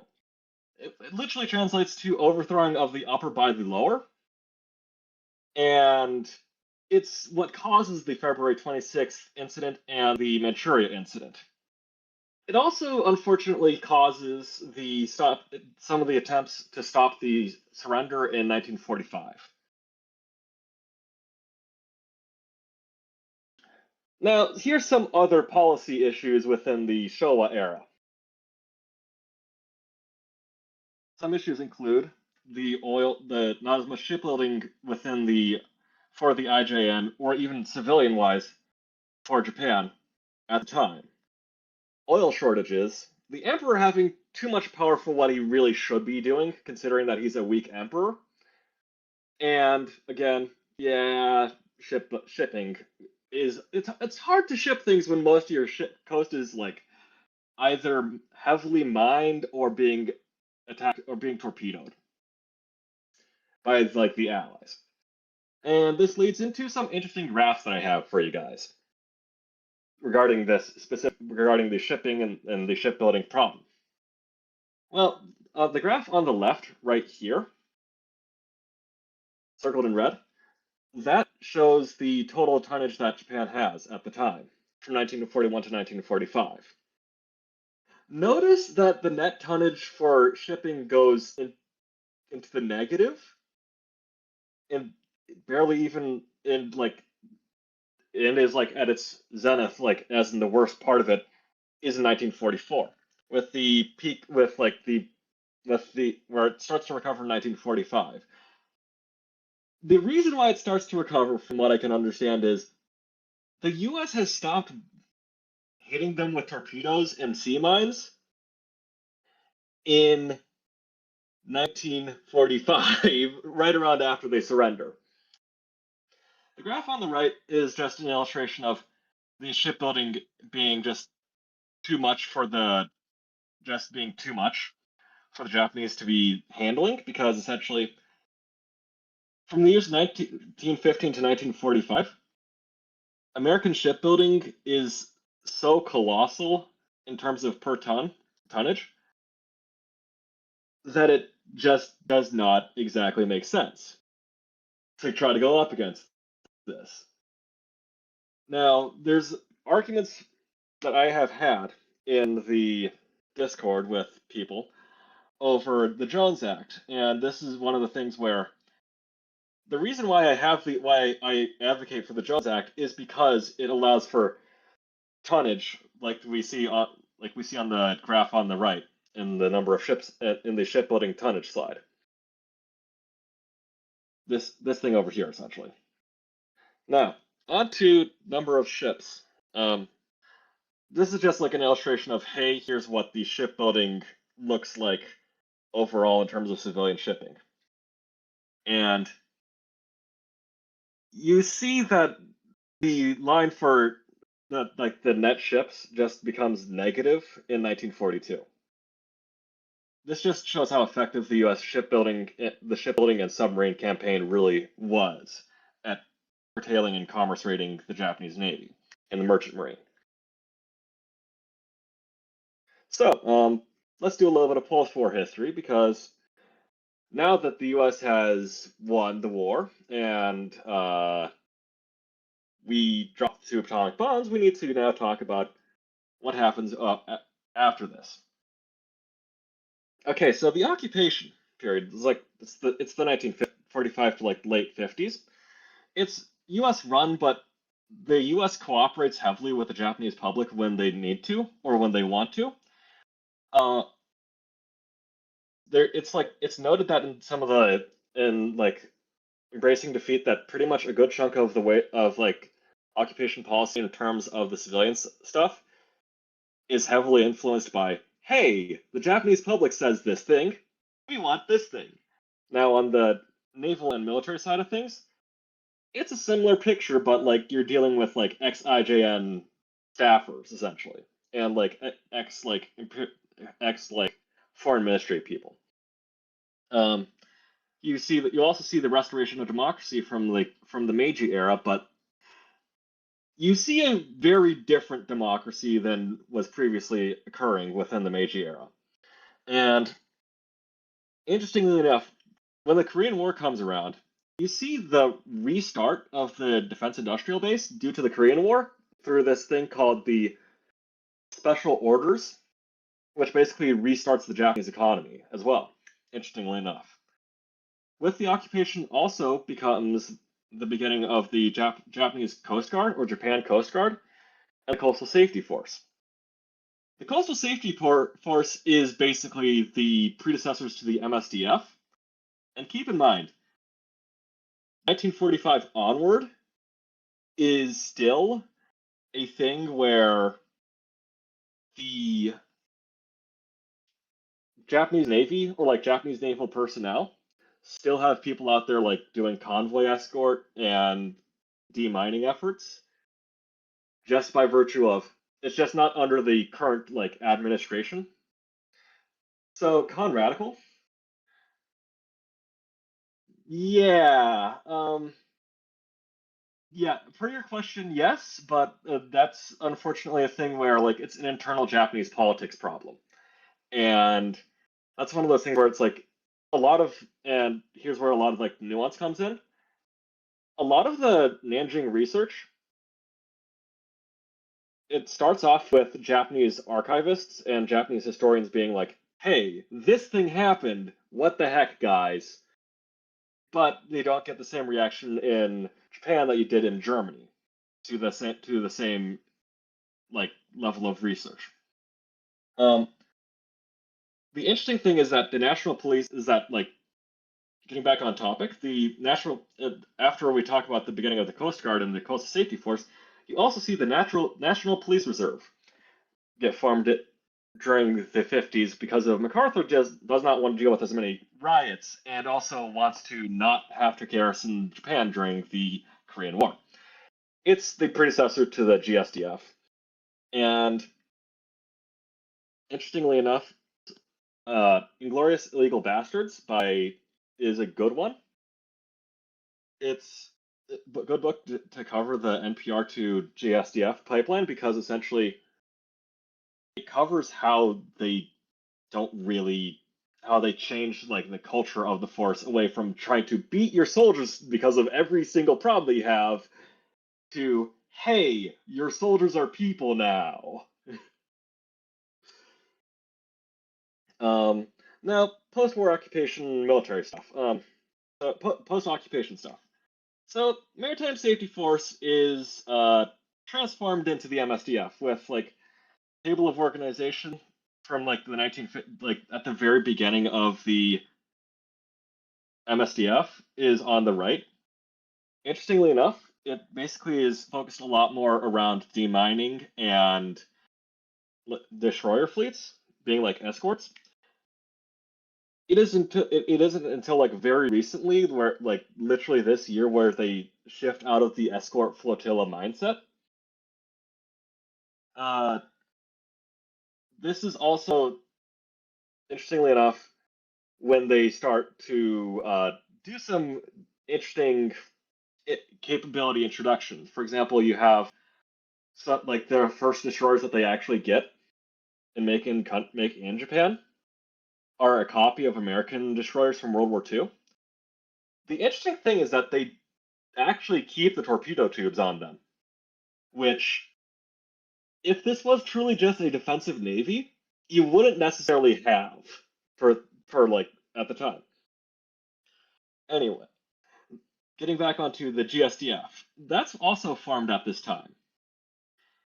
Around in the 1960s, after like the Tokyo Olympics, you see a massive amount of subsidization of shipbuilding, which is what makes Japan's like current modern day shipbuilding industry very competitive because of how much money the government poured into, hey, we need to be building these ships, which, if you remember a few slides back, the issue that I pointed out with shipbuilding, yeah, that's how they learned to, hey, maybe we need to build these things called ships and subsidize them. Now, we got to do a little bit of talk about reforms in the Constitution. On the picture on the right, interestingly enough, is the picture with the Showa Emperor or Emperor Hirohito and Douglas MacArthur. Okay, so let's talk about attempts to reform within the Japanese military, or like the Japanese Self-Defense Force. The interesting thing is that one of the lessons that they learned throughout the war was, we keep losing our officers. We keep losing people too quickly. We need to probably change that. That basically means that they had to introduce OCS and reform officer training to be like, hey, you guys need to work together instead of wanting to kill each other. This was a real problem, by the way. It led to people shooting at each other during during the 30s with like the February 26th incident. Now, another thing that they did was they introduced civilian leadership and staffers to the Japanese military and to like the Japanese Self-Defense Force. What this means essentially is that like you get people that run the Navy. Yeah, you have the people that run the Naval Academy. They're also civilian staffers. A lot of their capabilities have some form of like civilian attached to it, just to be like, you don't want to do stupid shit. You want to just like be things in attention, right? Yeah, that's it. That's the mentality behind why they introduced civilian leadership and staffers to this.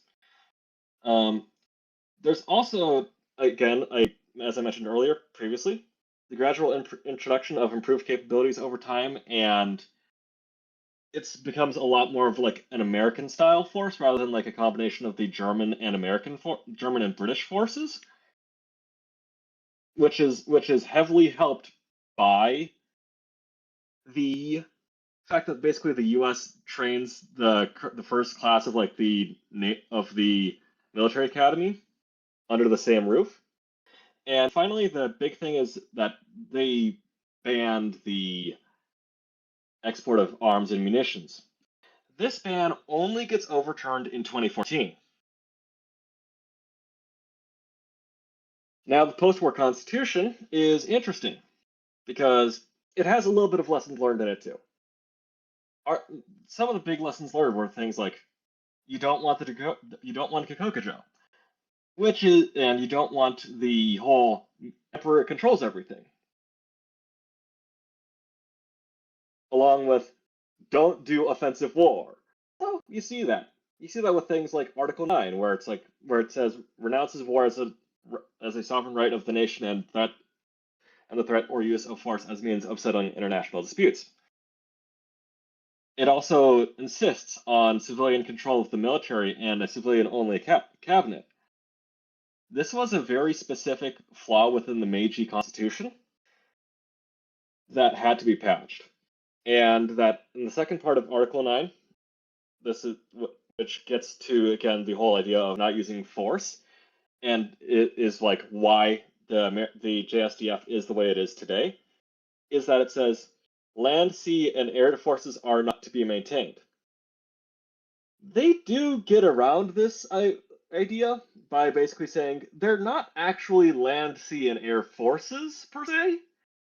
They are land self-defense force, maritime self-defense force, and air self-defense forces, and along with different reinterpretations of the word defensive.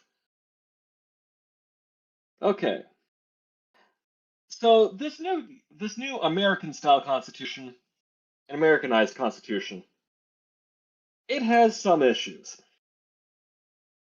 The issues are, it's hard to modify the Constitution. It's almost harder, in my opinion, to modify the Japanese Constitution than the American Constitution. Just because of how much you have to like go through like the House of Lords, the House of Chancellors. You also have to go talk to the Emperor about this. You have to get a cabinet approval. Then, if memory serves correct, you have to essentially get the public to approve this as well. It is also incredibly restrictive in terms of how it defines self-defense. However, over the past few years or so, they have been loosening up and liberalizing how they interpret the words self-defense. But that occurs like within the past 10 years, so I'm gonna have to go back on a later segment to talk about that stuff as well. Okay, so now we're getting towards the end of the talk. Let's get into some further reading and watching. Because if you want to know more, because to quote Starship Troopers, do you want to know more? So some further reading, and here's actually some of where here's where some of my sourcing came from. Kaiga is a good research source to like understand the Imperial Japanese Navy from 1941 to 1940, from like 1861 to like 1941. It's also where I got a good chunk of my pre-1940s history outside of Hirohito and the making of modern Japan when it comes to like civil military relations and how they do and the role of the emperor. In Legal Inglorious Bastards, I mentioned this earlier. It's a good book to cover the foundation of like the Japanese officer corps and like the JGSDF instead. It's basically the Japanese army of today. And the post-war, and like the last one on this in terms of further reading is the basic granddaddy of the understanding of how we think about the maritime self-defense forces is the post-war sea forces of maritime Japan, 1945 to 1971 by James E. Auer. This guy got access to the naval archives and the parliamentary archives of Japan in the 70s, which was a rare occurrence for anyone outside of Japan to be able to do. What makes it even rarer is that he's basically the first person to actually cover the JMSDF at all from a like academic standpoint. So here's some further viewing / online resources. So Naval History with Dr. Alex Clark is a good one. Is a good YouTube channel that covers like current naval policy affairs. He does do really good content on like the naval policy of Japan along with their ships. I often tend to pull from his stuff as well when I'm trying to explain to people stuff within the JMSDF. But again, it's like I also go bother to look at like policy documents as well. The Combined Fleet website. It's a good website to look at for the like for the like World War II IJN. It has a lot more resources there than you would really think. Now here's a couple of like entertainment / like edutainment type things. I'm gonna recommend the movie The Great War of Archimedes, which came out in 2019. It's a historical like drama, but historical fiction drama that covers the creation of the battleship Yamato from the perspective of someone that would be trying to theoretically stop it within the IJN. They do a good job of explaining weird dynamics within the IJN around like, hey, we don't want this. We want this because of whichever faction is within the IJN. Finally, I would have to recommend the podcast series Dan Carlin's Supernova in the East. However, I put an asterisk next to it because essentially the problem with it has been that he doesn't really tend to use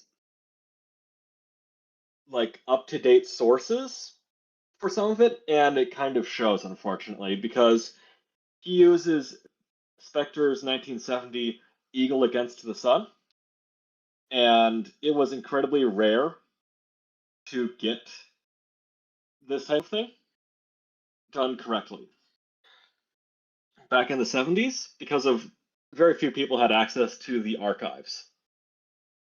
I don't think Spectre had access to the archives. Anyway, the floor is open for questions if anyone has any. Thank you guys for watching.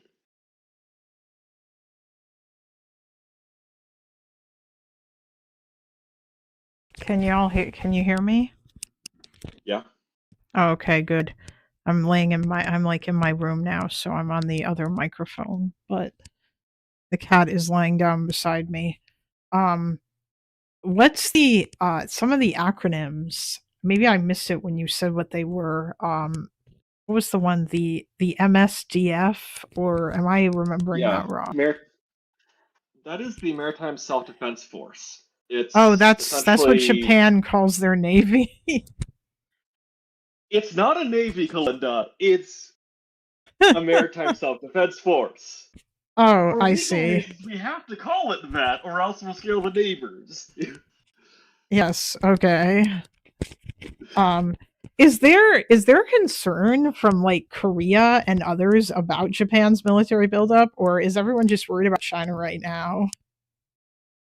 Everyone's too worried about China, to be honest, and Japan, and this is what would actually make a really good second segment, would basically be me talking a little bit about like the context of the modern military buildup. But again, I need to go through this presentation to like get you to understand where they came from and why they are structured the way that they are. Yeah. Okay. No. Well, thank you for that. That's like Yeah. I think it's I don't know. I just think it's kind of funny because there seemed like there was so much emphasis on like it's a maritime defense force as opposed to, it's a navy, even though it really is a navy, but they can't call it that.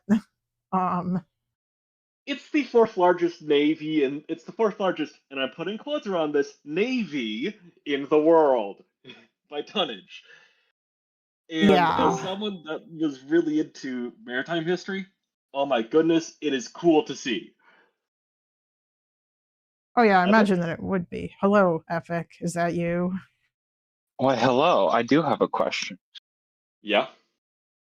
What did you mean when you said that the torpedo tubes on their post-war destroyers wouldn't be used on a defensive fleet?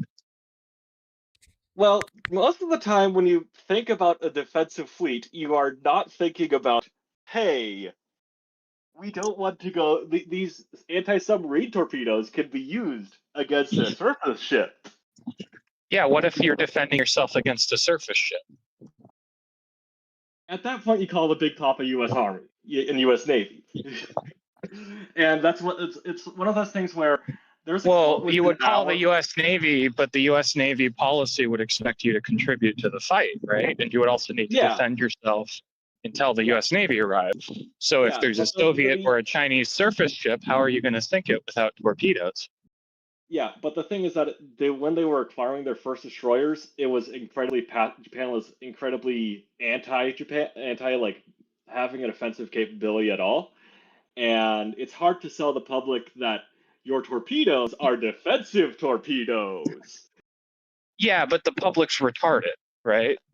Like the distinction you're drawing doesn't even make sense. There are capability on it. The torpedoes aren't offensive or defensive, they're torpedoes. The implementation is offensive or defensive. Yes, but again, this is one of those things where you're trying to sell things to a public that that at the time was incredibly anti-military. That basically was like, wait, we're getting the destroyers? What the heck is this? There was even like a quote that I posted in chat a while back from the opposition party when they're talking about buying the destroyer, about like, how is this defensive? We should get a Boy Scout on board to like check this out. But again, it's one of those like, Yeah. you gotta. No, gotta I stop understand that's how the public perceives it. I'm just saying if we're talking at a higher level, that's kind of a silly distinction. It is a silly distinction. I agree with you. But the thing is, when you're trying to like fund it and get funding for something, it's hard to do. No, I agree. I was the only reason I asked is I'm not sure everyone listening to that subtext. I think you might have assumed they did, but Okay, yeah. sorry. I made an assumption here because sometimes even I tried to like even within this presentation I tried to dumb things down as much as I could. Yeah, no, I understand. But like also, have you considered but Dan Carlin?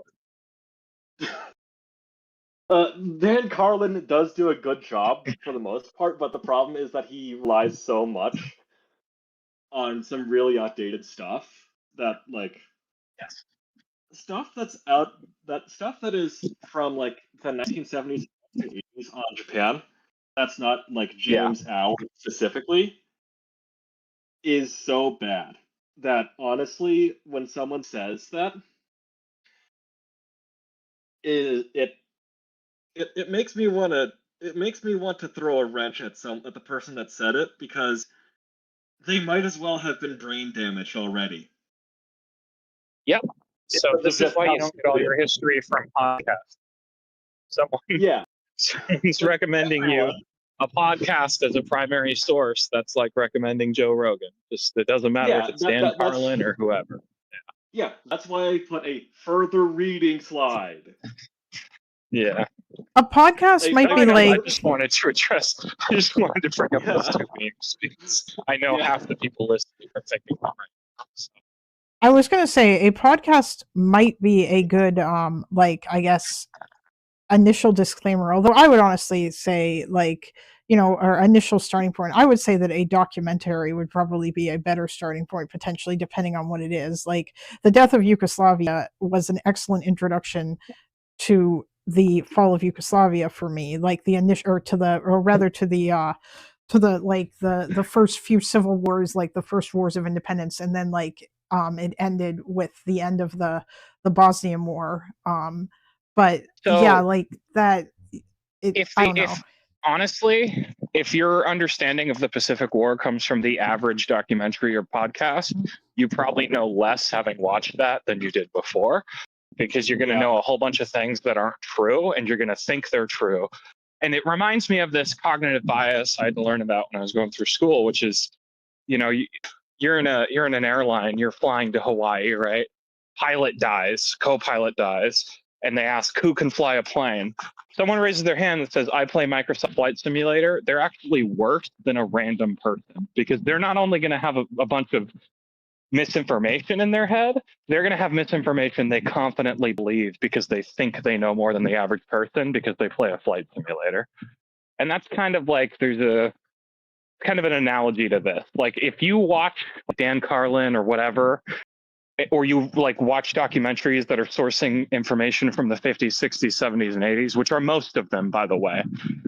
Yeah. You're going to believe things that aren't true, and you're going to have the confidence of thinking you're informed, which is a problem. Yeah, and to add on to this, good chunk of this, and the reason why I keep on saying the only disclaimer is Auer is the only person that does actually kind of know what he's talking about when it comes to like stuff from the 70s and 80s, is because he is the granddaddy of most like understandings of the Japanese military post-war. And he has like so much scholarship done where he's actually talked to people in person or gone into the archives. Also, a lot of the stuff made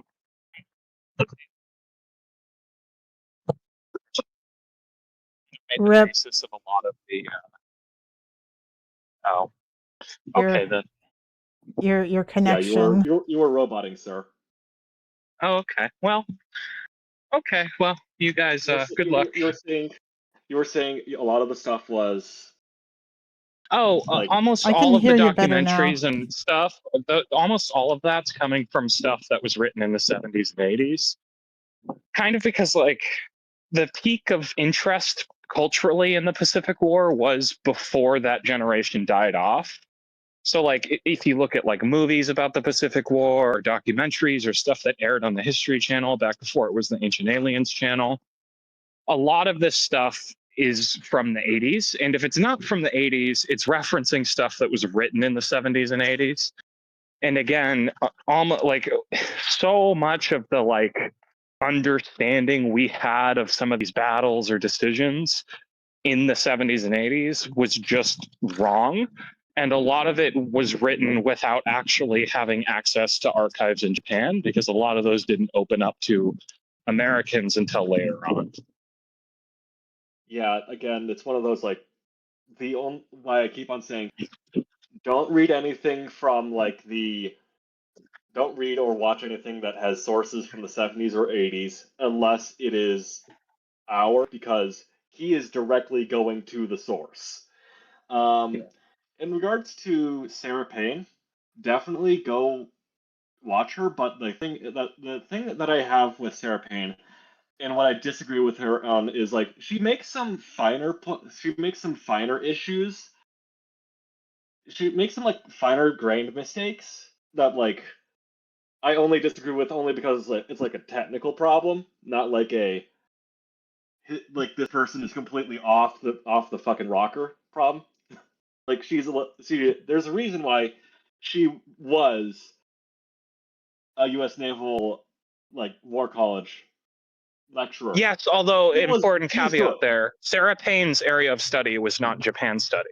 Her area of study was actually more focused on China, and she only had to learn about Japan because she had to learn about Japan to understand. You can't understand modern China without understanding Japan. So the mistakes Payne makes are more understandable because it's not her area of research isn't Japan. That's tangential. And also, I'd say those mistakes are less significant. I agree there's some errors there, but compared those, to like, what we're talking about written back in the day, it's night and day. Yeah, it is still somewhat bad, but it's not like I'm drunk driving a car expecting to get home safe and sober levels of bad. Yeah. I did end up putting some like recommended watching in there, only because essentially I did, and I put like Dr. Alex Clark in there, if only because he's like an actual war studies professor that's like currently lecturing. And there are some like cultural stuff that you can't really pick up from, and like he's good at doing the like here's what the current like scholarship is like. Now I put the movie The Great War of Archimedes from 2019 on there, if only because of it does a lot of like cultural and nuance stuff right around like little intricacies of Japanese culture within the 30s and 40s that you don't really get from like an American movie as much. Granted, I do not think you should take the broader takeaways from the movie to be true. There are some little scenes in there that and like little nuances in it that you would only pick up on if you were like Japanese but not or like kind of knew what Japanese culture was like. And that I think you should probably, and that's the reason why I recommend watching it, is like there's a lot of stuff in there that kind of explains the way things worked the way that they did, if only because it's a cultural thing. Yeah. It's incredibly hard to get that type of information across in text or in like a book form, which is why I had to recommend it, unfortunately. Yeah. Also, Kalinda. Yes. You were asking about the acronyms. I think a simpler, fuller answer, not to, because Tom gave a good answer, but one that might more holistically wrap it up is JSDF, Japan Self-Defense Force, is kind of like their DOD. And then the branches in that would be JGSDF for Japan Ground Self-Defense Force, and that's their army. JASDF for Japan Air Self-Defense Force, that's their Air Force. JMSDF for Japan Maritime Self-Defense Force, that's their Navy. And of course, all of their defense assets identify as not offensive weapons. So like their F2s, which are kind of a clone of our F-16s but improved, those aren't multi-role fighters. Those are air defense fighters. And their aircraft carriers aren't aircraft carriers. They're destroyers that identify as helicopter carriers. So that's kind of how they do it. Yeah, Nice. they tend to. There's a reason why I was talking about the idea of the defense of the destroyers needing to like why it was kind of controversial to have a torpedo on your destroyer. Yeah. Oh, just Oh, offensive no. strike groups. They have escorting groups. Yeah, they have escort groups, but they changed that over this year. So that's one of those things where like I can do that. I could do another presentation just on this. Yeah. And like The mask is slowly coming off this year on a lot of this stuff. The mask already was coming off in like 2014, if I'm gonna be honest. Well, I think you could go as far back as Shinzo Abe's first term as prime minister back in the early 2000s when Bush was in the White House. Yeah, I mean you could do that, but even like the thing is that you could probably do that with like the U.S. leaving Japan. With the way that they were starting to rearm. Could, but I think like, it'd be fair to argue Japan in the 60s and 70s was genuinely not interested in offensive capability. Yeah. I mean, which in a way like caused tensions with the U.S. Like Reagan flew over there in the 80s and begged them to spend more on their Navy. And they got to use like the Constitution we wrote as a shield. Like, hey, you guys are the ones who disarmed us, so we don't have to spend money on that. That's your problem. That's kind of changed. Yeah, this is one of those things where it's like, hey, it depends on what you're asking about, and also whether or not Takahashi or Abe's prime minister. Takahashi. It depends on who's PM and who. I'm gonna like close the presentation. So yeah, it really does depend on who's PM for who you actually get. Assault Shed, if you want to come on in, you can just like pop on in if you want, I guess. I'm willing to like answer questions about this stuff. Oh, I'd have to drag him in. Hold on. Yeah. I mean, a lot of the stuff today, and this is why I said that we probably should like actually like do another presentation. I should probably do another presentation on that that goes from like the 2000s to like today to like near today and to like 2022-ish is because of just how insane it's gonna get in terms of just how they mess around with the definitions of things. Well, I mean, one of my favorite recent examples is, you know, and this is from about 5 or 6 years ago. You see, Japan needs a global reach with its navy, not for offensive reasons, but so that they can defensively defend their ability to trade anywhere. So, like, they don't need carriers for offensive reasons. They need carriers in case they need to, I don't know, bomb Iran to open up the Strait of Hormuz, which is purely defensive because that's defending their access to trade. Yeah, I mean, they've actually been participating in anti-piracy missions and like humanitarian aid missions. They sent out some destroyers and frigates. They sent out frigates for the anti-piracy missions, but the humanitarian relief mission in like 23 to like some random Pacific island, that was using an LST. Yeah, that was training amphibious assault. That was training a marine capability, but they didn't want to call it that. So of course it's humanitarian supply, you see, but like the ability to land people on a beach, whether they're carrying flowers and MREs, is the same as if they're carrying guns, right? You're still training the ability to land people on a beach. Yeah. I mean, the thing is that I don't know exactly when the when Japan started to do stuff with impact, but like they did it in the 60s, right? Because that's basically They right did, around but I when mean, this back shit then their started. contribution was token. Now they're like a leading partner. Yeah. I mean, you're seeing stuff they like this year with the Philippines, and they're basically doing a lot of good work in terms of like training anti-ship missiles and like the air defense batteries in the Philippines as well.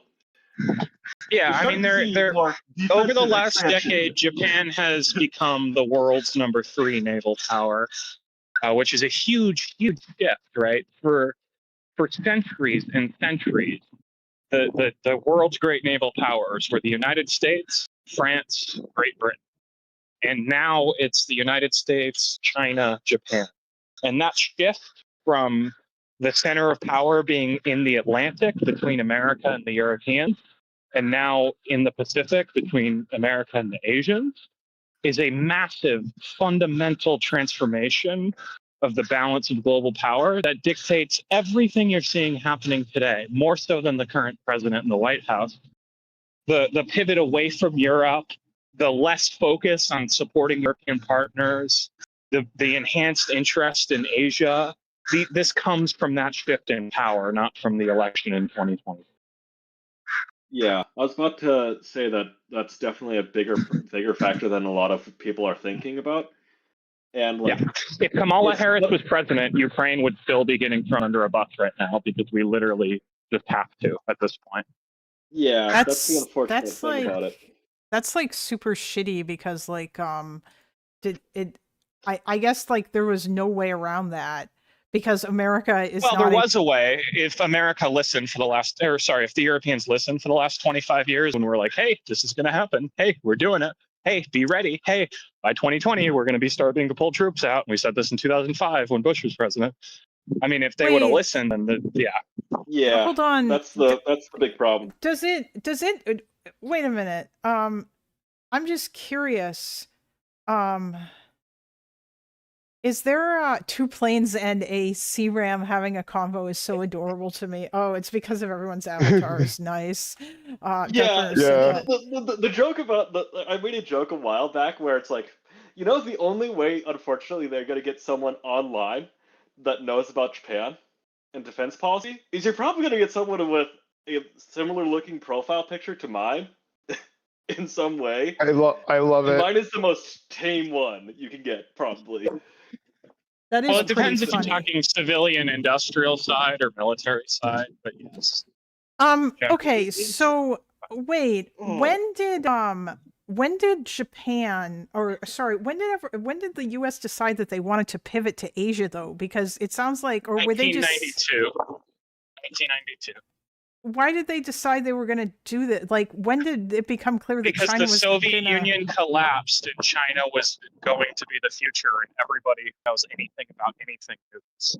Even in there are literally interviews of Richard Nixon in 1972 after he negotiated trade with China saying, right now Japan is the short-term powerhouse, and in the long term, China will be the true superpower.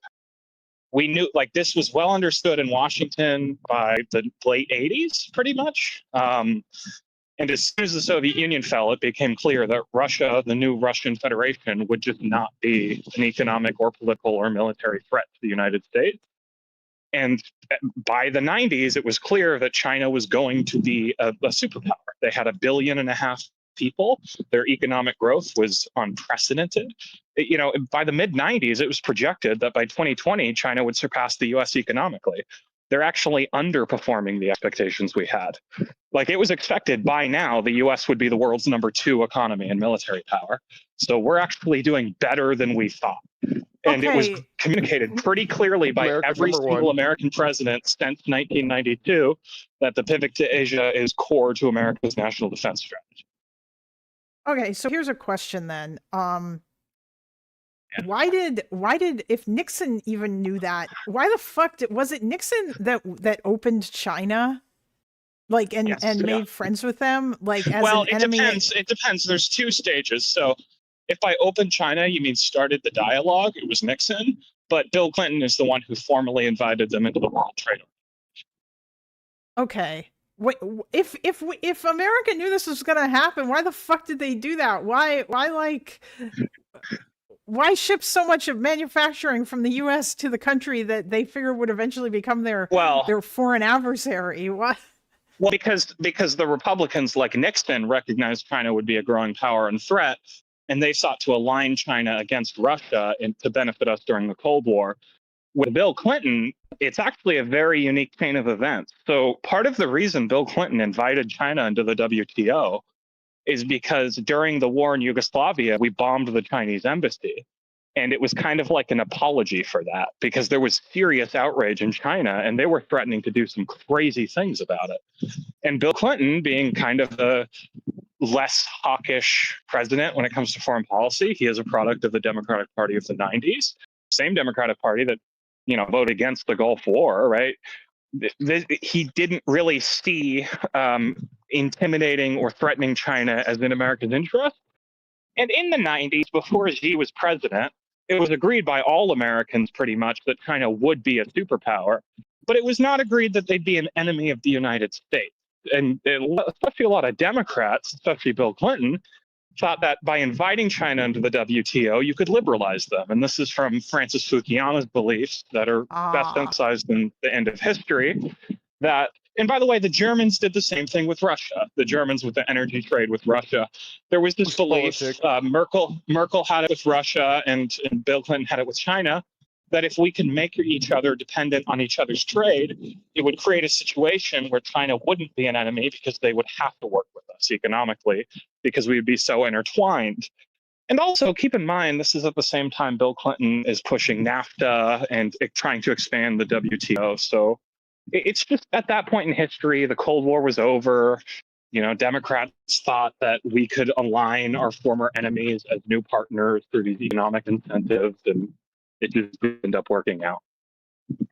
I don't blame them for being too optimistic during that time period, considering how much of a slog the Cold War was.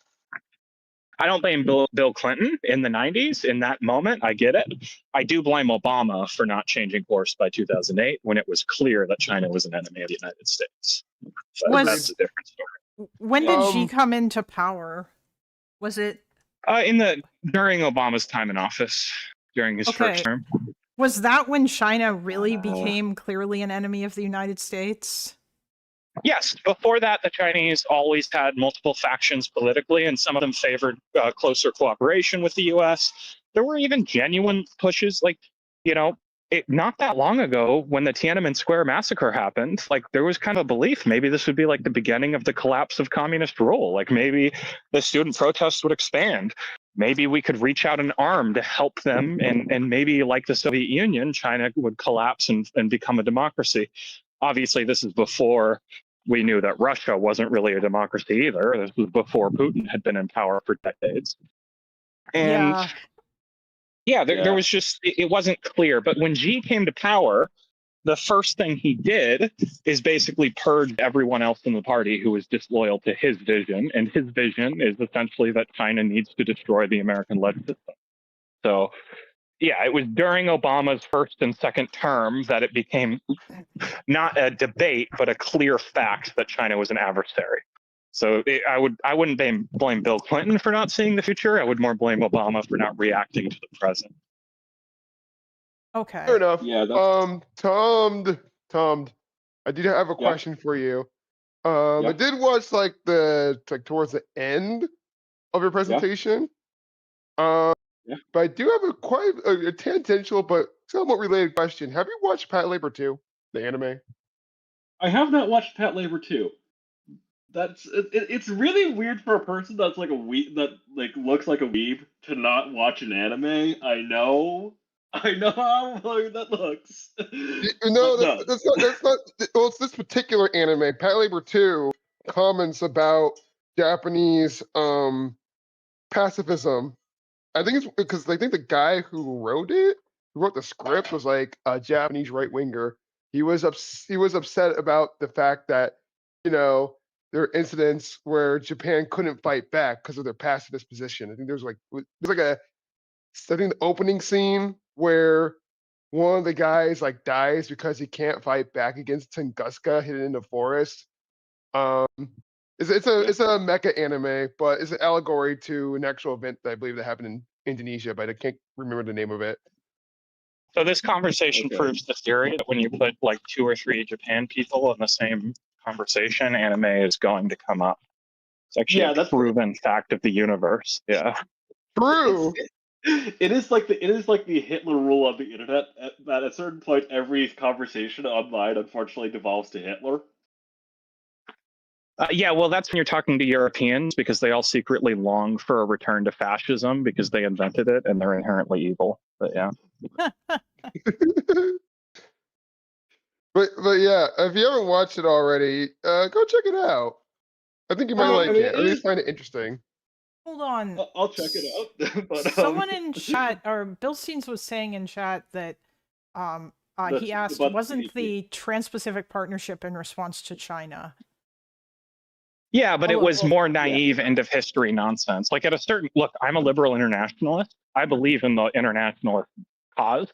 I do believe that you can build a world with liberal systems that can align countries into peace, and we can solve our problems in the UN instead of killing each other. However, you need to get rid of bad faith actors first. And it was made very clear by the time Obama was president that China was a bad faith actor and we could not negotiate or trust them as long as Xi was in power. Especially after Xi declared that he was going to be basically in power for life and he wasn't going to step down after his second term. So the TPP, great in concept. I support it in concept. I love the idea. But at a certain point, you have to recognize that the economic integration is not working and these are just adversaries. Yeah. I mean, it's one of those things where I'm like, unfortunately, the only frame of reference that I have here is World War II when it comes to this type of thing, where it's like, you know how, like the whole thing behind like appeasement, I think was actually a smart move, but only because they were pairing it with rearmament at the same time. But it's one of those like, were we doing the second part? Yeah, if we had done appeasement at the same time we had prepared ourselves to kick the Germans into dust, things might have gone differently, but we didn't do that. We did appeasement, thought that it solved the problem, and continued disarming ourselves. Between 1936 and 1941, the British military got smaller, not bigger, right? Which is crazy. Yeah. And by the way, that describes today, right? Right now, today, we're doing appeasement with China and disarming ourselves. So what could go wrong? It's one of those things where I specifically brought the example up of Chamberlain because I was thinking about it in terms of that. Because of the whole thing behind that and like the 10-year rule in regards to like fiscal restraint and that. Sorry if I bring it back to World War II every once in a while. It is World War II. Moki is saying stuff. I don't know if people in here really know about this, but Moki, I don't know what you mean about like the Arab Spring being a clusterfuck. Like maybe the way in which they handled it, some parts of that, like that. Well, Obama didn't handle it. Obama's handling was let's just wait and see what happens, which is also what he did in 2014 when Ukraine invaded. When Ukraine was invaded by the Russians. Yeah. It's also what he did when Xi again. Like look, I am a Democrat. However, if we're being honest, that all of the worst decisions made in handling China were made by Obama's administration. Like the point where China became a terminal catastrophic threat to us, like that was him. And also the decision to basically gut the US Navy and Air Force was Obama, right? So yeah, it was kind of a clusterfuck. I think George Bush and Donald Trump have better foreign policies than Obama.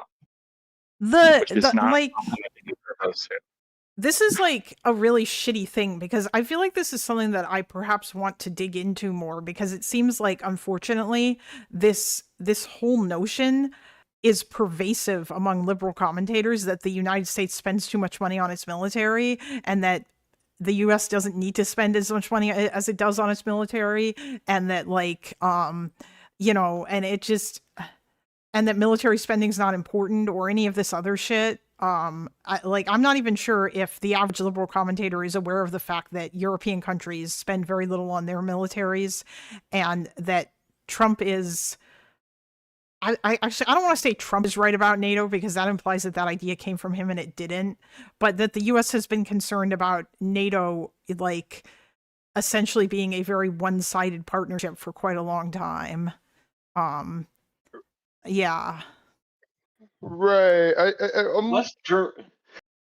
If I may have a bit of a hot take here, West Germany deciding to disarm entirely, almost entirely because of because of the deal that they had with Soviets was a bad thing. Actually, they should have just sold their stuff, their excess to the Dutch. Correct. Wait, did Also, Germany Kalinda, just... it's a 30-minute video, so I don't expect you to watch it right now, but you should consider at least watching it on your own, maybe on stream. It's Ronald Reagan's famous military defense speech he gave in the second term of his administration. I don't like Reagan, but it's just more that what you see there is what Democrats need to do. And that's basically a 30-minute Oval Office address to the American people on primetime TV, where Reagan sat down and said, hey, look, I know it seems like we're spending a lot on defense, but here's what our enemies are spending, here's what their capabilities are, and here's why what we're doing isn't enough. And all of the problem comes down to we haven't had a Democrat who's been willing to have a frank discussion like that with the American people, quite frankly, since Jimmy Carter was in office. He was the last Democrat that was kind of strong on this. And part of the reason Jimmy Carter was so strong on defense is he graduated from the United States Naval Academy and was an officer in the Navy, so he understood. And before Carter, the other Democrat that was really strong on this was John F. Kennedy, who, guess what, also graduated from the United States Naval Academy and was an officer in the Navy. We just haven't had that kind of expertise in the Democratic Party at the highest levels since Kennedy and Carter were president. And part of the reason, one of my other favorite choices besides Newsom for the White House is Kelly. It's because Kelly graduated from the United States Naval Academy and is a military officer who understands the problem and can articulate it well and votes on the correct side of these defense concerns.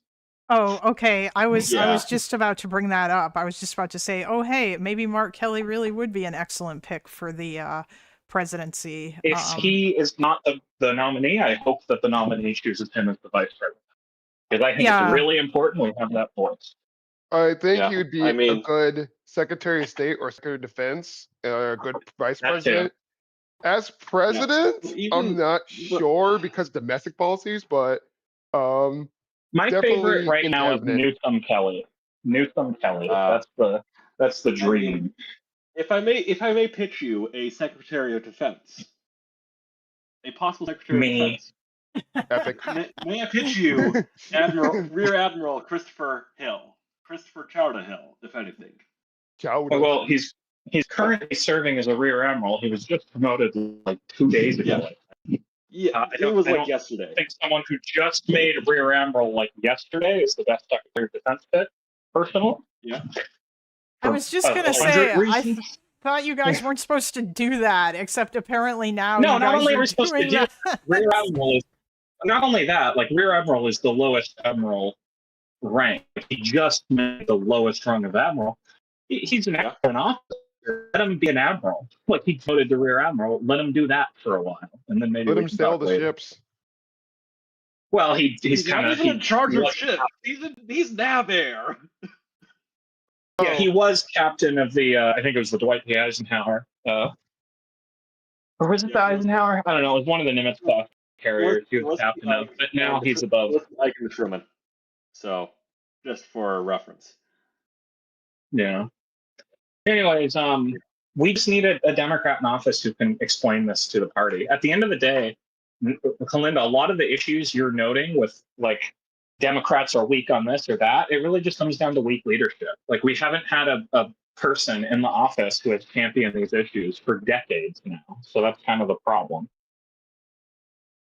Yeah, I mean, it was incredibly frustrating, and it is incredibly frustrating talking to some of my foreign policy some of the people that I know from like that are like doing the defense part of like master's programs that are like Democrats, and they don't understand this stuff. Hillary Clinton also strong on defense issues. Had she been the president, I think she would have done a good job on that. Yeah, that was the Hillary impression that I got. But sorry, hold on, Assault. I just The only problem that I'm seeing here is that unfortunately with that the six party system, I believe it was, like once like the party changeover The happens. hippies. Yeah, that's right. The whole anti-war coalition that is now like a pretty big part of the Democratic Party, or at least seems to be. Like all those people would It lose is, their but fucking again, minds. I mentioned Jimmy Carter. He was president during the six-party system, and he was able to bridge that gap by being like pacifist coded aesthetically, but like actually being really strong on defense in terms of what he was actually doing. Like Jimmy Carter, if you talk to anti-war protesters, they will say Carter's the best president in American history. Actually, one of my old flight instructors, when I was first learning to fly, he was like a big like Santa Cruz, like Bay Area kind of hippie Green Party voter. And I remember when I was being taught to fly by him, one time we were flying over the bay and he just brought up Jimmy Carter randomly. And he's like, he's the closest thing to Jesus Christ we've ever had in the White House. Like these people love this guy. But behind closed doors, Jimmy Carter was like ruthlessly strong on defense. Jimmy Carter is the guy who got the Trident nuclear missile program funded. He's the guy who built the modern nuclear submarine fleet we have at the higher level. He's the guy who like assured that America would have dominance in submarine warfare for decades to come. A lot of our best submarines to this day, like the Seawolf, those programs were originally funded and approved by Jimmy Carter. So I think you can do it. I think it's just you kind of have to do what Newsom's doing, where like you signal in one way but actually do things in another way. And I think that just takes a level of talent that you don't see with Biden when it comes to rhetoric, and I think Obama just didn't give a fuck. But I think you can do it. Yeah, I mean, the thing is that essentially you need to actually have leadership that looks like it can do what looks like it's competent and actually communicates with people. Like, unfortunately, the only person that I can see that's doing it right now in like a weird democracy that like manages to balance like these stupid domestic base with their foreign policy concerns. Current PM of Japan. She's actually doing something competently. But that's because essentially it's kind of hard not to, given her position at least. And by the way, again, that video of Reagan in the chat here, whether you watch it yourself or on stream, I think it'd be productive either way. Stream might like it, or at least parts of it to skip through. But I think that's like an example of exactly what we need. Just he literally sits down and he even pulls out charts. He's like, this is how many missiles the Soviets are building. This is how many we're building. Do you see how it's lower? And then like he'll even explain, yes, we spend more because we live in a country where people are paid better. Like it's like this is what we're actually producing, though. Like we just need someone to do that who's a Democrat, really. Yeah, I mean the reason why I say that like current PM of Japan and like current defense minister are doing a really good job with this is if you go online to the Ministry of Defense's Twitter account, they are currently running a series of like tweet threads on why exactly they're buying what they're buying. It is what like if you can read Japanese or you can use the translate button on Twitter, it is one of the best examples of what Epic is talking about. Like I can link it in the chat, but like Okay. I'll consider that. I guess like there is only one, I guess, other wrinkle, and I feel like this is part of the reason why this probably works quite a lot for Japan. Is because that, or is working for Japan as well, is because that like the Japanese people are literate. Yes. And also they recognize there is a looming threat of Japan, or at least I would imagine most people, or China. And also maybe maybe all that weird shit from North Korea, but I think probably more so from China, because China is actively fucking around in the region, claiming territory that's not actually theirs, messing with boats and doing all this shit. And like I would assume that people in Japan look at that and go, holy shit, they might actually like come at us.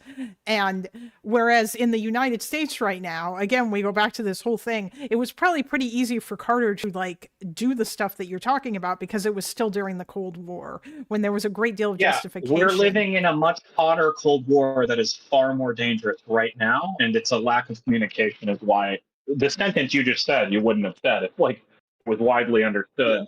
Like the Cold War we're in right now is 100,000 times worse than the Cold War was with the Soviet Union. we're actually losing this one. Like, it's scary. It should Oh, you scare mean people. And with it's not Japan or just with Japan they're in China? the face of. We have islands there too. Guam is part of the United States of America. Okay, there are our ships getting rammed in those waters. The Chinese are not threatening just Japan or Taiwan. They're threatening the United States directly. And the fact that Americans don't understand that really speaks to a failure of communication. Yeah, it is. Also, It is. this is just from a screenshot from that address. But like, this is a slide Reagan, again, like Reagan was talking, he put the slide on TV. Millions of Americans saw this on TV. That's the production of tanks, 1974 through 1982. And like, he explains, like, even though we spend more, as you can see, they're outbuilding us like 5-1. And it's just like, Americans don't see this with China today. And by the way, before this speech, most Americans didn't give a fuck about defense spending either. Defense spending was on the decline up until this speech. So you can change Americans' minds if you're willing to fucking do it. The problem is Biden wasn't, because he was incapable. Not because he didn't care to, because he was incapable of communicating. He's just too old. He couldn't talk effectively. You don't want Biden on primetime TV because he'd stutter and look stupid and it would be bad. And Obama could have, but didn't care because he was a defensive neo-realist that didn't give a fuck about any of this and thought he could just buy off the Russians by approving the Germans to build more and more pipelines, and that he could build the TPP and then the TPP plus, and then there would be an economic bloc aligned against China, and that would somehow achieve security. So it's really just like bad luck that we got Obama, who didn't give a fuck, and then Biden, who did give a fuck but was incapable of actually communicating the needs of the American people. And in between those two, we have 2 terms of Trump, who, by the way, Trump just today, the administration announced they're canceling $12 billion of arms shipments to Taiwan that they already paid for because they're getting diverted to the Southern Command for use against Iran. So we've had now, if you are an American and you're 30 years old today, never in your life have you seen a president who gives a fuck about dealing with China. Bush Jr. did not give a fuck. He was focused in the Middle East. Obama did not give a fuck because he thought China was only adversarial because Republicans were mean. And Trump doesn't give a fuck because he only cares about himself, and he's willing to throw the Taiwanese under the bus if it benefits him. And Biden, even though he did give a fuck, and Biden literally flew to Vietnam and flew to Korea and shored up our alliances and diverted military power and was doing the right things behind closed doors, he couldn't communicate those needs to the American people. So we've been in a Cold War that we're slowly losing with China for 15 years now, and you just said during the Cold War, like we're not in one. And that's like a great example of a problem. Yeah. Well, okay, And, that's like, fair. People didn't necessarily think of it as like a Cold War or like yeah, you're right, because people don't view that as a Cold War, and I didn't even necessarily view if it. during the Cold War the American president was never mentioning the Cold War, we probably wouldn't have felt like we were in a Cold War then either. Yeah. That's why it's a one of Cold those War. things where it's one of those things where, like, I'm honestly saying this. The only people that are doing that type of communication today is the Japanese, and they're doing it really well and effectively on Twitter and YouTube. Unfortunately, it's in Japanese and targeted towards the Japanese audience. But still, like, if you take a look at the screenshot and like click on the link to like get like a translated version of the thing, they actually do what they're doing. They actually are bothering to communicate that issue. It's like it is genuinely impressive what they're doing with this in order to like do the. Oh, sorry. Here's something, Kalinda, you should. I think this would be really good. Yeah, click on your screen. if you click the translate There's a button, link you to. can probably do that. Yeah. There's a link to the CSIS, and it's tracking the construction of Chinese carrier number 4. This carrier they're building. So their first carrier they bought from Ukraine, it was a Soviet carrier, and it was kind of an obsolete diesel boat. And they basically cut that apart to figure out how carriers worked, and then they reverse engineered it, and their second carrier was a clone of that one. You know, it was kind of obsolete by the time it hit the water. No one in America took it very seriously. Their third carrier is their first super carrier that is second only to our own super carriers. It is more capable than any other ship in the world that's not one of our super carriers. And this fourth carrier is going to be bigger than any of ours and more capable than the best ones we have. And if you click on that, link I sent for CSIL, and you just scroll down to that image section, you can actually see a timeline of construction, and you can just click around those little dots and you can see the ship being built. I need to stress, our next carrier, the USS John F. Kennedy, construction for that carrier, I'm just going to double check on Google before I state the year I'm thinking of to make sure I'm not, to make sure I'm not being off here. I think it was in 2018. Oh, way further back. Yeah, good thing. 2011 is when we started construction of the USS John F. Kennedy, which is a carrier that we will be finishing next year. So that ship starts construction in 2011. It's finished by 2027. That ship you're seeing right here, construction for this ship started in 2025, and it's going to be done probably next year. And it is a bigger, more capable ship than the John F. Kennedy. And right now, the U.S. Navy is losing an aircraft carrier every 3 years because during the Cold War, we built tons of them. And right now, we're only building one every like 10 years, basically. And ships are retiring faster than they're being rebuilt. Right now, the U.S. Navy has 11 aircraft carriers. Next year, we will have 10. In 5 years, we will have 9. Guess what? China right now has 4 aircraft carriers. Next year, they'll have 5. Pretty soon, they're going to have 10. By 2034, China will have more aircraft carriers than the United States, and they will be better than our aircraft carriers ship to ship. They will be larger, more capable, more modern aircraft. Okay? We are losing the Cold War to China. They are winning decisively. They are outproducing us. They are building aircraft carriers in 2 years that are bigger than the ones we can build in 17 years. It should horrify everyone, but it doesn't because we don't care. Because this isn't what I'm saying should not be news to you. This should be in the State of the Union every year. The president should be posted. The pictures you're looking at right now of that ship being built, that should be on C-SPAN. It should be debated in Congress. The president should be holding that picture up from a satellite from the Oval Office saying, Americans, this is why we need to step it the fuck up. Yeah, I mean, that, and also, like, a big criticism I had of the Biden infrastructure bill was the whole lack of, where's the shipbuilding stuff? Oh, like, yeah, this is like, this and like the fact that the Chinese carriers are coming around with emails, which are basically a better version of a catapult than the current steam catapults that we run, unlike the Nimitz class. That should terrify you more than just the fact that they're getting more boats in the water. The fact that they're getting better boats in the water. Yeah, this Type 004, the carrier you're looking at that's being built right now, is going to be better than the best American aircraft carrier that we've ever built. And they're building it in a 2-year timetable. And the Type 004 class that you're looking at, our counterpart to that is the Gerald R. Ford class, which is about 10% smaller and will carry less aircraft. It is a less capable carrier. It takes about 16 to 18 years from start to finish to build a Gerald R. Ford class aircraft carrier. They are building better ships in 2 years. It is terrible, and nobody cares. Yeah, we even get people saying that we should get rid of the legislation that protects part of the shipbuilding industry because we failed to do industrial policy. So what the shit? This right here is a picture of the USS John F. Kennedy in 2019. Okay, that image, that is the Kennedy in 2019. It is currently 2026. That ship is still not finished. Again, you were just clicking through pictures of an entire carrier that's bigger than this one, just emerging in less than 2 years. It's more finished right now than the John F. Kennedy is. Yeah. Oh, damn. Look at that. It has on screen. Ooh, yeah. 2019. If that was a Chinese carrier in 2019, today it would be in the water, serving in the fleet, and it would have been doing so for 5 years.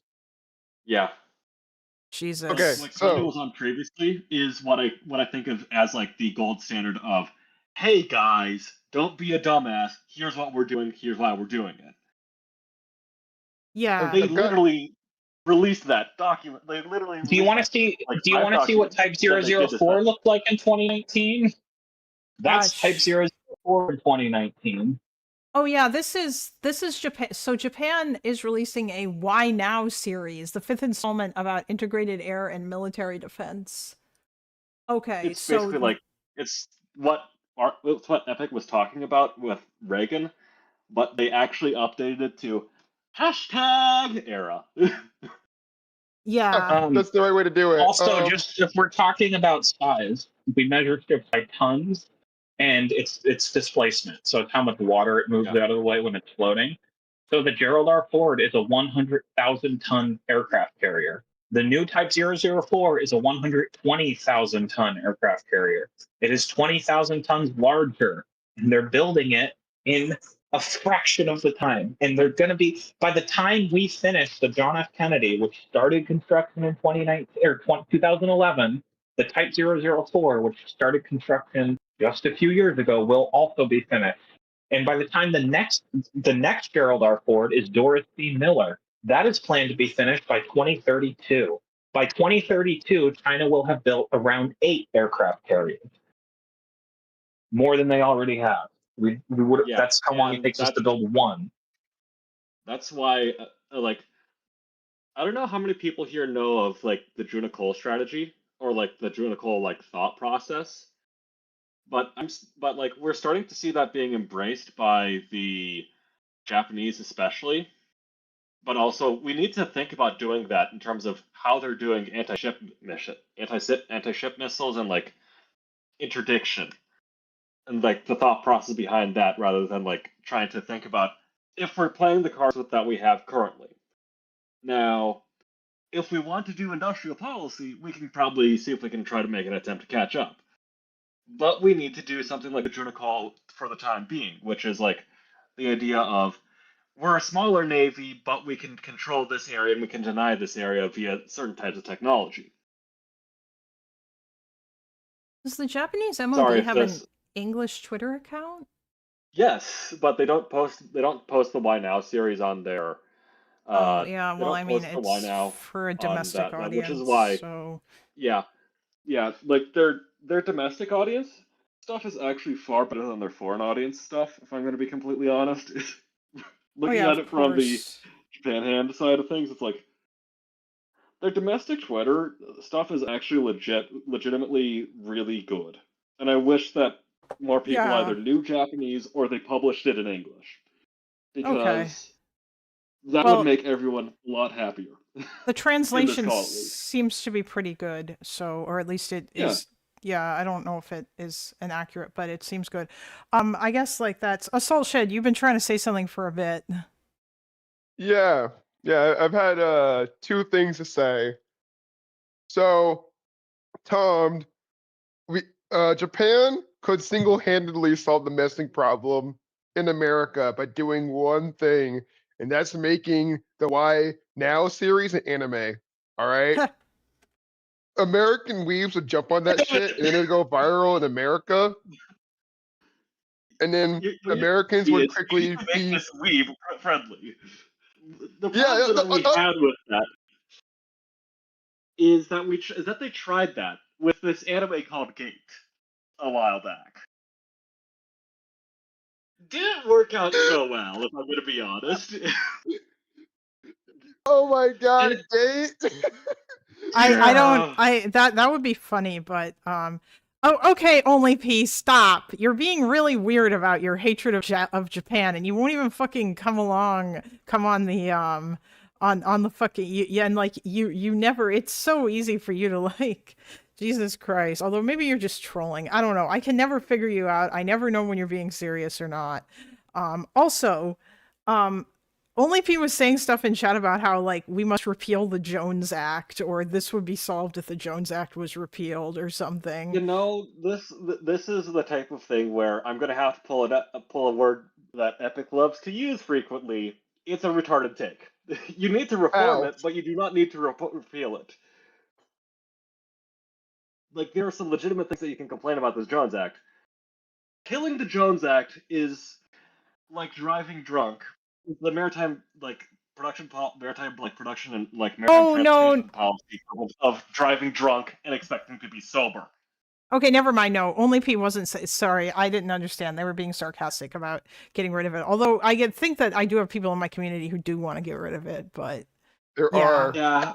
Yeah, there are, and unfortunately, it's like I've had the same. J-Mac has repeatedly said this. It's like, we need to repeal the Jones Act without understanding why it exists. It's like the context that it exists in is a very different one than we are in today. Like the one that it existed when it was made didn't require as much industrial policy as the one that we need to have today. Sorry, Saltshed. Go ahead. What? Well, his argument was that the Jones Act is more of a wartime protectionist measure to maintain U.S. shipbuilding capability. But every time a war actually happens, it gets waived, which I think is a poor argument. I get the logic, but it's a poor argument. It fundamentally misunderstands why it exists, actually.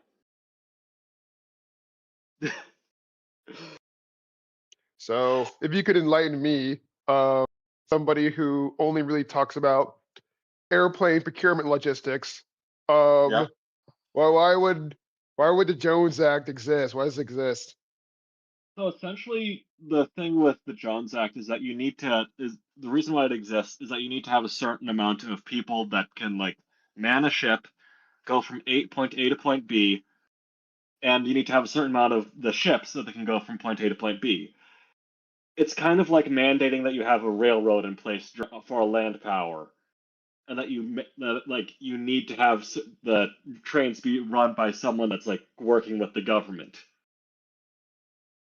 Like Germany, it would just be like if they don't have someone that's like if the thing was privately if the railroads were privately owned and fractured and like owned by like 15 different people, you can't really run logistics without ships for the U.S. and the Jones Act is meant to like provide a certain amount of reserve ships for that without having to dip into after you go through the process of like dipping into the merchant marine reserves. And without trying to go into the like not the merchant marine reserve, but like the current MARAD type deal. Okay, see, so it's basically a floor for like how much know-how and like ability to actually move stuff around by boat domestically. Like it's just a floor on that supply. Now to go on to my second question, so as opinion. I do believe that our inability to shipbuild and mainly just increase our industrial capacity or even have any kind of like real solid industrial policy, it's really downstream of our I don't know when this fell apart, but like our chronic inability to really like build stuff. Anytime we try to do any large project, it gets bogged down in lawyers and legislation, and then people point fingers on who's going to pay for it. Part of it is that. Part of it is legitimately not enough money being thrown at the problem, and like. Yeah, that's why that's what I'm saying. It's like part A, part B type thing, because like, and where I think that the Jones Act could really be like helped, or like you could phrase this differently, would be assembled instead of built in the United States, because built can mean that basically you have to go from like ground up and build it, whereas the way that a lot of modern shipbuilding is in the modern day, like even back in like the 40s and 50s. We ended up exporting this exact same technique to Japan, by the way, in the 50s, is we make little components and then we assemble them into like into a large ship, right? It's kind of like the Lego brick thing, where you don't want to like build each individual brick, but you need to be able to put together a kit. Yeah, we do this already with our airliners. The Boeing's Everett plant, they mainly just put the big piece together that are built in other countries and then fly them out. It just takes a really big facility to move those pieces around. Yeah. It's one of those like which is why it's super smart to tariff Canada and Japan, who make 80% of the parts in every Boeing. That makes a ton of sense. Which is definitely going to help. Which is one of those. It's Trump the nation builder.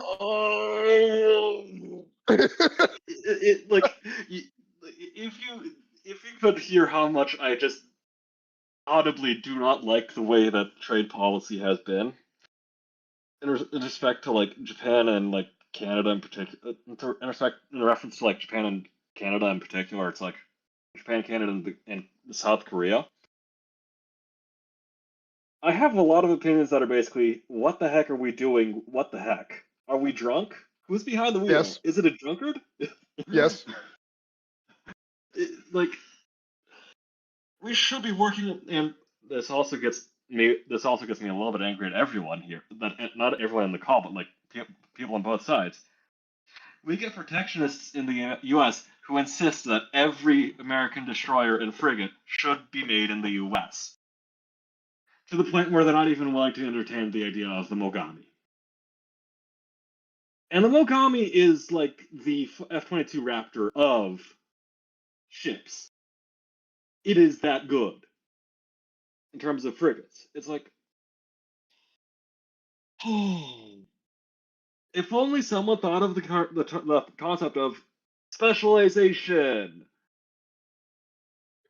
I just think it's said that inability to set industrial policy is downstream of the bigger issue of we just can't build shit, and this is domestically hurting the U.S. very badly right now as well. Yeah, we see this in housing, we see this in construction of critical rail projects, aging infrastructure.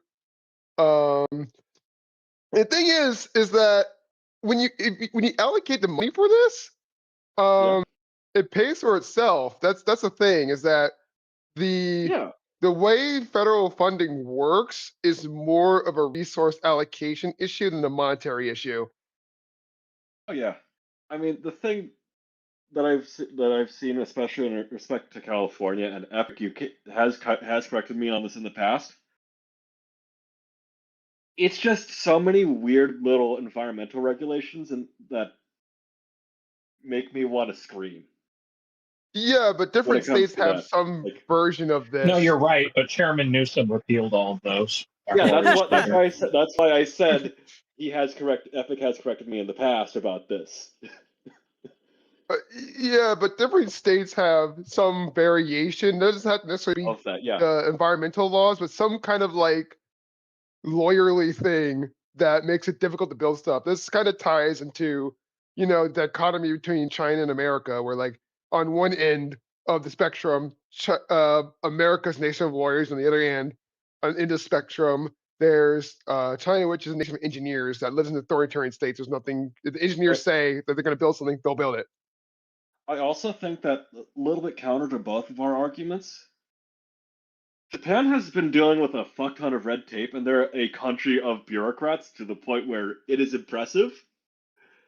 But they keep on consistently funding and consistently making enough stuff in terms of capability that they can defend themselves and actually do things right. Yeah, I think when it comes to Japan, but the thing is that like it's a lot more centralized in authority, though. Yeah, it's a lot more centralized, a small country. It is also more of a collectivist culture that allows, like, if once we make the decision to move to do something, everyone goes along with it. Whereas in America, when there's a decision to do something, either by Congress or state government or whatever, everyone doesn't necessarily go along with it. Most people might want to go along with it, but then there's people who are just compelled to be sticks in the mud. There's always going to be that group of people that ties up projects, makes expensive, and drags things out for multiple decades on end. And this incapacity to solve these problems and deliver for the people has led, I believe, is what's really like fueling the rise of populism in the United States and the other Western countries. Yeah. Like, it is essential. It is, and I think we should probably see if Bill Steens should get one. It looks like Bill Steens wants to get in, by the way. Yeah. Oh, yeah. No, I saw. I actually was just gonna say, if you guys wanted to continue this conversation, I can like move y'all to another channel. Although it looks like there's people in general. So you know what I'm gonna do? I'm gonna make another Hold General on. 2, I guess. Yes. Well, yeah, thank just y'all for coming out and seeing my presentation, because I didn't know how well that would go over, to be honest. Maybe I should make a presentation on like either the F-47 program, like the history of that. Like what's the deal with the INGAD? And the speculated technologies. Or California high-speed rail. One of those God. High-speed rail 2 would be funny, though. two. California high-speed rail It'd be a is big Never like asked an autistic person about trains. Biggest mistake of my life. The biggest mistake in my life was agreeing to do stupid things and win stupid prizes. Yeah, Okay. California high-speed rail is like the one unassailable thing I have on the server. I'm gonna move everybody to General 2. If people in the chat want to chat in there, you can join the Discord. There is a invite link in my stream description. I don't know if, or you could try !! Discord. Maybe that might work. Did I actually, will Nightbot comply? But actually I'll just move, I'm gonna move all you guys over there. And I might come in later, or y'all can keep chatting about stuff. But yeah, I'm gonna do that now, okay? All right. All right.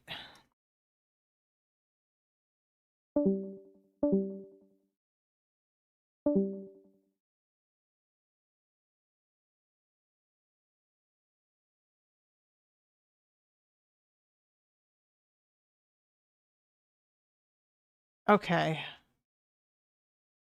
All right, chat. I need to take a break from wearing these earbud things. But thank you all for stopping by, and that is crazy that we maintained this level of viewership all throughout this stream. Thank you so much, friends. I will try to be back tomorrow. I probably should be. We'll see. I might actually like get more stuff ready so that I can actually talk about proper news tomorrow. But yeah, I feel like Saturdays are probably going to be like the main days when I do streams and stuff to do like reacts and whatnot. But yeah, in any case, I hope that you all have a wonderful, wonderful evening. And I'm going to go and hug the cat and give him all the pets that you all purchased. Thank you so much. Have a good one, everybody. Bye. It's because we missed you. Well, that's good. I'm glad. I think it's also because Destiny is not streaming. Oh, thank you. Thanks, thanks for the, what is this? The cheers, Epic, thanks. Is there a TLDR on Iran? Not really. From what I've seen, it seems like they're still trying to get a deal, but they haven't gotten a deal.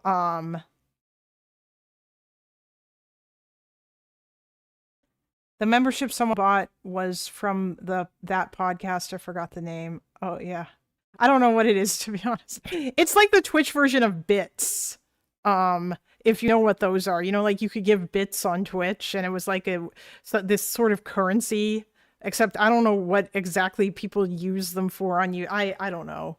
But yeah, it's like, it's basically, it's a way to give the streamer like a small amount of money. But yeah, thank you, OnlyP. I don't know how often I'll stream, but I do want to do it on weekends. Usually it'll be like when I know, or if I have something to talk about in particular and whatnot. But yeah, I'll figure it out. I like how Epic has given 20 memberships, but isn't a member himself. It's because he doesn't care. That's what he said. Like, he didn't really see a point. He probably has premium, and so there's not really much need. I also imagine people are happy to see you're still streaming. Some snarker claimed they bullied you into leaving content creation. Wait, did they? Aspiring Devil, are you in my Discord? Because I mean, nobody really bullied me. They tried to. That was like a long ass time ago. Oh yeah, on Monday I'm going to be on the Marketplace of Ideas panel. Yes. And I'm going to debate with Pisco about court packing, alongside Tom Foolery, who is on my team, I think. And I've basically decided that court packing is bad and court expansion is not really the way to go either right now, because both of those things are going to look like partisan power grabs, and all you're going to do is open a Pandora's box that will allow the Republicans to do the same shit once they get into power. And they will do it. Like, you don't want to do that. That's not good. Because right now they don't want to do it. They don't feel like they need to do it. And it's funny because even in the past, they never felt like they needed to do it. Probably because I feel like even they knew that doing so would, like, court packing is like mutually assured destruction. And that's why nobody has ever been willing to do it first. So it would be exceedingly stupid for Democrats to decide to do it.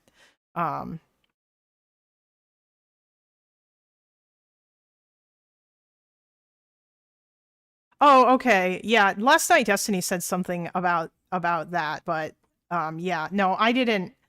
Samuel, I haven't started the new job yet.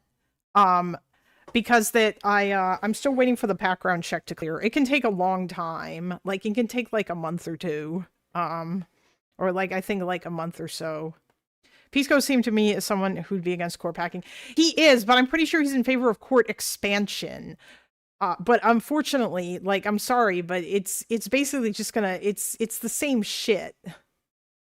Like, even if, like, it's going to look like the same shit, no matter how you attempt to frame it.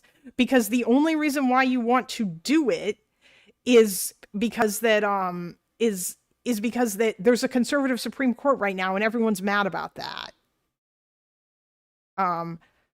Okay, but what about judicial impeachment? I'm okay with that, but that's like a higher bar, you know? So, I mean, yeah, no, I'm not okay with that. Hell, to be honest with you, I'm not even really okay with getting rid of the filibuster, because I feel like if you have like a stopgap in place that prevents the other team from being able to do a bad thing, I don't think that you're like, if you're not in power and you look at that stopgap and you go, thank God for that stopgap that has prevented this bad thing from happening. And then you get into power and your first thought is, we should get rid of that stopgap that like the other side is using to prevent me from doing what I want now. I feel like you're just not thinking ahead.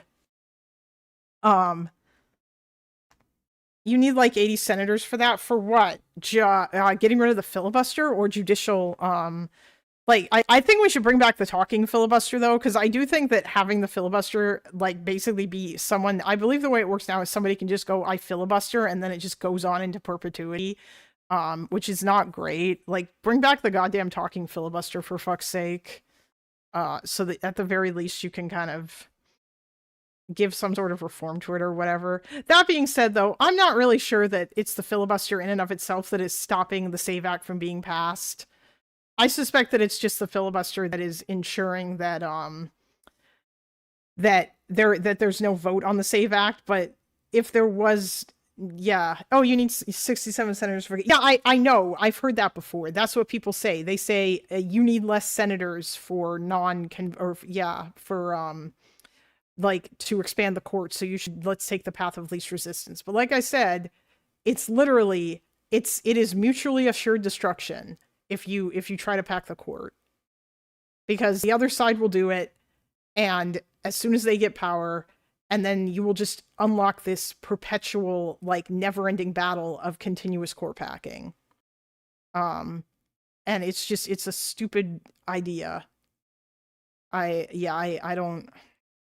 I've also heard people claim that, like, the judicial branch was supposed to be the weakest branch, according to the Founding Fathers, but I thought that all three branches of government were supposed to be equal. So that just seems real dumb. But I will do more research about that, like, for the debate and everything. Cause, like, I'll also, actually, you know what I might do tomorrow?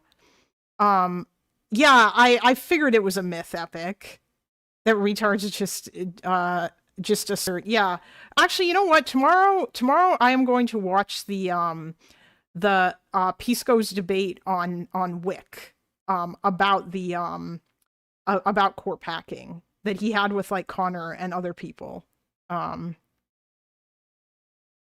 Oh, IRI was asserting that? That's not great. I mean, IRI is like, he's probably in favor of that.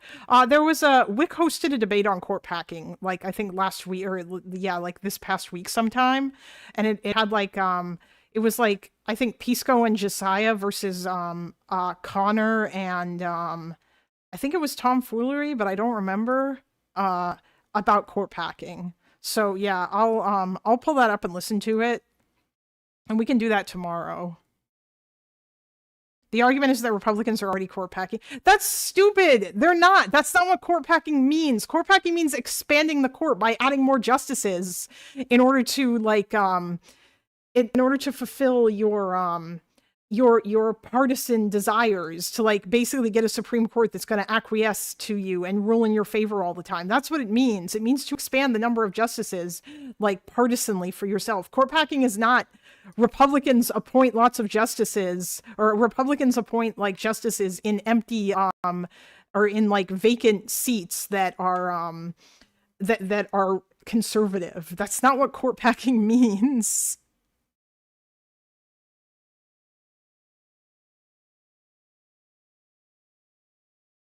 I'm gonna end stream now, and also I'm not talking about, maybe I'll look at what you sent, but I don't think so. I'm not gonna watch that overzealots video.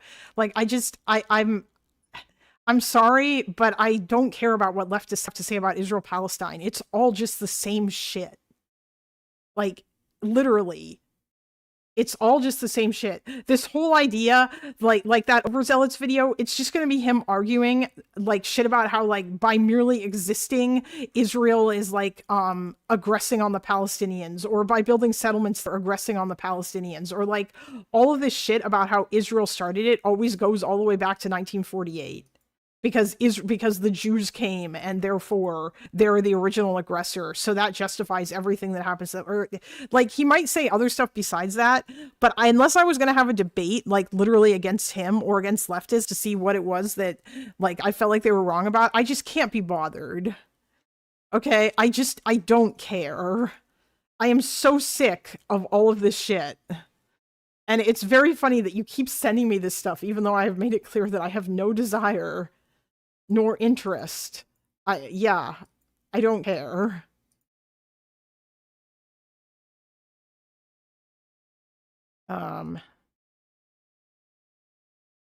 Anyway.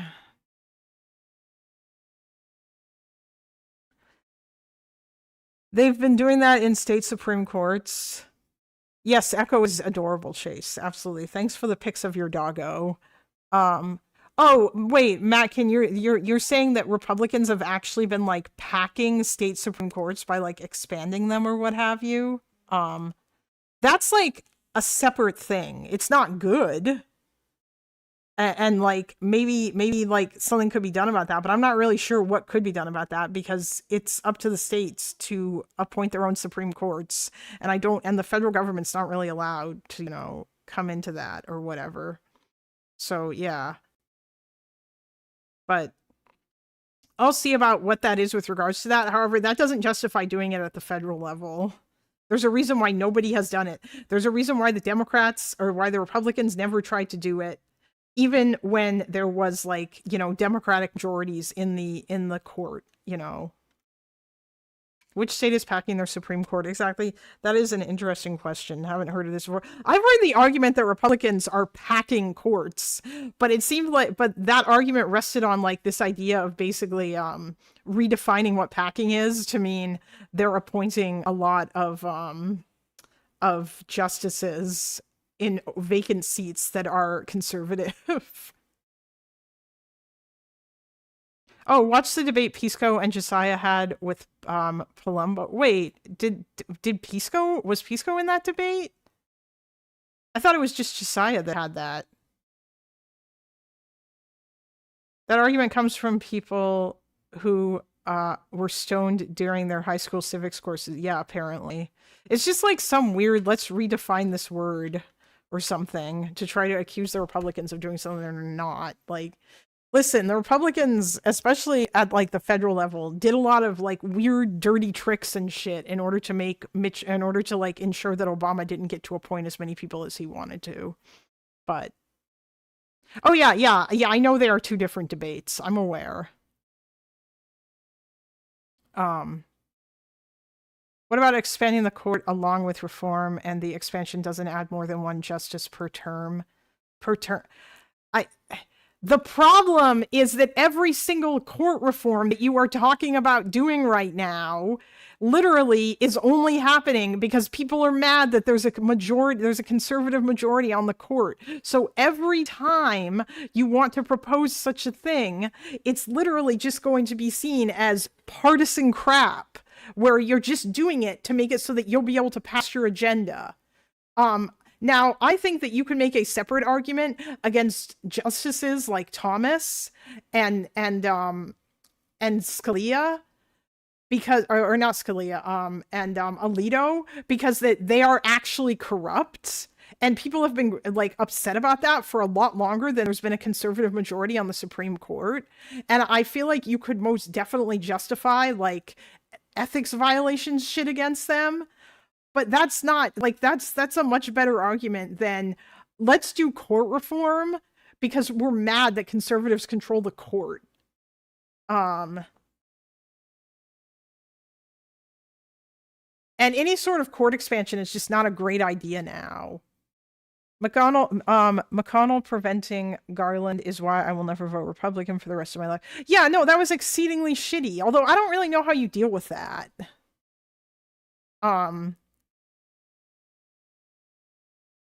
Although I proposed before, and then Epic was telling me that you can't really do that. I was saying like, maybe there should be a timetable on having a vote on that. It doesn't mean that they have to pass it. But then at the same time, that also robs the Senate of its ability to be a check on the executive branch, because if the executive branch manages to get enough votes, like what if like the candidate is just exceedingly shitty, and that would stop like for example, if the shoe was on the other foot, if the Democrats manage to take control in the midterms and Trump wants to do certain appointees either to like the courts or otherwise, and the Democrats want to say no, fuck that, everyone you pick is like blatantly unqualified, like Trump sycophants, and we are not nominating any of these people, that means, and like we're basically just not going to hold hearings on any of them, I would be fine with that, because it's not a good idea to like you shouldn't allow the president to just nominate fucking crazy, like insanely unqualified people. To clarify, when I meant by expanding by one along with reform, I mean that in a way that eventually evens out and makes things less volatile. It's not, I'm salty and want more justices. The course of our country is essentially determined by whether or not a justice of a certain party has a stroke. Yeah, I know, that's also annoying. Oh, you mean you basically want to like add one more justice and then like set up some sort of timeline whereby a new justice would get appointed by each president or whatever until you have expanded the court to basically make it so that there's like, I guess 13, which is the number of federal districts, and have each federal district, or have each justice be from that federal district, so that they are representative of like the like, I guess, judicial philosophy that is practiced in that district.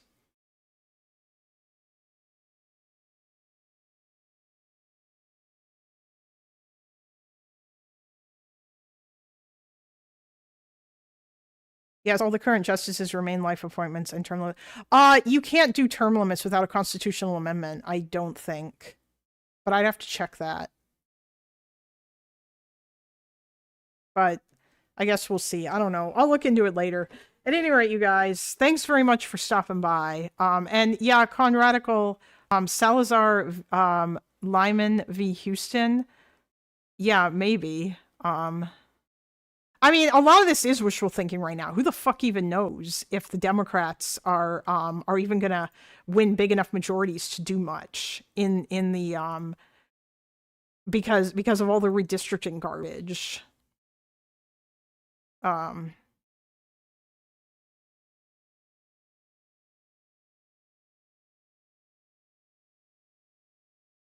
I'm surprised there's not more coverage on this case.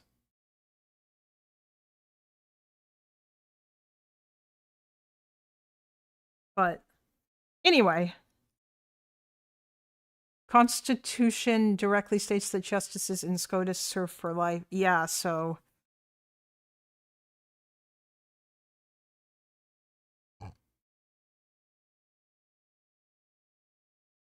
yeah. Okay, thanks, Con. Anyway, have a good one, you guys. I will see you later. Oh my god!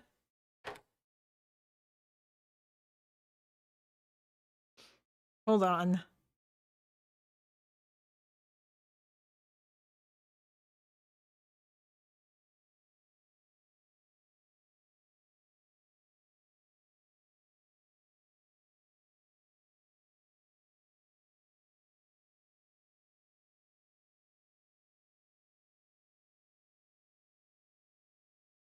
One last Stuart.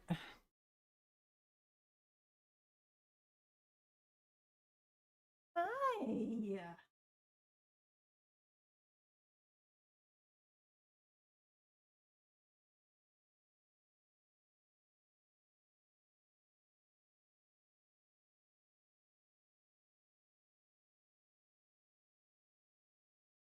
He's a loaf. Look at this excellent loaf form.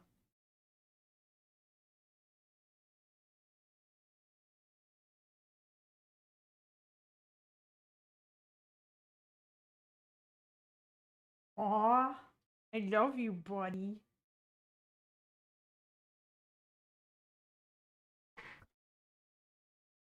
Yes, he is a thick loaf. That is true. All right, chat.